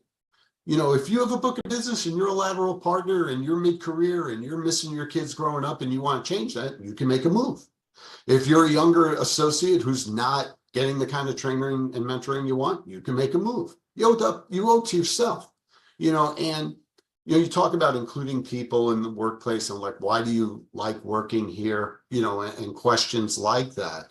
It's really about giving people a stake in things. It's giving them a say. I was sharing a success story of a law firm that I work with who created a spot on the management committee to give associates and what they call income partners a voice on the management committee. And it's not really done all that much. And the people appreciated it. And it's made the people at the firm grow closer. It's about the culture. I saw an interview with something called the Real Race Project, and part of the exercise was, define yourself in 6 words. You should always be able to define yourself in 6 words instead of 6 degrees of separation. And, mine is interested in people different than me. And you can't be ashamed of admitting who you are, to people whether they're the same as you or different than you. And I'm like, I lived in New York City my entire adult life. And when I would get in the back of a cab, I would ask the cab driver how to pronounce their first name, because it showed that I was interested in them. And they were generally somebody who was a different ethnic group than me. And all of a sudden, the pasty middle-aged white guy that got into the back of their cab made them feel good. And that's the type of stuff that in the workplace doesn't cost you any money if you're running a business. All it requires you to do is change your mind. And if you are bringing in people at all levels, if you're a senior partner that I'm working with and you're only interested in a money jump, it's probably not going to be a successful engagement. If you're a senior partner I'm working with that wants the right firm, doing the right work and making money, then I definitely can help you. And it's really interesting to see how people are now redefining themselves, redefining their lives. And, for my purposes, it's an ongoing conversation. It requires two things, and it's very simple: communication and accountability. And that includes self-accountability. I talk to younger people, I'm like, you spent all this money on law school, and you're sitting in your living room in your sweatpants, and you think you have it great, and you're making X dollars working in big law. But here's what's happening. You're being given the same work over and over. You're getting siloed. You're not really learning a lot. The person that's in the office that is at the elevator that the partner grabs is the person that's now ahead of you to go to clients. When those clients start talking with that individual, you become less and less valuable. On the flip side, if you're a partner with a book of business, you need to be in to lead, to service your clients, and to interact with others in the firm. And if you do those things, you'll make more money in the long run. You'll get easier engagement. And what I mean by easier engagement is your people getting to you in the time frame you want, communication and accountability, but it's got to also be self-accountability. I wanted to tell about the road ahead a little bit, and I say this is an ongoing conversation. And a little funny anecdote happened to me a couple of months ago. My wife and I had our master bathroom redone, and the contractor had subcontractors, and one of them was the plumber, and the base of the toilet leaked when they finished the bathroom. So the plumber came back, and he's like, I tell these kids, like, don't just put the silicone on the base. You have to take your finger and put it around to create the seal. And they don't listen, they don't listen, they don't listen. I'm like, how old are you? He goes, 28. I'm like, and you're complaining about the 19-year-old? And he goes, you betcha. And that, Michael, made me realize that the generational conversation with Gen Alpha coming, it's not changing. It's not going away. And the people that can navigate the conversation the best to run businesses, because that's what everybody's trying to do, are going to be the most profitable in the long run, are going to feel better in the long run about the businesses they've created, and their people are going to end up staying with them because they feel like they're a part of something. Yeah, the more things change, the more they stay the same. And it reminds me real quick of a story. A colleague of mine does some after school robotics coaching and some coding types of stuff. And some of their students are either from first grade all the way up to 12th grade. And this little first grader, he was working with them on coding and designing a little computerized game kind of thing. And at the end of it, this little kid, was leaving, and the coach was working with another student. So this 5-year-old pats the coach on the back a couple of times, says, "Good job today." And he leaves, and he's laughing about it because here's this little 5-year-old that just gave me this attaboy type of thing. He's like, he's 5, how in the world is he doing that? It's like, yeah, he might be 5, but he's, in his late 50s in real life or something. I'm not sure which. Make that kid the CEO. You got it. I looked, I heard that story. I said, okay. I said, all right, That's great. keep an eye on that one, because they're going to do amazing things in this world. And that's what it's all about, whether it's a law firm, accounting firm, education, whatever.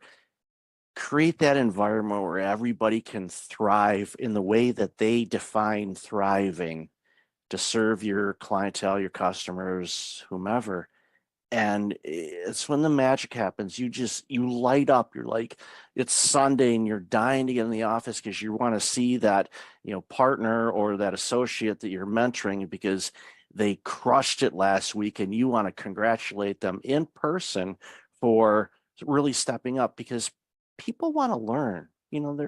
Most people are coachable, and the self accountability. I'm glad you mentioned that. I think that's something that I see as absent, but there's reasons why it's absent. The more accountable you are to yourself and what's your role in this game, the better you're going to be short term and long term.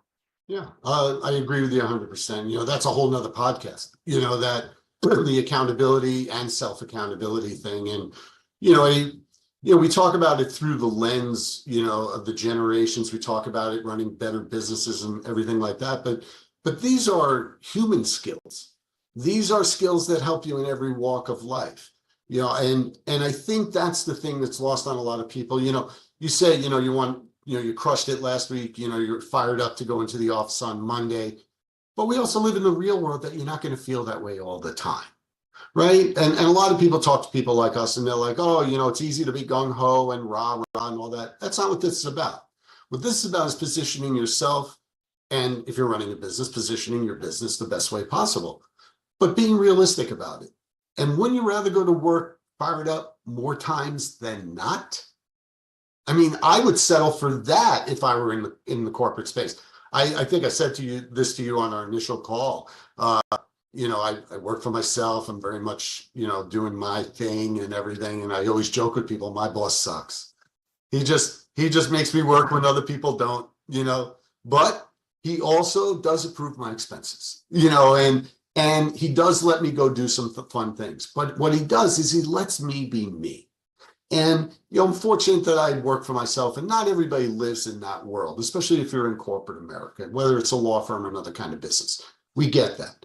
But you could set yourself up to be as close to what you want. And that is occurring for the first time in 2 generations.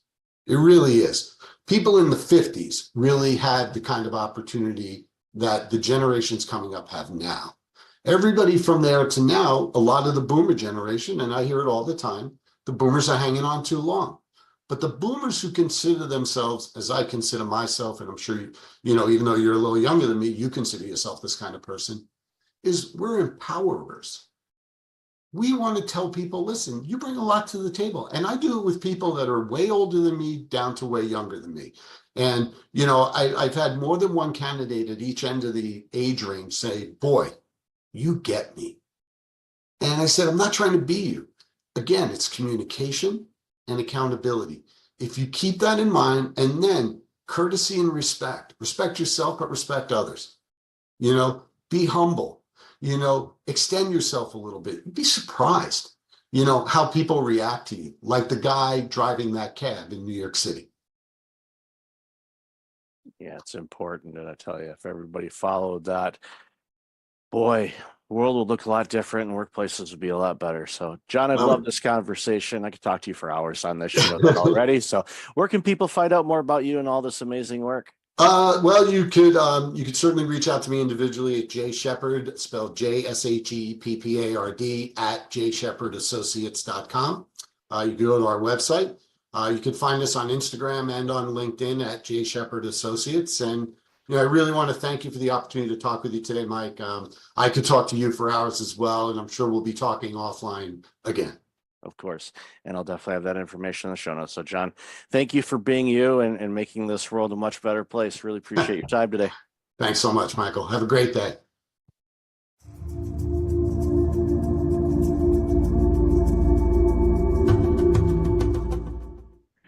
Welcome back. I've got Jim Fielding online. Jim, how are you today? I'm great. Thank you so much for having me. Looking forward to this conversation. You've done some absolutely amazing work so far, and you continue to do so. It's not like, okay, I'm done. Yeah. Why don't you share a little bit about you, and then we'll jump into the conversation. Yeah, I mean, I appreciate you saying that. I mean, I'm committed to lifelong learning and staying constantly curious. And so I don't ever want to be done. And after a great run in retail and media and entertainment with some of the world's largest brands like The Gap and Disney and DreamWorks and 20th Century Fox. I've completely pivoted in the last, particularly in the last 2 years. I wrote a book that came out in August of 2023, All Pride, No Ego, and that really gave me the platform to pursue this new life I'm in now. And so officially, as of really January 1st this year, but really last fall, I'm full-time writer, speaker, and now executive coach. I went back to school at Emory, the Goizueta Business School, and took 2 coaching fundamentals and advanced coaching. And now I have coaching clients and consulting clients, and I'm writing another book and doing speaking opportunities at conferences and corporations and nonprofit groups. So it's the first time in my life. I mean, I remember talking to my sister and my mom about this. Like, I basically have had a paycheck from someone else since I was 13. My parents believed that we needed to go to work and that my allowance was never going to keep up with my lifestyle. And literally last August 31st was the last time I got a quote paycheck from a corporation and benefits and all that. And so it's really the first time in my life, now that I'm 59, getting ready to turn 60, where I'm completely on my own and I'm really enjoying it and meeting fascinating people and doing interesting things. So you're bold to do it, and I commend you for doing it because there's something energetic and refreshing about it. It's like you're going out there and you don't necessarily have a safety net. You do, but you don't. It's like, okay, for me to generate revenue, so I have some currency units in my bank account, it's up to me. It was before too, but it's a little different now, where you're basically working multiple departments instead of just the sales and consulting side of things or whatever else. And I'm guessing, and you mentioned about going back to school and and the coaching and whatnot. My hunch, and correct me if I'm wrong, is when you're in the class and they're going over some things, did you have that aha moment going, wait, I've been doing this all along anyway, but now I'm getting the education component afterwards. So usually it's like usually you learn how to do it, then you do it. Well, in your career, you did it, and now you're I kind of learned on the job. I learned on the learning job. how to do it. Yeah. I give my professors and mentors in that program credit because, like, literally the first module when I started was part of it was the difference between coaching, consulting, therapy, and mentoring. And I realized that I'd been doing all of that. Like, I had gone to therapy. I wasn't a therapist, but I had mentored, I had consulted, and I had coached. But they were really good about putting the boundary walls in between what a good coach was versus a good consultant. And so for me, that honestly was the hardest learning, because as a consultant, you're paid to solve a problem. I mean, you're literally hired for a project or to solve an issue a company has, and 90 days, 6 months, whatever it is, and you have a deliverable. In coaching, it's much more client driven, and it's much more iterative, and it kind of takes a lot of different paths. And I had to learn not to be a problem solver, because in my first couple of practice coaching, and we practiced all the time in the class, I would be like offering solutions immediately because that's how I was programmed. And my coach would be like, no, right? Like my professor would be like, help your client get to the solutions, help your client transform, help your client unblock. And I love that. And it's actually made me, I think, frankly, a better partner and son and brother and uncle, because I'm not just running around solving. And listen, I was in the C-suite and I was a consultant. That's what I was paid for, to your point. I was paid to solve problems. I was paid to drive business. And so I was like making decisions on the fly and going. And in coaching, it's a much different process. It's a much different timeline. And I have a very diverse set of clients, which I love. And so each coaching assignment is very different. Each client is different in what they want to accomplish in the assignment. So, but yes, I would have said a year ago, I've been coaching forever, until I got the academic foundation and was like, oh, I need to learn some new things. And it was really important to me because, to your point, I could have just gone on LinkedIn and announced I was a coach and started booking people and put up my website. I wanted to do the academic underpinning first. Well, it speaks volumes to your character too, because most people say, "Yeah, I got this. I've been doing this. I worked at this consulting firm or whomever, forever. I know what I'm doing, and Right. and you would serve your clients well by doing that. But the analogy a lot of times, for me, when I think about consulting an organization or coaching, the big thing for me to help remind myself of the same situation is, okay, what did they hire me to do? Okay, they hired me to coach them. All right, well, that means I'm on the sidelines. I'm going over some plays. I'm like, okay, what do you think about this? Very collaborative. Get them, like you said, to come up with their solutions instead of, what do you think about this? And, being, a reformed people pleaser and a problem solver. They're great book by the late Dr. Harriet Breaker, Disease to Please. I highly recommend it. That is brilliant. I love the title. Yeah. I'm writing that down. I'm looking at you, but I'm writing that down. Yeah, it is. That book came out, I think, in the year 2000, so it's a quarter century old, but it's timeless and quite convicting if you are a people pleaser, because it calls you out really good.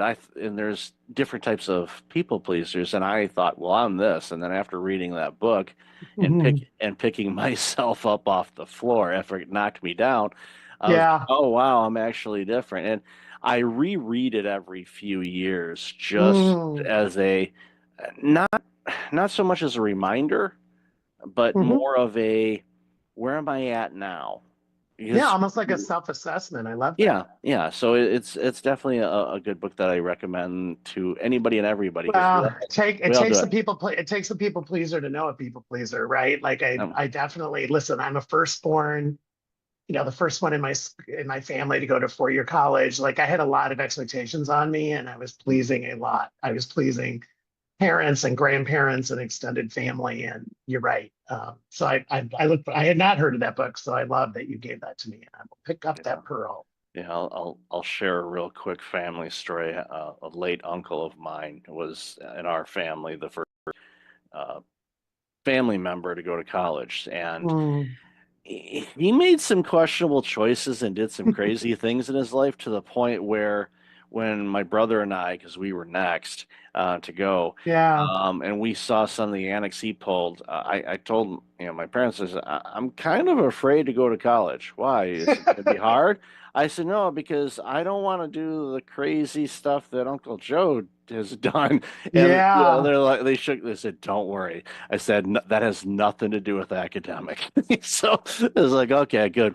Exactly. Doesn't mean I haven't done some crazy things, but hey, it happens. Yeah, right. No, for sure.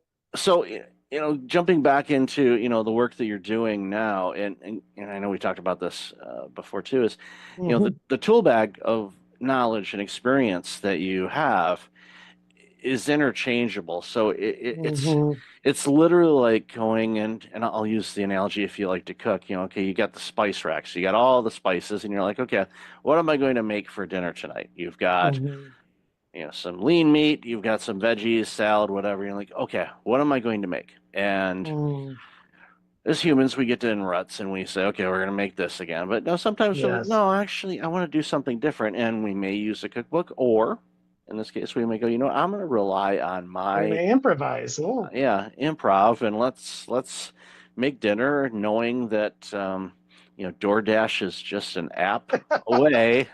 That's younger generations that didn't have, or older generations that didn't grow up with that. We remember. It's like, if dinner was screwed up, then guess what? Well, we either ate it cereal. Anyway, you might be having some cereal, or right? Some or cereal, or maybe there's that 2-year-old jam package in the bottom drawer.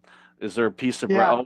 Some buttered toast. Some buttered toast. Yeah, exactly. We're like, literally. We're gonna get something, but we're literally thinking about going down the street. It's a great analogy. No, it's a great story. I mean, that is, I mean, there's a certain amount of, and that's part of what I like, what you and I are talking about. It's part of what I like about coaching is of course I prepare for my client meetings, and I review previous notes, and I write myself some notes that I, might want to ask, some certain questions I want to ask. I still have my list of go-to questions, but you are kind of improvising during the coaching because you really, to be a good coach, you have to be a very active listener and a very good question asker.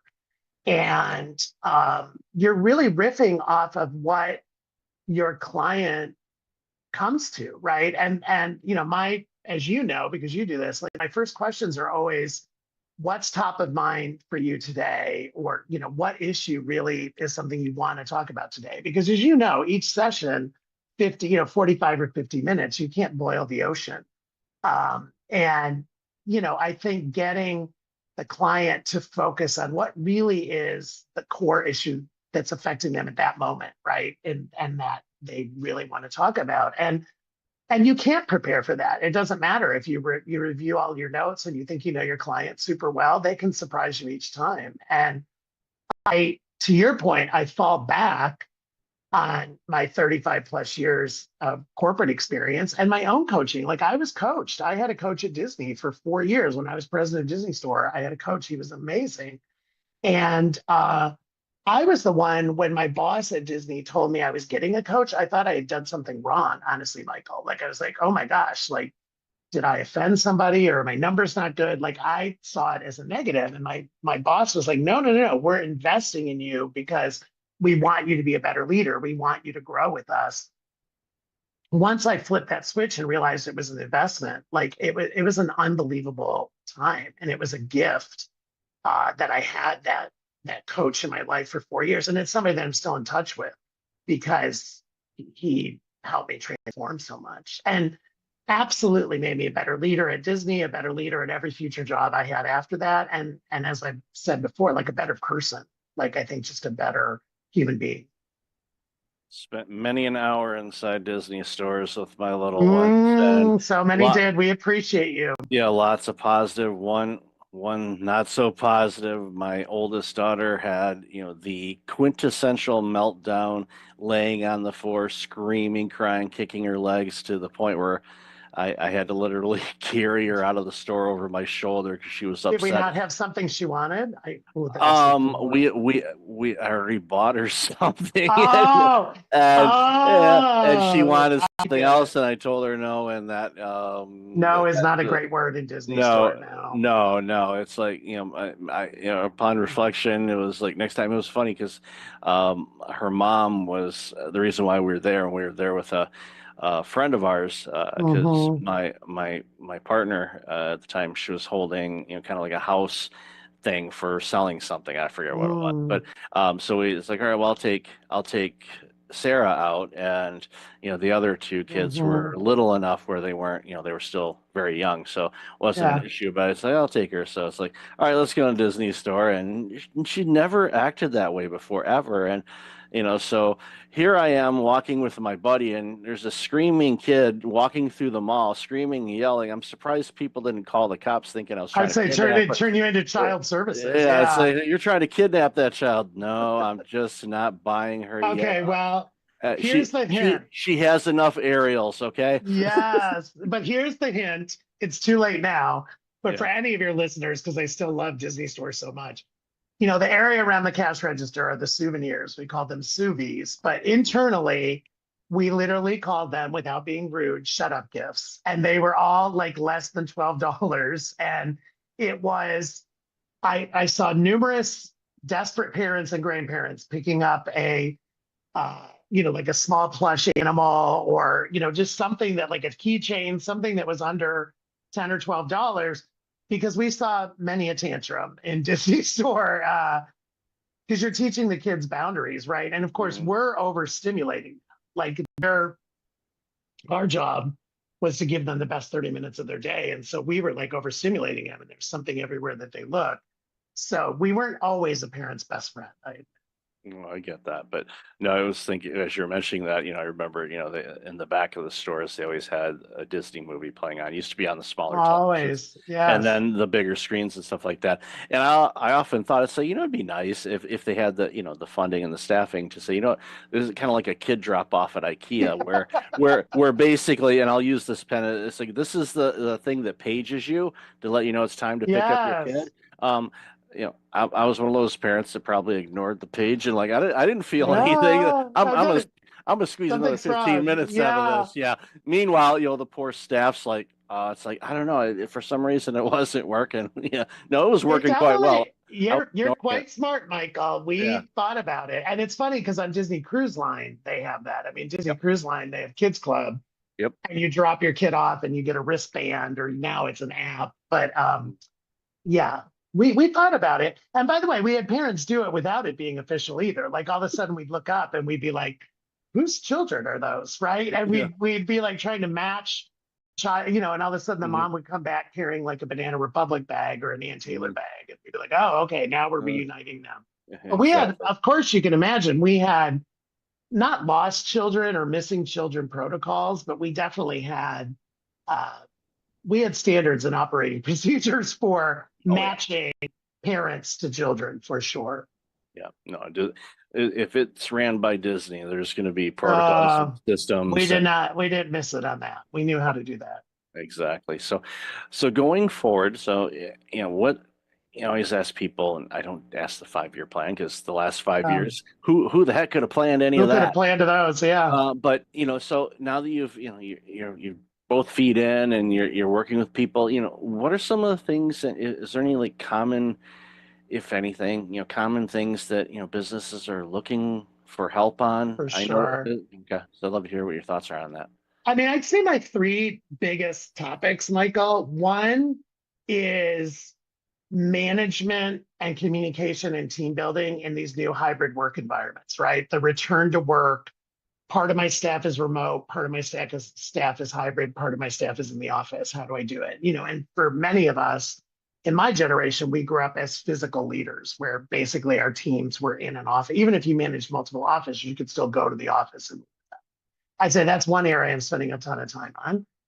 I think the other clients I'm attracting are people who are in a certain stage in their life. So I don't want to say a certain age, but more of a certain stage of what's next? How long am I going to keep doing this? Like, do I want to consult? Do I want to slow down? Do I want to maybe go teach? Like, these moments where, running companies, running a division, running a corporation is not easy and is very tiring. And they're they're not ready to quote retire, but I mean, there's almost like most people don't like that word. Most people don't like retirement. They like changing gears or something like that.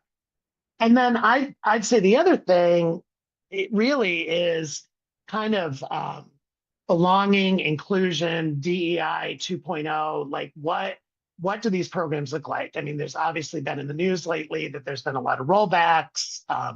President Trump announced that we're rolling it back at a federal level in the federal government. However, the reality is there's a business imperative to manage situationally and manage diversity because our teams.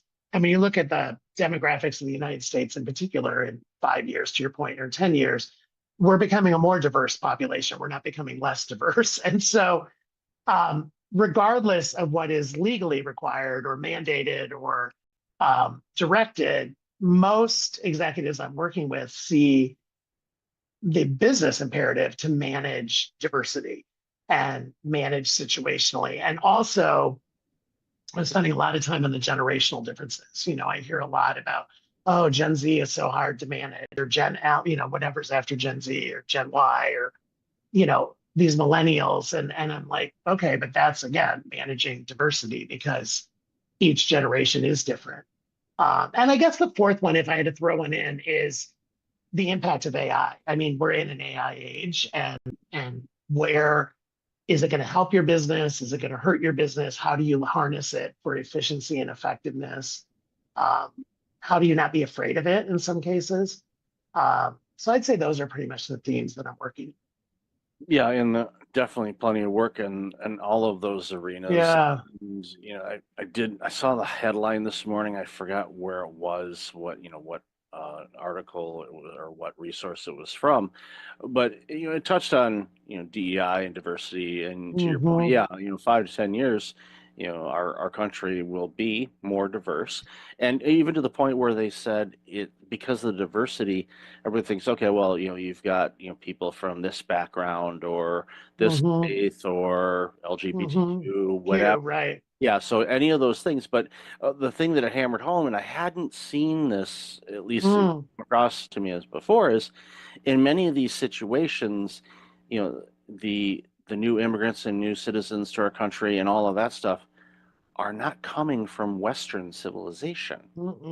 So what that does, and this is my perspective, and why I was such a big fan of the internet when it first showed up, and why I'm a fan of AI and everything else, is the world is becoming more global, which means we can look and experience different skill sets, learn new things, adapt things in a different way to see benefits that we wouldn't think of, because we've been spending all our time on Comfort Avenue doing the same things over and over again, expecting a different result. Remember the insanity? Right. Insanity. Yeah. So I am a huge advocate for new experiences, whether it's coming from eating at a different restaurant to working with different people. My last role for going full in on this one was running a multiple site healthcare clinic. We had 16 different nations represented in my clinic. Yes. The potluck lunch was off the charts. Yeah. I was gonna say, I used to love the this? holiday celebrations. Yeah, I love because it's like where everybody brought their version of cookies, right? And yeah, or it was different thing. I'm like, what's this? It's like you go in there and your senses are just going crazy. You're smelling all these combinations of foods, and you're like, crap. I said, I can eat maybe a plate, and there's like 10 plates worth of food here. It's I know. Yeah, we had to retool it because there was so much leftover food. Thankfully, there was a place, a charity just down the street, so they were able to take all the food, and they were fed amazingly, and it was like, so it worked out well. But all of these things opens things up, and for those companies that are looking at that going, I know 5 years down the road things may look a little different, it's perfect that they're doing that now instead of, for sure, I'm a big proactive person. I'd rather be proactive than reactive, because you can plan it. Disaster recovery and emergency stuff, that's when you really start using your tools, but I'd rather not. I'd rather use the tools in a planning way. So that's great to hear that. And I love that you know all that, Michael, because the data and facts are there, right? And so again, regardless of what is legally mandated, it's a business imperative that you do this. And when I was president of Disney Store, I had one direct report. I had 2 direct reports in Europe, 2 in North America, 1 in Japan, and then 3 who we call global. They were based with me in LA, but they had global responsibility. And so by nature, all of their perspectives were completely different. And I loved back to cooking, I loved the stew that was, because I've always been a 2 heads are better than 1. And I think retail and Disney retail, I didn't ever claim to have all the answers. And I wanted, well, what do you think, Japan? What do you think from a European perspective? And we would try, and we use the word global, that word. There were certain things about Disney Store that were global, that were like the standards and the expectations, but we also enabled local execution and local adaptation. So it made sense for the Japanese guest or the Italian guest or the German guest or the Mexican guest. And I loved that about our team, that we literally embraced the word local. And that was how I led. There were listen, every store was going to have Mickey Mouse. Every store was going to have the princesses. There were certain things that were non-negotiable. But, depending on the market, there was a lot of local execution.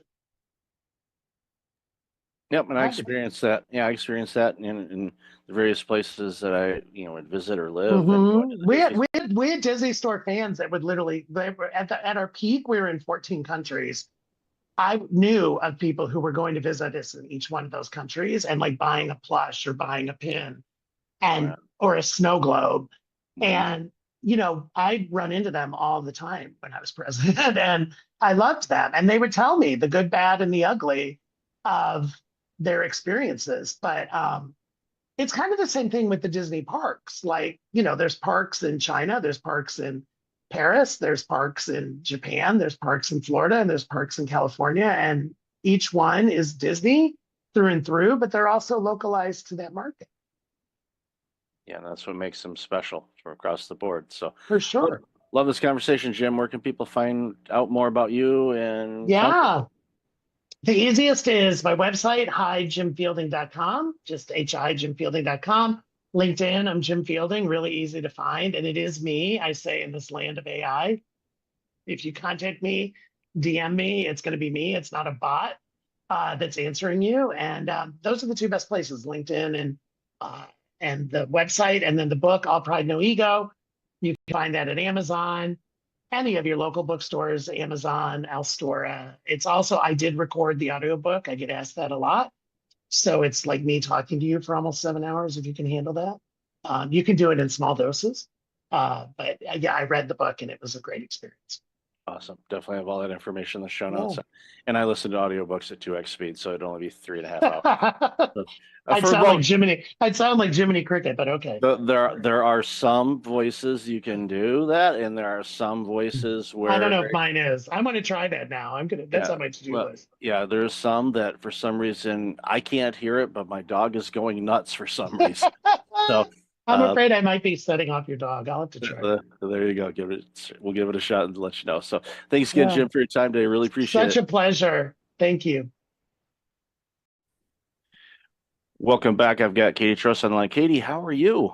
I'm doing great. Thanks for having me. I'm excited for this chat. Yeah, I've been looking forward to this one for a while now. So for those that aren't familiar with you, why don't you share a little bit about you and the work you're doing, and then we'll jump into the conversation. Happy to. I'm an advisor in the tech ecosystem. I mainly work with CEOs and their executive team, sometimes the board as well, and pretty much 360 around the CEO, everything from their leadership, internal, external brand, how they show up in the ecosystem, what's their brand, but then also just the whole internal operations and implementing operating systems and scaling organizations. Mainly, as I said, tech, so usually around 100 to about 500 employees. And as they scale their engineering teams and their sales teams, usually they have quite similar challenges, and I work with them on that and do the whole strategic planning and internal structure. Because I'm German after all, so I like structure. But then also scaling culture and working on the executive team dynamics and the team building. So really everything the CEO touches. And yeah, I advise about 10 to 12 at a time and having a good time doing it. I enjoy it a lot. Well, it's amazing. And, the work that you do, and especially the deep understanding that you have about every angle of an organization is so critically important, because nothing against our fellow advisors that are out there, but sometimes they can be a bit narrow focused when it comes to the work they do, their own understanding. But going back to your comment about systems and being German, I have a little bit of German heritage on my dad's side, and I blame/thank that, because I am very structured. I have to have order, otherwise chaos drives me absolutely bonkers. And when I go into an organization to look around, I'm just trained to see, oh, that's a mess. Oh, that's a mess. And I just want to go clean it up. And sometimes they're not ready for that. And when it comes to IT, and it's getting, and I'm going to change, obviously correct me if I'm wrong here, but in the early days of IT, going into organizations and things like that, it was definitely a bolt-on type of approach, and it was never really part of the DNA of an organization. It was like, okay, we're adding this on type of thing, like you would add on an expansion to a building or something like that. But now it should be, but I'm guessing it may not be as much as it should be, a crucial integration with how everything flows. And I think, again, going back to what I said a moment ago, I think that's where your skill set really shines, because you can help people connect the dots and have it part and just kind of flow through the organization instead of being this add-on or outside source or resource or Yeah. whatnot.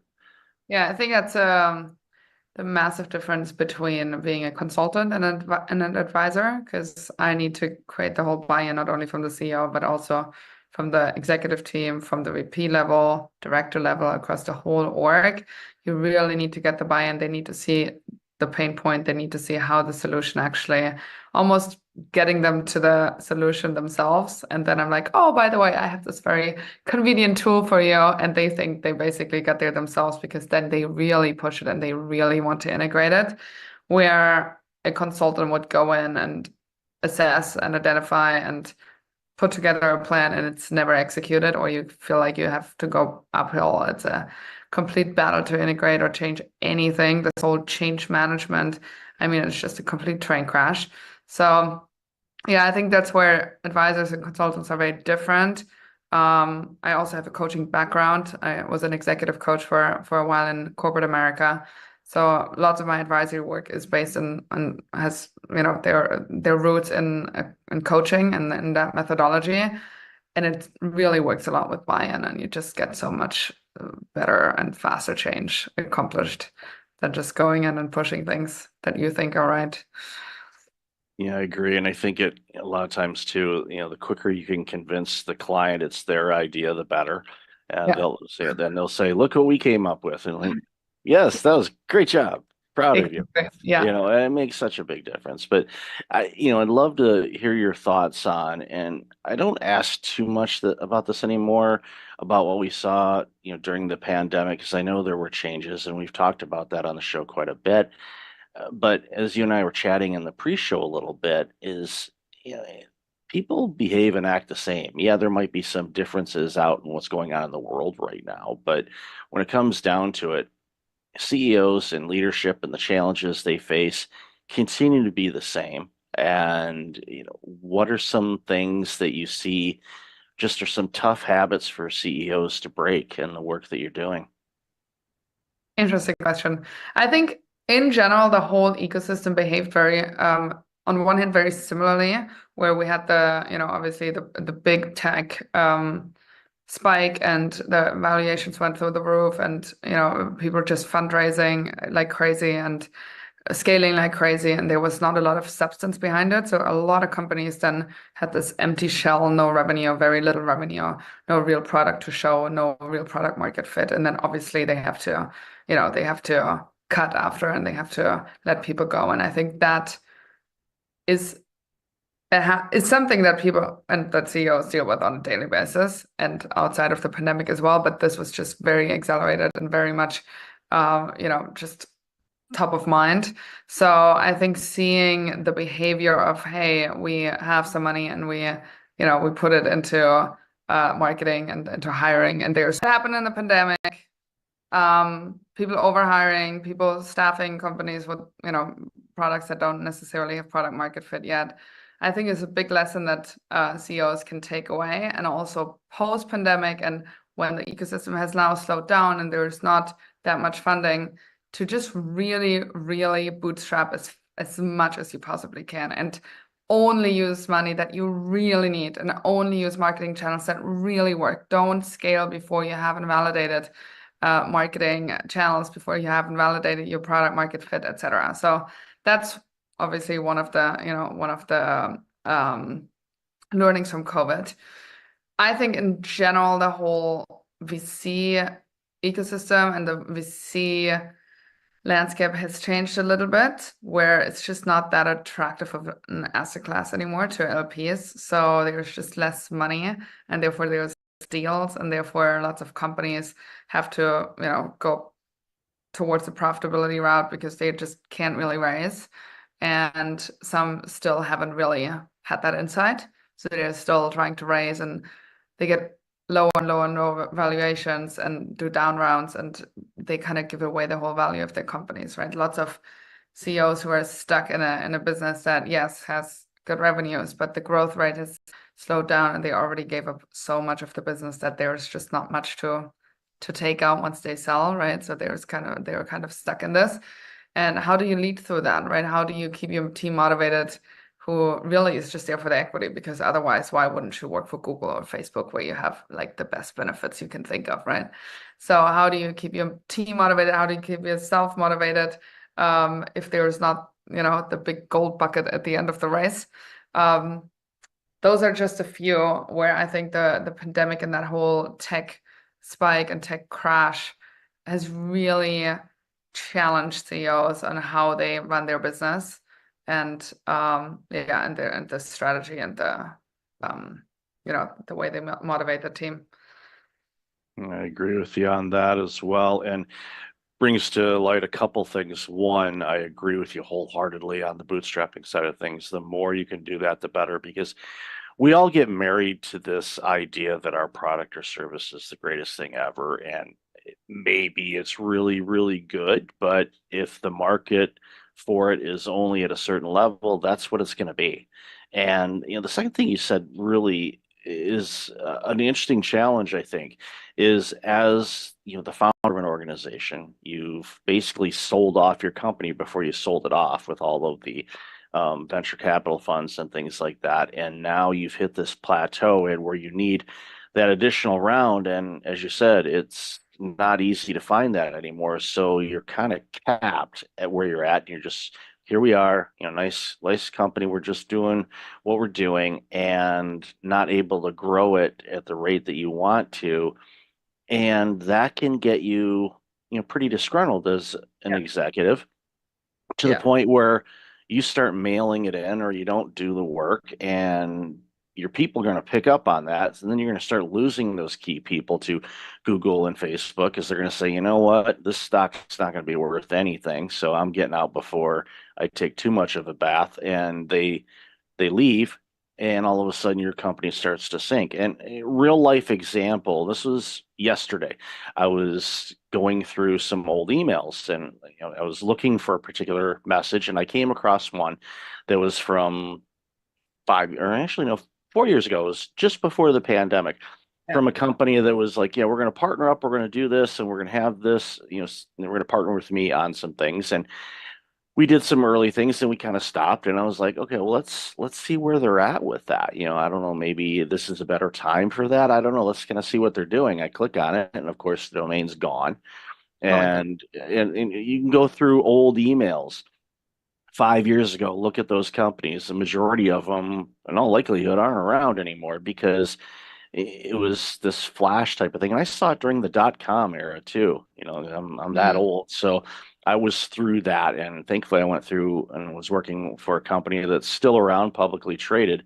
But most of the companies in that space did not survive. But when they were getting all the VC money and growing like mad, that the parties were off the hook, and it was like the booze was flowing and everybody was having a great time, and they actually had a product that they were selling. It wasn't smoke and mirrors like unfortunately so many organizations today are trying to push out. So with AI as well, that's going to be a really interesting dynamic, because I'm sure you're seeing it too. We're getting inundated every day with all of these new companies that have had this great product that's created that's going to do this and this and this. And, I see it and it's like, okay, going back to our history repeats itself commentary earlier, I know the majority of these companies are not going to be here in a couple of years. They're just not. That's just the nature of it. So as an executive, when you're looking at ideas and different tools and things, especially in the tech space, to figure out, okay, is there anything out there that can improve efficiency, return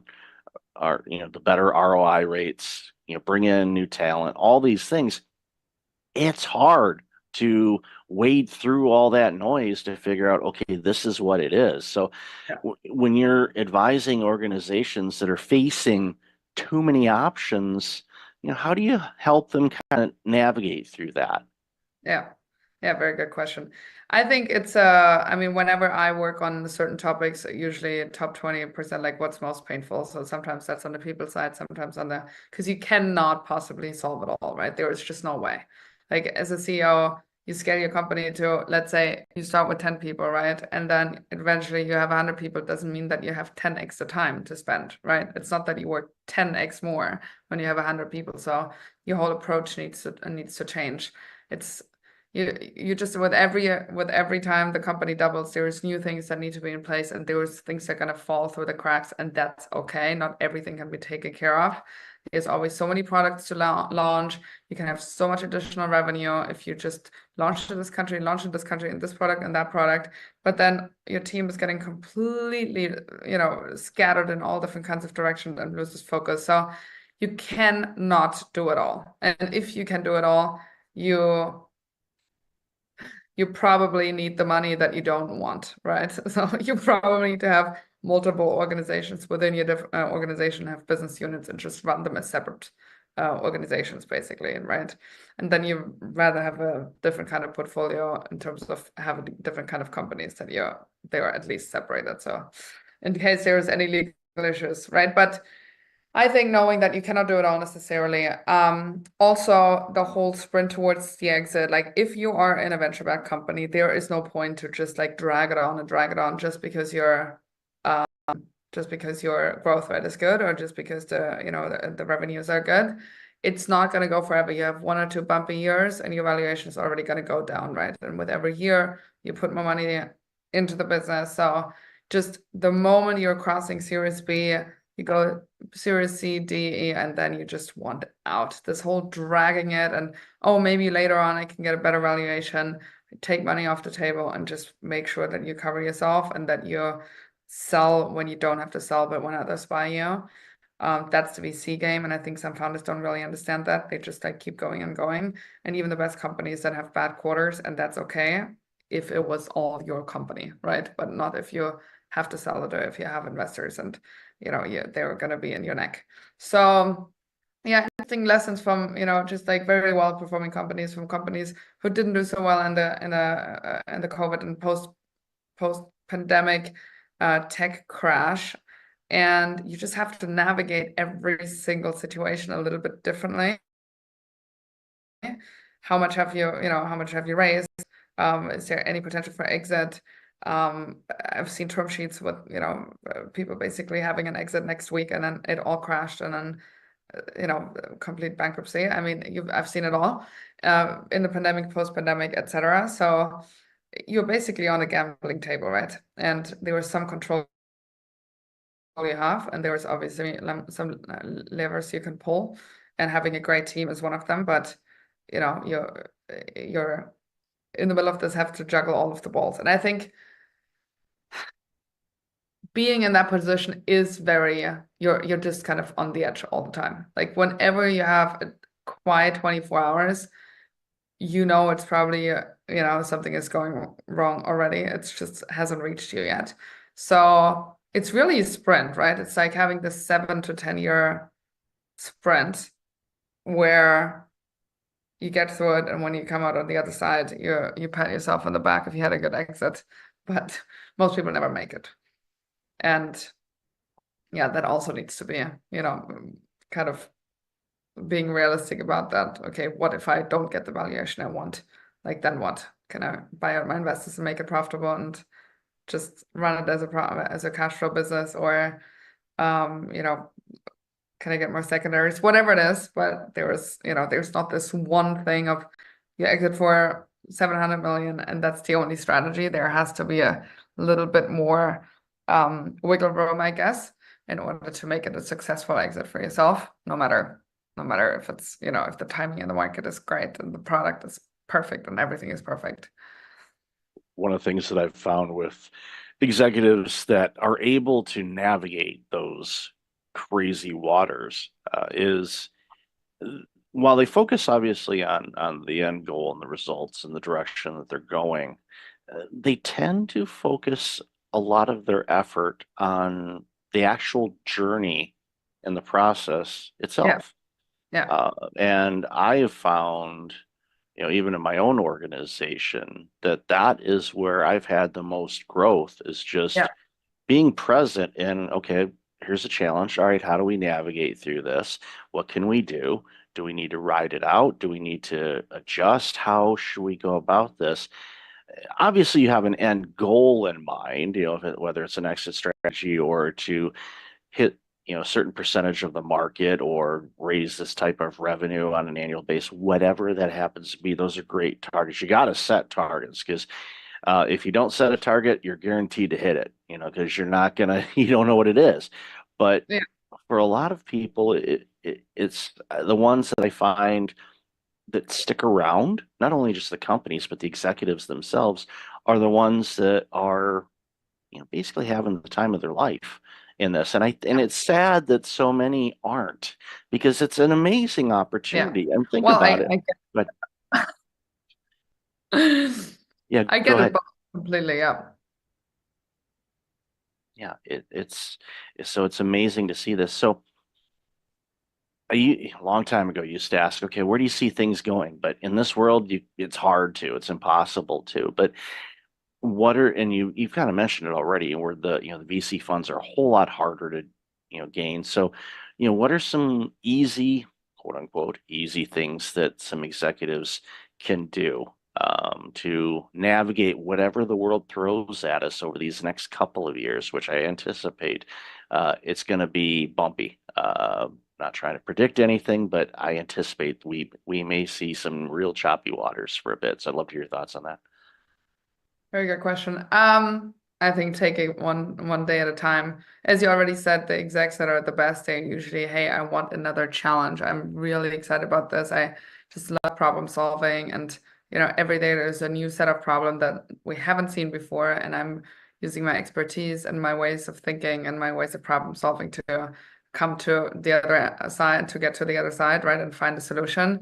And if you approach it that way, then every day is a new challenge, and every day you find new solutions to that. And it's exciting, right? That's something that's engaging, where you feel like you can motivate the team as well. If it's a drag, obviously, and you feel like, oh my God, another problem, not the right way to look at this, and not the right way to approach your job as an exec. I think for CEOs especially, you're really on the hot seat. And what I find pretty interesting, and again, I'm not giving advice here at all on how to necessarily approach this, but if we are politically or economically, you have to lay off people, you have certain, political views, etc.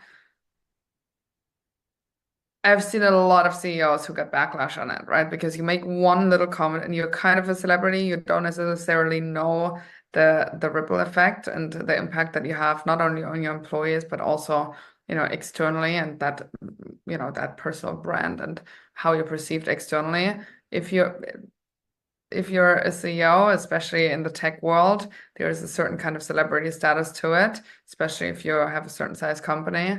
So I mean, laying low, I would say, is probably the best advice, to not be hyper, obviously Elon Musk is a little bit different here, but to not be a hyper, opinionated on certain things. And when you have layoffs, just in a very human way. I remember Airbnb did it very well when they laid off people, and they had an amazing strategy around that. And so nobody walked away with resentment, and they could totally understand why, and they obviously saw reasons, and etc. But yeah, I think a human way to leadership, a very human approach to leadership, and internal and externally building your brand around that, and trying to have people understand your decision-making process and why you came to certain conclusions and why you have certain strategy and why you change certain things in that strategy, and being relatively transparent, not too transparent, but relatively transparent with that. You usually, again, coming back to the buy-in, you get people's buy-in, and they usually understand why things have to happen the way they need to happen. And I would say, I mean, the biggest nightmare is always for your CEO to let go of people, right? It's always I have to do a RIF, and I have to let go of 40% of people, and what's going to happen, and how, and that's the biggest pain. And I think once you do that once, and once you have the skill set to do that, and you have the experience to do that, many people say, well, it wasn't so bad, and actually it was almost good for the people who had to leave, because that was not the right thing for them, right? And they found something that's better. than what they had. So yeah, it's not a straightforward answer. But you just navigate your way through the waters, and every day is a new day, and you see the challenges and opportunity. I think it's a lot about the outlook and the mindset you have when you're sailing through that world. And get yourself the right support, have a good board, have good advisors, and make sure that your executive team is sound, and that you have a good pair of execs around you that can make a big difference. Otherwise, you kind of carry it all on your two shoulders. Yeah, and that's when you start seeing executives burning out, is if they got to carry all the weight and they don't have the strong board or the strong team. And those points you mentioned, there's so much to carve up there, but I want to highlight just one. I think that the transparency one is definitely a good one, and it can take years and years and years to build up a reputation, and literally a couple seconds to destroy it.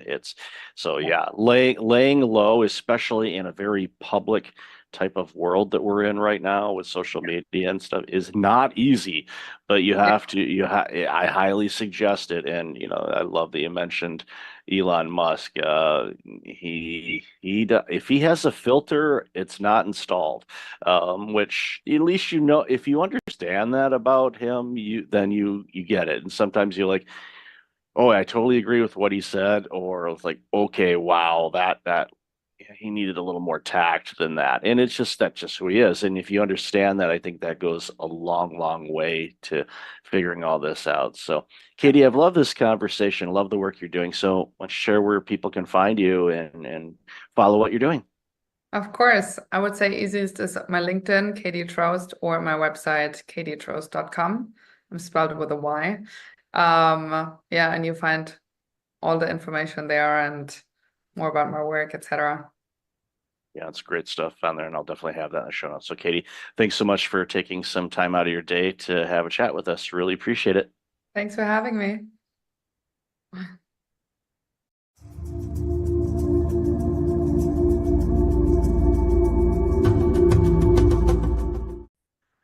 Welcome back. I've got Matt Seefeld on the line. Matt, how are you? I'm doing great, Michael. Thanks for having me on today. Oh, thanks for being on the show. Really looking forward to this conversation. And even in the pre-show, we talked about all kinds of different things, and it's going to be a really good chat for the audience. So why don't you share a little bit about you, and then we're going to jump into this important conversation. Absolutely. Yeah. So Matt Seefeld, live in Del Mar, California, which is just about 20 minutes north of San Diego on the coast. I grew up in the Bay Area, identical twin. So spent most of my childhood and even into adulthood competing with somebody, which I'm sure some of those topics will come up on our show. Basically, sports was a big part of my life. Played sports all through college, and continue to coach, as part of giving back and being of service to others, and help motivating this next generation of athletes to create I call it the callous minds, to be able to take on this world, right? Not let the world take on them. So, a lot of things there. In my career, I've been in healthcare my entire career. After undergrad, went right into working for a couple of the big four consulting firms, PwC, Deloitte, trying to fix health systems problems financially. Fast forward 24 years, I'm still trying to fix health systems and provider group problem.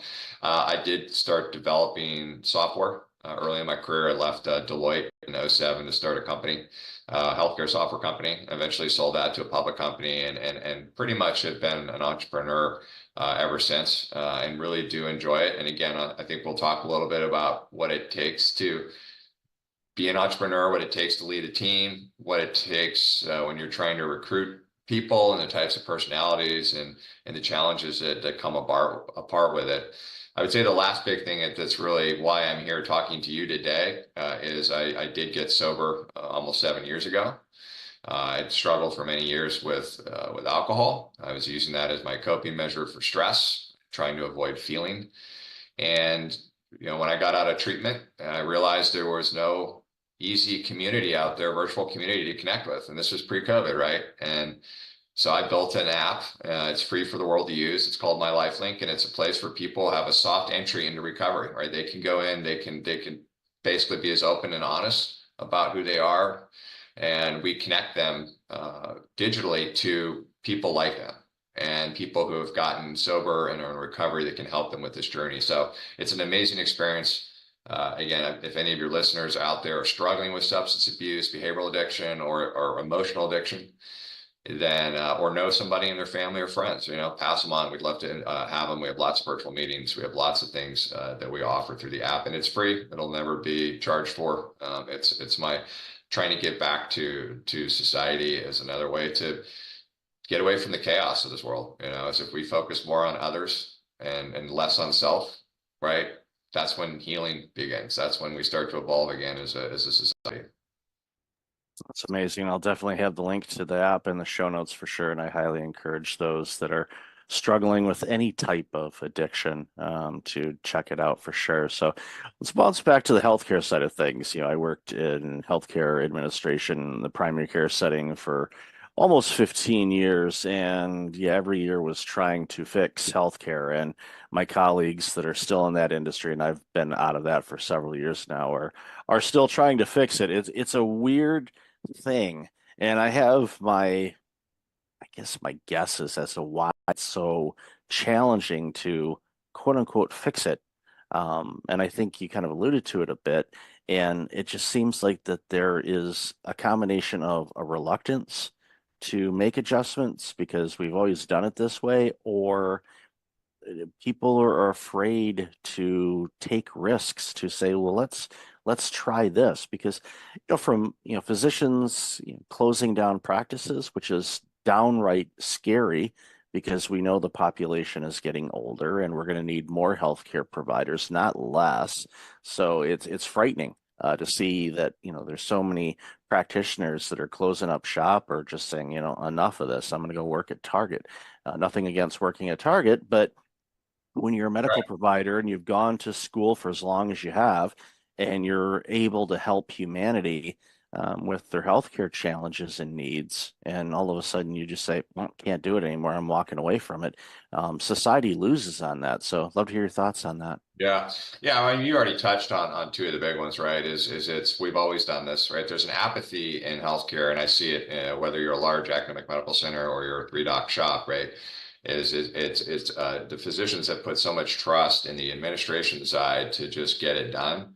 And that worked well. That worked well years ago when reimbursements were decent, cost of delivering care was less. But today, right, what has inflation done to supply and labor costs to deliver the service? It's skyrocketed. And I don't know of anyone who's getting more money from insurance companies, right? So you have pressure on margin now without you doing anything wrong. It's simple, right? I was actually got a knee surgery in November of last year, and I'm sitting on the OR table. The anesthesiologist is about to do his thing. And I said, hold on a second. And I said, hey, do you know to the doctor, my orthopedic surgeon, do you know what the allowable is for my meniscus surgery you're about to do? Do you know what you're going to get from Blue Cross? And he's like, I don't know. I said, $1,400. So that's pretty good for a 20-minute procedure, right? And I said, who's after me? What type of patient? He goes, Medicare. I said, what are you going to get from that? It's like, I don't know. I said, probably $800. And then I went one step further and I said, do you know how many people and touches on the administration side it's going to take for you to get paid for my claim? And he's like, no. I said, do you think you should know that as a business owner? It's like, yes. So there's your problem. So the problem that I see now, and I've been pitching this for 20 years, right? And it's always been a kind of a nice to have concept, but now it's a required to have, is the fact that unlike Henry Ford figured this out in the early 1900s, and healthcare still hasn't gotten there, right? It's this principle of people, right? And it's how do you get a workforce in place that will move heaven and earth to do the right things for the jobs that they're in, right? Revenue cycle is a nasty business, right? High turnover, low wages, not a lot of motivation going on there. So when you start to think about touches to get outcomes, I mean, we looked at like our company, we have a services business as one part of our company. And I looked at all of the outstanding account receivable. Those are claims that are just sitting out there waiting to get paid. We had already touched those 27,000 times at $5.27 a touch. Is that a problem? Of course it's a problem. So I really think the only way for healthcare to get back on track, and this is still probably not good enough. I think healthcare is going to have a massive change over the next 5 to 10 years, probably some more government intervention there. We've got to reduce touches and humans to get payment for services that are already much more expensive to deliver, right? It's as simple as that, right? It's getting people in the right organization, and it's measuring them and holding them accountable. So if you think of like, I call it recognize, reward, and retain, right? How do you recognize people for the great work they do? How do you reward them? And there's lots of ways to create reward systems. And then how do you retain them, right? Ritz-Carlton, Walt Disney figured this out decades ago. They call it the internal service quality, right? I love my job. I know where I fit in the organization. I want to be here. I want to brag to everybody, including my family, about what work I do, right? So I'm not going to leave you and I'm going to perform, right? Healthcare, what the heck? Like, go into a business office and hey, everybody's motivated or nobody's raising their hands, right? So you have to get back to it. And the only way you can do that, though, is to be able to give them non-emotional, objective data on how they're doing. Because you're going to see two things. You're going to see the people that rise up and are like, finally, Michael sees what I do. And then you're going to see the people that select out. They're like, I don't want to be held accountable. I'm going to go work at another organization. Or I'm going to go work down at the Target or Starbucks or whatever, right? It's that piece. To me, revenue cycle management is you touched on this. Like, I live in a community where if you have Medi-Cal, you will not be getting seen by any surgical specialist in our area. If you have Medicare, good luck. If you have good commercial managed care and you have a net worth that allows you to pay cash for lots of it, I'll see you. So not only these communities are, you're not losing physician groups, but the communities, they're only now taking select patients. So so all of this is hurting our society. We're all being impacted because we can't get our arms around the fact that there's too many people and too many touches to get paid. And we can't hold these payers more accountable. Those payers make billions in profit, right? The supply companies make billions in profit. The drug companies make billions in profit, yet the providers are going out of business. Wait a minute. Where's that economic principle? So I've done this for so many years. And so like the software we develop really sits on top of these billing platforms that measures every unit of work and provides that feedback to administration to say, hey, this is where all these humans are getting involved. Let's look at why. Let's look at the people and the process, and let's look and say, can we change things? AI is great. AI is going to help transform this industry in a lot of ways, but you've got to know where people are involved first before you can start making big investments and hope that some sort of an AI technology or machine learning technology is going to fix a problem. So that was a long answer, Michael, but it's important, right? How do you motivate people? One last thing I'll say on this, and this goes to really anyone listening that's either running a company or in a company, is make sure people understand why they do. When people ask me, like, what does Medivault do? I say, I'm not going to tell you what I do, but I'm going to tell you why I do what I do. Why is because this society needs access to great healthcare services. And if we can't drive margin for these practices, and they go out of business, or they're forced to sell to a hospital, or they're forced to sell to private equity, it hurts the community. So why I do what I do with my software is to give some of that dollar wallet share back to our provider groups. Same thing in organization. We have about 170 people, and I did a company meeting last Tuesday. And as I'm talking to these folks, I said, ask yourself, do you really know what your role is and why you're in the role and what your role is doing for our overall mission? And do you want to be in that? See, a lot of times people are upset in the workplace, not because they're an unmotivated individual, because they were never asked those questions. Like, they just got hired. Like, oh, I'm going to hire you, and you're a biller, or you're a charge entry, you're a coder, you're going to be in call center. But do you want to do that? Right? Do you understand every time you answer a call, you have an opportunity to create a great experience for a patient? Right. So we need to be better at leaders to make sure that everyone that works in an organization understands where they fit, why they fit there. And then we got to ask them, is this something that you want to do? Or are there other things that you'd like to do in the organization where you would be more empowered to do these? Yeah, it's important to figure out, and for individuals as well, because And there's this theme of blaming the companies for everything, but as employees, we have to take ownership in our own experiences and what we want and get clear as to what we want. And if it's okay if you don't know, but one of the things that I'm thankful that I did at an early age, wherever I worked, was to get as much of an understanding of how the entire operation worked. One, for opportunities, in case I want to get promoted or work in a different division or department or whatnot, but also to what you said, figure out myself, okay, what's my piece of this puzzle? If I don't do my job, what happens? And it was a work ethic that I had, thank my parents and grandparents and great grandparents for that, type of belief in, when you go to work, it doesn't have to be torture. You can have fun with it, but just have an understanding of what your role does for the greater good. And if you see opportunities to make things better, offer them up, or if you have the autonomy to do so, implement it. And all of a sudden, you're making the jobs easier for your colleagues, making a better experience for your customers, and it goes a long way. So don't just depend on the employer to do it, but go to the employer too. This is a two-way street, and you want to make sure that you bring out your best as an individual, because I've said this for years. It's harder to not work than it is to work. And a lot of people are like, what do you mean by that? It's like, if you're not motivated, you're not driven, you're just, punching in and just taking up 8 hours and going out. Those are the longest 8 hours of your life. If you're going in and you can gamify what you do, you can have a song bouncing in your head, whatever you need to kind of get you bouncing a little bit and a little bit more motivated and disciplined. You got to be disciplined too.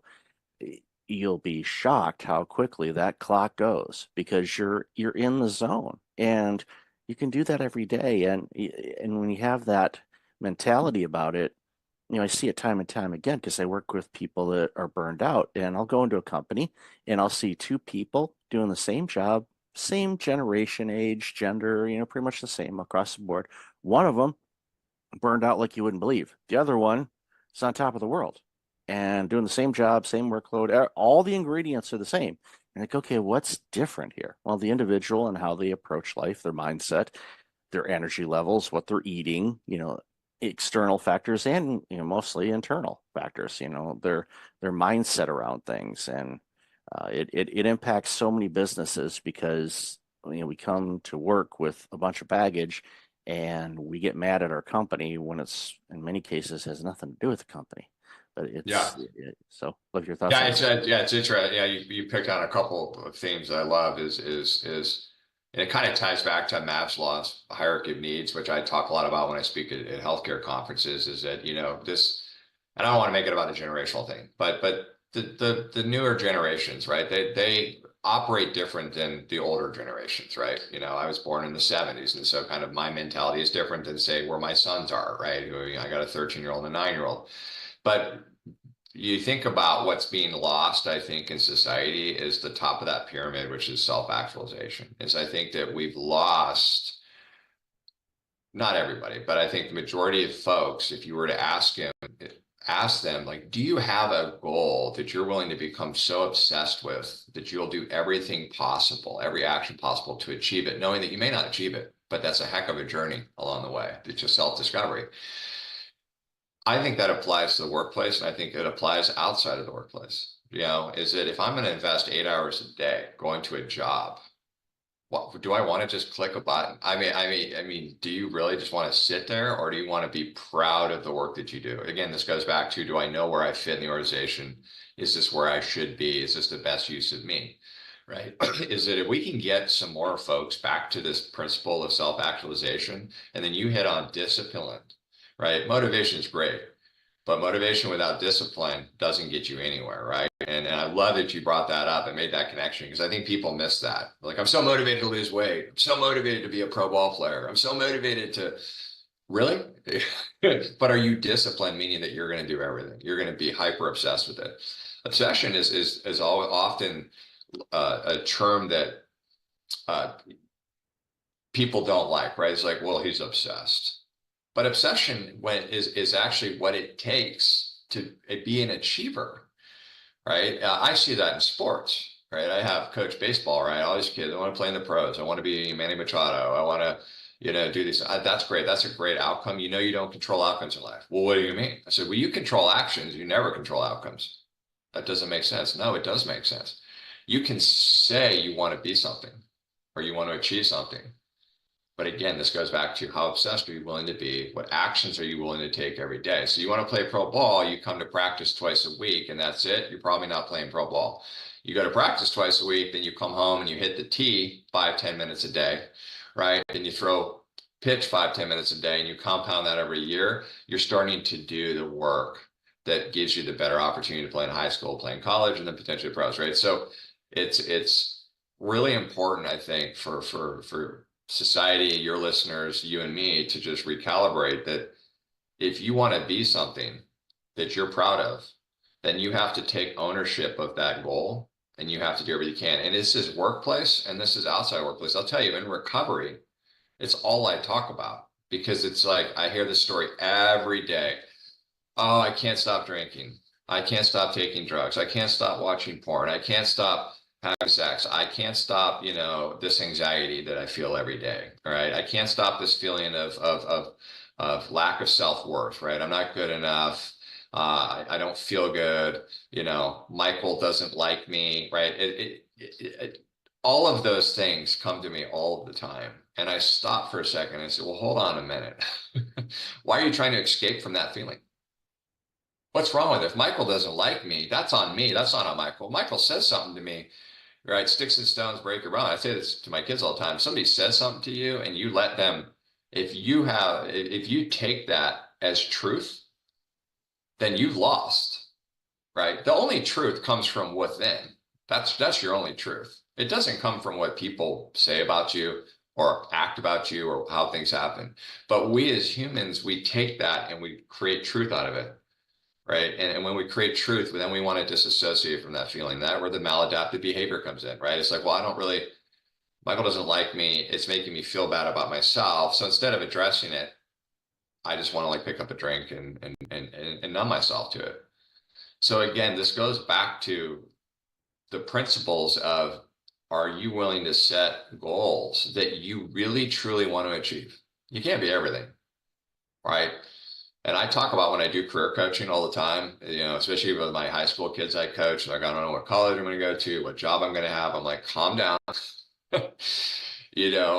It's easier to figure out what you don't want to do first.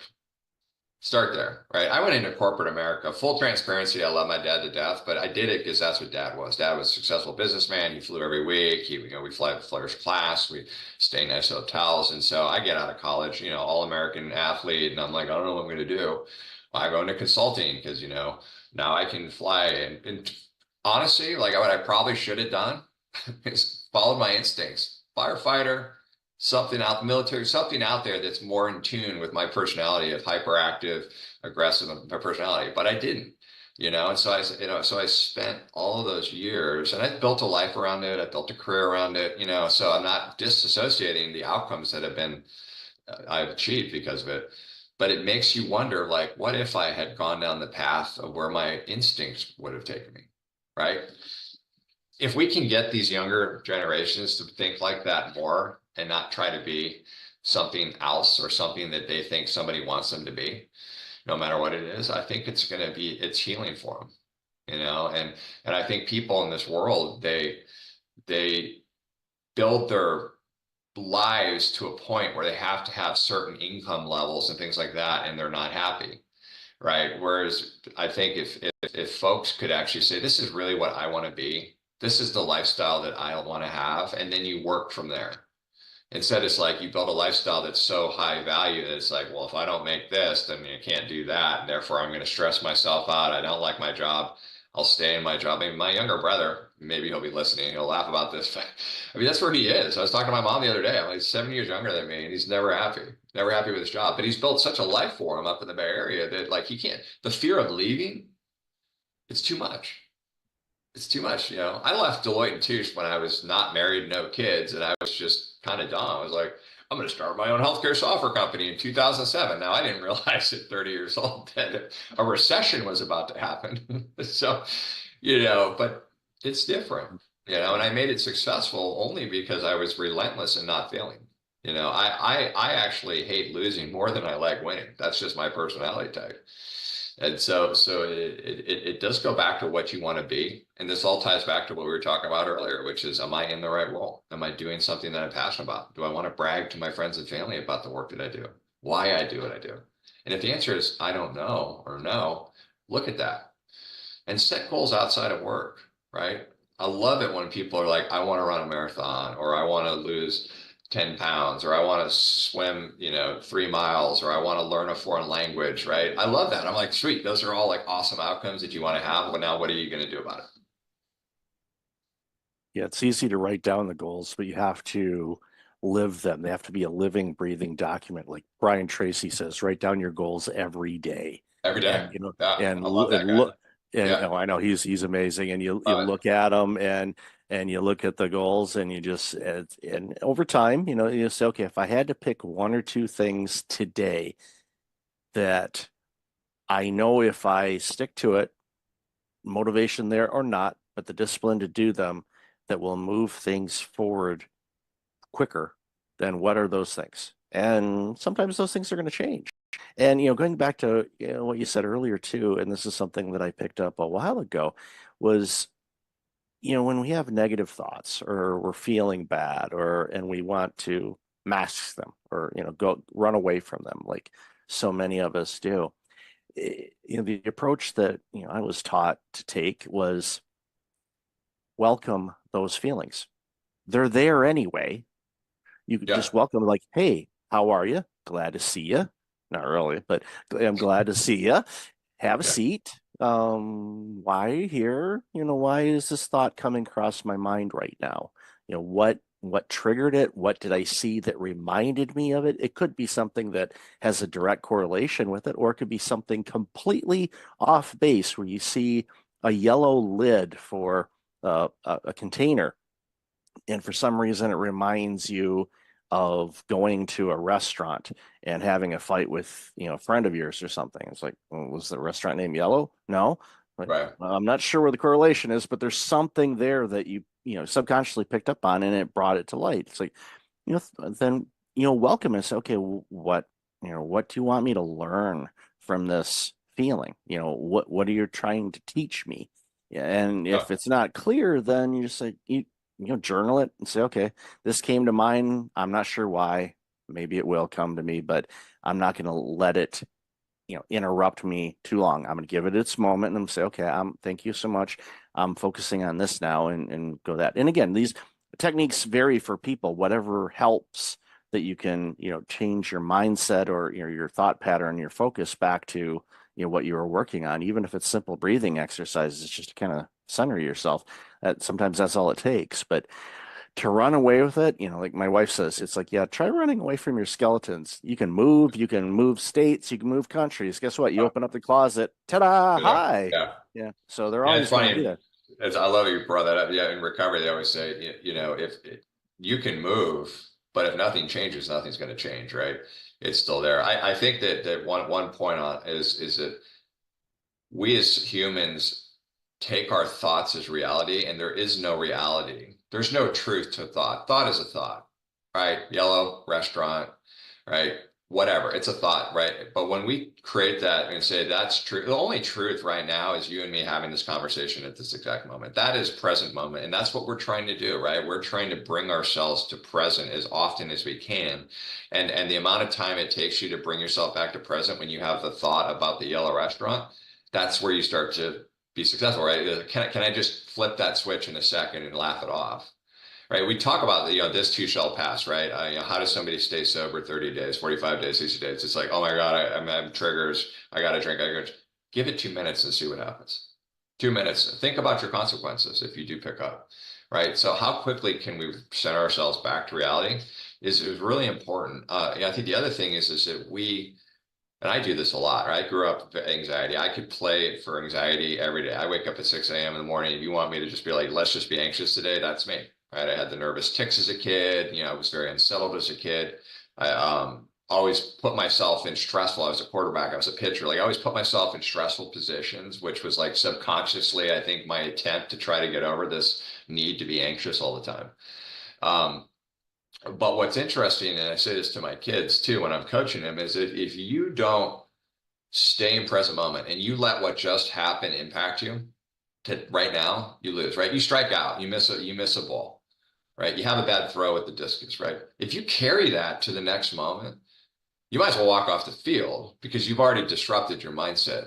The same thing is don't create a future that hasn't happened yet. I do this all the time. I'm like, I can play for like what's about to happen. I'm like, well, I might lose a game tonight. Kid might not do as well as I want him to be, right? Those are futures that haven't even happened yet. If it impacts any minute of my day today, I'm just taken away from this moment of being present with you. So it's the whole thought addiction. We do it. My twin brother is it's ironic. He's a physician. He's an ER physician in recovery with me. We're about the same time frame, and he works with me on my LifeLink, the sober app, but he's actually taken the next step further, and he's created curriculum around thought addiction and emotional sobriety, which has been amazing to really see how he's evolved now in terms of these topics. But it's just amazing to me, the farther I get away from drinking and the more people that I meet who are struggling. The answer is so simple, yet it's so hard to get to that level of disparity that you're willing to do something about it, right? I think Eminem has a song where he's talking to his daughter. He said, you know, I got sober for me, but I actually got sober for you. And there's truth to that, right?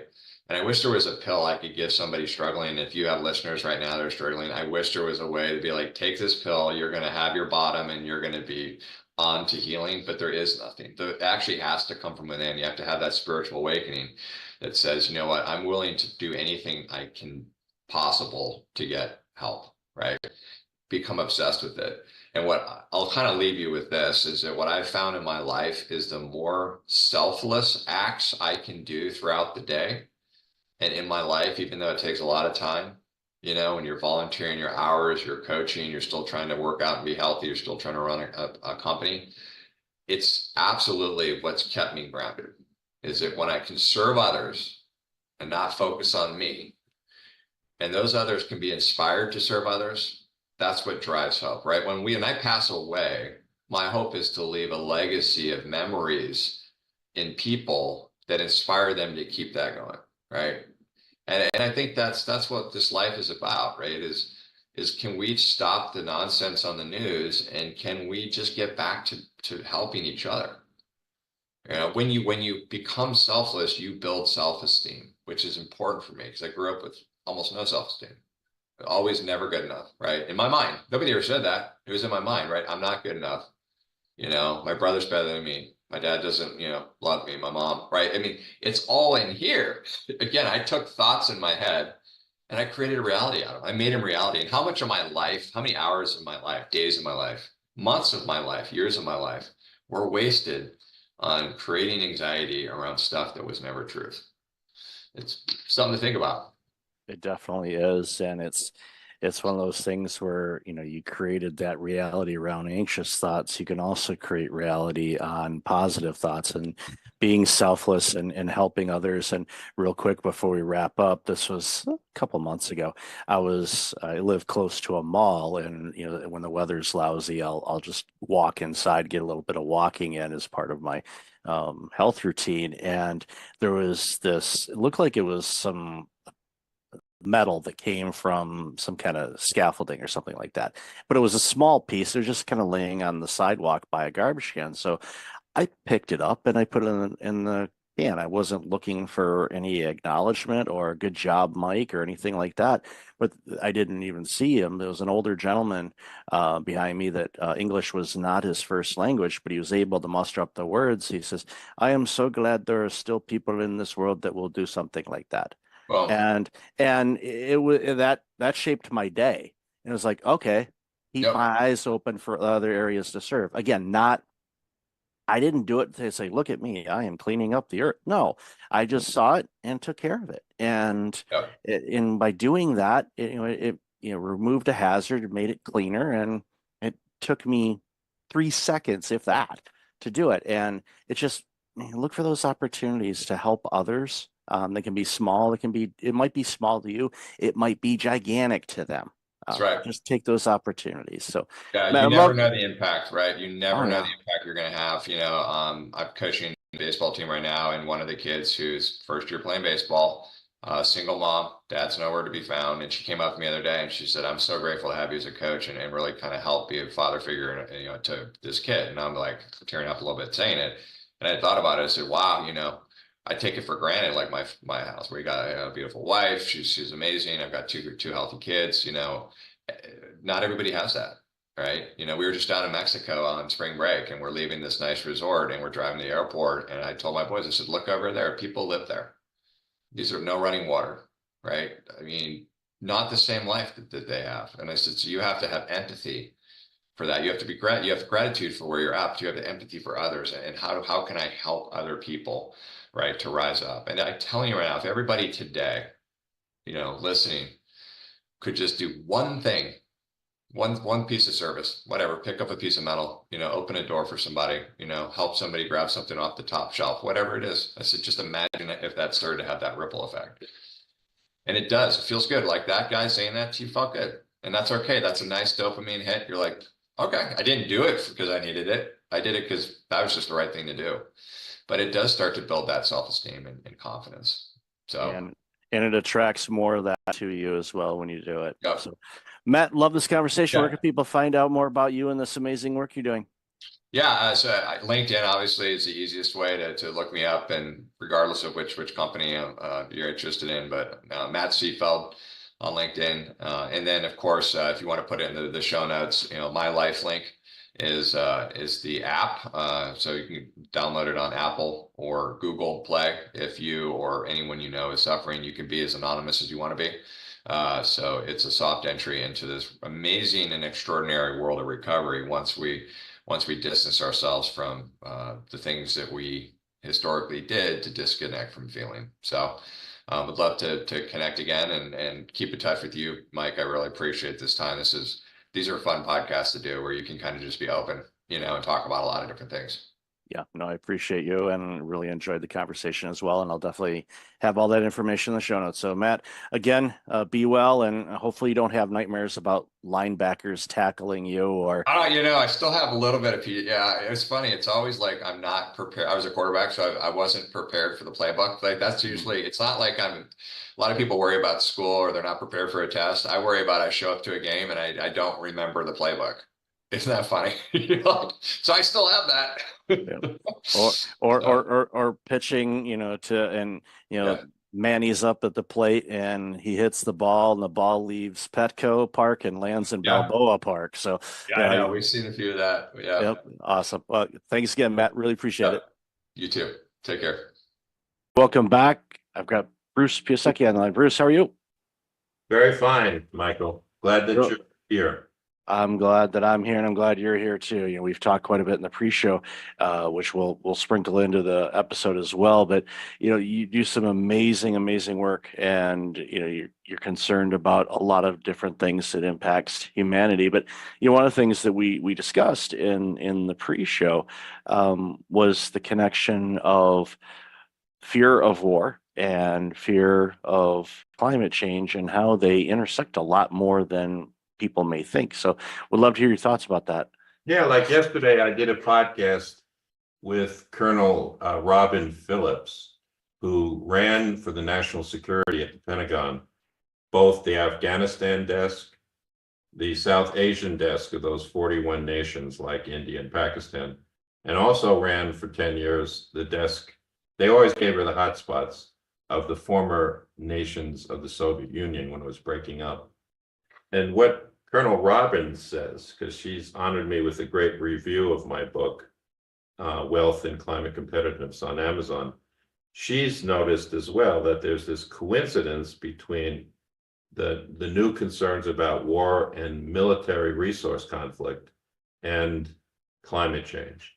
And she reminds all of us in this podcast I did with her that today, for the first time in human history, we have the technology and the information, but we have to choose the right leaders and adapt the right patterns to realize that these are one and the same, that unless you keep national security interests and nation state interests in Somalia or the other nearly failed states, you're going to create serious unrest for the US government and for Canada and for the industrialized nations. So I believe that they're one and the same. So I'd like your listeners to begin to visualize the solution. And I call it the sweet spot between business and society. If you think of two large circles, one is business interests and another is social interests. For the longest time, those two circles only met mildly, peripherally, when they bumped into each other. Now what I'm finding in the new generation, my daughter's a doctor and she's totally there. There is a sweet spot of innovation and wealth creation where the two circles meet, and they meet in 6 ways. First, they cut costs. When Walmart hired my firm, it was always the low price. They wanted to bring food into Africa with less cost. But it really is a sustainability and climate solution if you can give people nutrition in Africa in 22 nations without or over reliance on yams, right? Because it's not diverse enough. Second, the great firms grow revenue. So in my new book, I talk about Trane Technologies, the building science and the food transportation giant, 50,000 engineers who quadrupled the value of their stock during the pandemic because they found a more efficient way to help Pfizer shift its pandemic vaccines, helped Walmart ship its refrigerated food. And so Trane Technologies is featured in my new book as an example of a business result. They're growing revenue because they're interacting with social needs. I think the third thing that happens is we begin to improve our relationships against the common prejudices. So many corporate leaders that I worked for, say 20 years ago, in their high rises where we take the private elevator up to the top of the firm, they had prejudices about social movements. They had prejudices against government, right? And I think that when you begin to think of the sweet spot that's shared between business interests and social interests, you get firms like Toyota, Patagonia, Unilever that operate. Unilever operates in 120 to 140 of the 190 nations of the world. And they see that in the attitude of most people that buy their products, there is this sharing of the sweet spot. The other 3 things that I worked on in my firm with our lawyers and our engineers is that you attract and retain better talent by thinking about the sweet spot. And that's clearly evident in firms like Trane, where I write about a man called Scott Tew, who's taken my company's leadership training for 15 years, twice a year, and as a result is one of their managing partners. I also think that you strengthen the brand, and too often the environmental movement is distracted by that. There's only saying it's greenwash, right? But it does actually, when a Toyota makes a hybrid powertrain car that goes twice as far at the same cost, you're improving the brand of Toyota in contrast to the gas guzzlers. Now, I'm not willing to say that we won the battle at Toyota because it was at the same time trucks were very dominant. So although we launched 8 million hybrid powertrain cars, the Prius and onward, we didn't change the entire market. But the sixth and last thing it does is it reduces risk, right? So all those financial concerns about capital exposure. So cut costs, grow revenue, reduce risk, strengthen brand, improve social relationships, and attract talent. That's what we focused our company on for 40 years. And you recognized early on, how intertwined everything is. And when you get all of those pillars, as I like to look at them, working together, you create this system and this organization that is doing amazing work. It's addressing needs. It's fulfilling. It's an organization. You go in there and like, okay, you have this opportunity to be creative because you're bringing in the best talent, because you're doing creative things to make a positive impact on the world, improving profitability, you can have both worlds or all worlds. I think you made a key point, Mike, so I'd like to build on it. I was trained as a classical financial literacy person, but you're talking about how today's generation and most people find satisfaction in purpose. And purpose at a firm is doing what you exactly described. So I go back in my work, my New York Times bestseller is called Doing More with Less, where I discovered this by writing about Ben Franklin. If you think about that American guy 300 years ago, he's neither Republican nor Democrat. He is creative in his force, and he thinks about social capital, not just financial literacy like I did. So, for example, he thinks about the bifocal because he notices he needs a bifocal to read better. It's self-interest, but he made it available to the people of Philadelphia. He's tired of moving his cart to the print shop through mud, so he helps the Public Works Department invent sidewalks. Once again, self-interest, but Philly becomes a mega place in America, early days, because of that. He's curious about lightning because he loves to swim and he's afraid, is this thing going to come down? So he thinks of the lightning rod. He's curious about efficiency, so he invents the Franklin stove, right? So in my work, I'm looking to liberate social capital in these firms, not just financial capital. And it benefits both. And we know when we analyze, and I've talked with people that do this for a living, the different generations and their motivators and what they want to bring to the table. And Gen Z, and we'll see what Gen Alpha comes up with, and the millennials, there's variances, but they want to do amazing work, but they want it to have a meaning to it because they get fulfilled from it. And not, obviously, the financial aspect of being compensated is a component of it. But I learned a long, long time ago, you can give your team raises, but they'll forget about it in a short on order. Purpose. Yeah. Yeah. They view so this is really where these new books of mine go.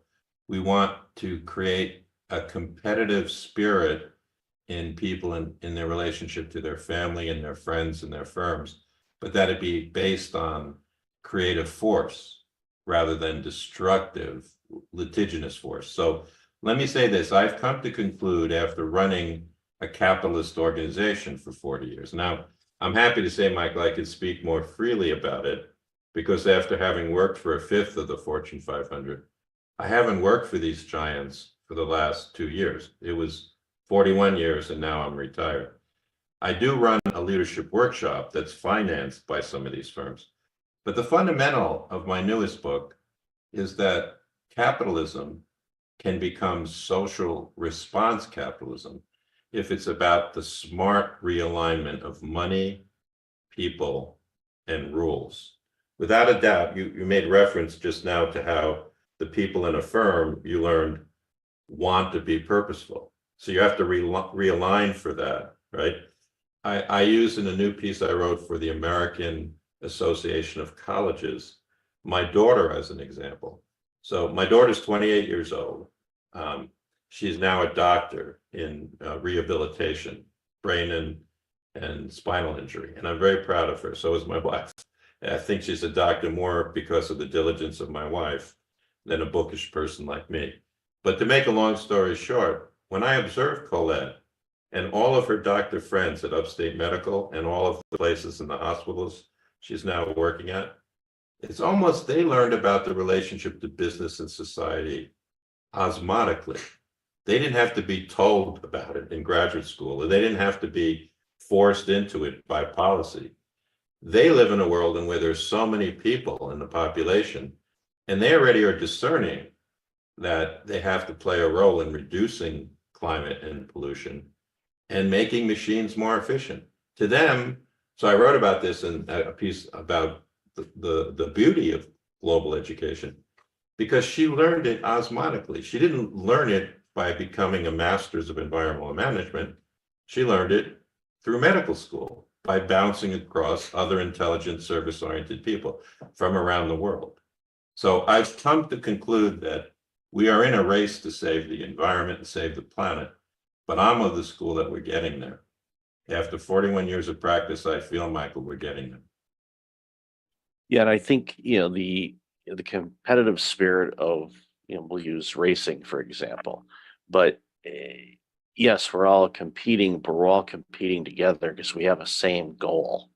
And being open, and you mentioned, your daughter, and observing, and in conversations with people all over the globe, you get different perspectives. And that shows to me, not knowing her at all, that she is, open-minded, curious, exploratory, wanting to see different things instead of getting into a rut, for example, and just saying this is the only way that we can do it, when we know there's, countless ways that we can approach things. But I think that it speaks volumes to her, and the role that Your colleagues, there were hundreds like her in medical school. That's what blew me away.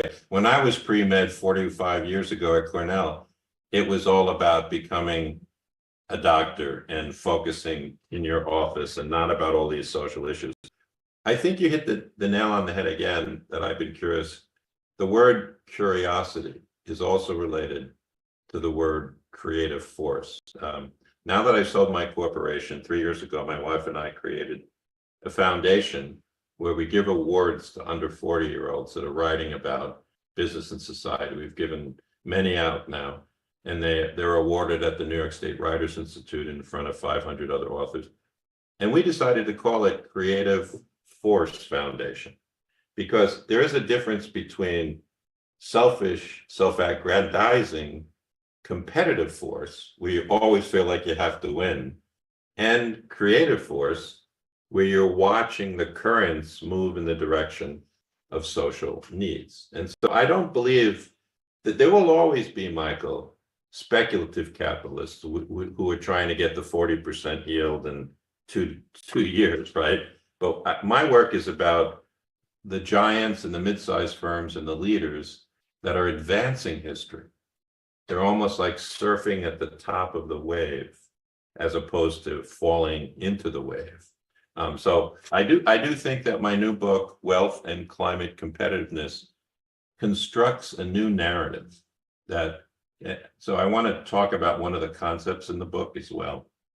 I've already mentioned to you, Michael, that money, people, and rules is the way we capitalists organize our staffs and the way we compete, often in a cooperative way, right, through partnerships, right? But I think the thing that I found myself surprising myself, Michael, in writing this new book, is I tried to think, what kind of 700-year-old tale exists out there that's going to prepare people of all different generations to think this way that we're talking about more easily. And I decided there's a whole chapter, a whole passage in the end of the book about Robin Hood and redistribution of wealth. Now, if you begin to think about Robin Hood, he's really celebrated in the British tales across the last 700 years as a social hero, as opposed to a criminal. It's taken society a while to accept the notion that a Nelson Mandela was heroic rather than a person in prison in South Africa. And so in the book, I write about why redistribution of wealth is a social good. I'm not talking about overtaxing the rich or draconian rules. I'm just talking about how there's things happening in the investment community at places like Calvert Investment or Trillium or my pension funds, where every day 10,000 clicks are redistributing wealth to more efficient companies like Toyota or Train. And that adjustment of capitalism is the social good. All right. So it's almost like an invisible Robin Hood. It's not Robin Hood. It's instead the merry pranksters exist in capitalism, and they're beginning to click the change. So my book is a reflection about that hope and that optimism in a time where it is easier for people to despair. Yeah, it's very easy for people to go down the negative rabbit hole. If you look for it, you're going to find it. But working with organizations like you have, you know, okay, these are the ones that are they're going to ignore the naysayers. They've got their mission. They know what they want to do. They know what they want to accomplish. They may not necessarily know yet how they're going to do it, but that doesn't bother them. They know that they'll have the creative willpower to be able to attack it and do the things that they want to do and make that impact on the world, both from a financial standpoint, but also a social good. And we've, highlighted this throughout the conversation. Both of those can coexist. They're not an either or, but I think sometimes people try to pigeonhole them as an either or, and they're not. And the more that we recognize that yes, your organization can actually be more profitable if you do things in a way that benefits humanity and social good and all of that, you'll find efficiencies. I'm a big fan of efficiencies. Believe me, if you can do it in 2 steps and still give out the great quality, by all means, because that frees you up to do other things that can make impact as well. So it makes a ton of sense. I would like to learn a little bit more before we leave about your Breakfast Leadership Network, because Yeah. I'm happy to be on it. So can you tell me a little bit about who you're reaching? Yeah, of course. Our organization, we launched it. Actually, the website was registered 8 years ago on Monday, so it's been around a bit. And the initial premise of the organization was I was working with organizations and C-suite executives on burnout recovery and prevention because I had my own. I noticed that. journey. Yeah. Yeah, I had a pretty bad case of burnout 15 years ago, and cost me nearly everything, including my life. And after recovering from all of that, I determined, well, I don't want to do that again. So what do I need to do? So I started researching burnout and went down that rabbit hole. And this was, 2011, 2012, when I still, I was, diving into it, and it started as I got more aware to it. I noticed a lot of my peers, and I was working in the healthcare industry at the time, were going down the same road that I did, and it scared the crap out of me. So I thought, okay, what can I do about this? So started writing about it, started talking about it. One thing led to another, started doing keynotes, writing books, doing consulting. You launched the podcast show a little over 7 years ago to talk about that, and then just bring awareness to entrepreneurs and small business owners Good for you. across the globe to share that yes, you can build a great organization. Yes, you can run a great organization, but you don't need to burn out doing it. You just have Well, to more power to you, because I do think that that's an important lived experience to share. And Yeah. good for your work on the website. One of the things I hope you do is Rob Nyson, my publicist, who put me in touch with you, is a very classical, wonderful ex-publisher of a Big Ten firm. He doesn't share your contact information. It's his style to preserve the relationship to you. So if you emailed me your mailing address, I'd love to send you 2 or 3 of my books for your home library, so that I can Awesome. become sort of like a brain trust for you. Because I've now that I'm retired, it took me 17 years to finish this, but a publisher came out with a book about my life, but I could tell it fits your sensibility, because I chose not to write about myself, but the 77 short vignettes are about the people who shaped me, because you've used the key words that I'm very interested in: curiosity, creative, and cooperation, right? So, if you think about it, I'd love to send you that in case you want to do another follow-up. The book came out a month ago, Yeah. so it's still getting its legs. Oh, it's beautiful. Yeah, I'll definitely after the show, I'll email you all that contact information, and I highly encourage people to, if they haven't already, pick up your books and follow your content, and because the expertise and experiences you have provide such a foundation for organizations to really thrive and grow and survive. And the stat, when you look at the Fortune 500, I saw this the other day, and it was surprising, but not that, almost half of the Fortune 500 in the year 2000 have either been acquired or they're gone. Isn't And you're that like, fascinating? it's like, you go, how in the world? Or even I saw a story the other day, one of the organizations in San Diego where I spent a bunch of time as well, called Q Health. They were valued during the pandemic, over $2 billion. They've shut up shop. They're closed. They're gone. Like from 2.3 billion to nothing in a couple of years. It's because, market changes. There was all kinds of other things that fell into place that created the situations that they were facing. But you can be top of the world and you can be underwater in a blink of an eye. And it's take for example, Enron in their own lifetime. I remember I used to go down to Enron because there were utilities that my firm was working for that wanted to use them as a model. And luckily the lawyer and I that would go down came back and said, there's something that doesn't smell right there. So, you just made the key point that even the global 500 changed. So in my books, I try and emphasize the lasting set of competitive principles that allow them to continue to innovate. Take, for example, Unilever. There are really 300 different small railroad trains on the same road.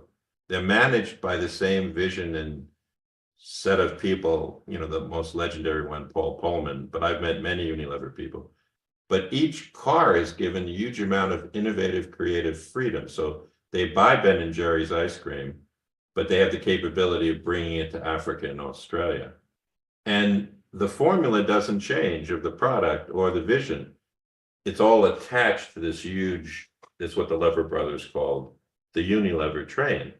And I think there's a real genius to that, allowing innovation within the small units as opposed to homogenizing it all at the top. There's many different models of management success. And as you just mentioned, many examples of management failure, which is what kept my life so interesting, Michael. I bet. So I'll definitely have all your contact information in the show notes. So Bruce, really, really appreciate your time today and love this conversation. We could probably talk for 10 hours straight on this stuff because it's one of the things that, drives it home for me is I want organizations to just crush it and be really well because it benefits all of us when they do. And it's, I love celebrating companies and individuals and teams like yours that just, help these organizations do what's right and make things better for all of us because we all win when that happens. So again, Bruce, thank you so much for being on the show. I'm delighted to be part of your Breakfast Leadership Network. Thank you for your time, Michael.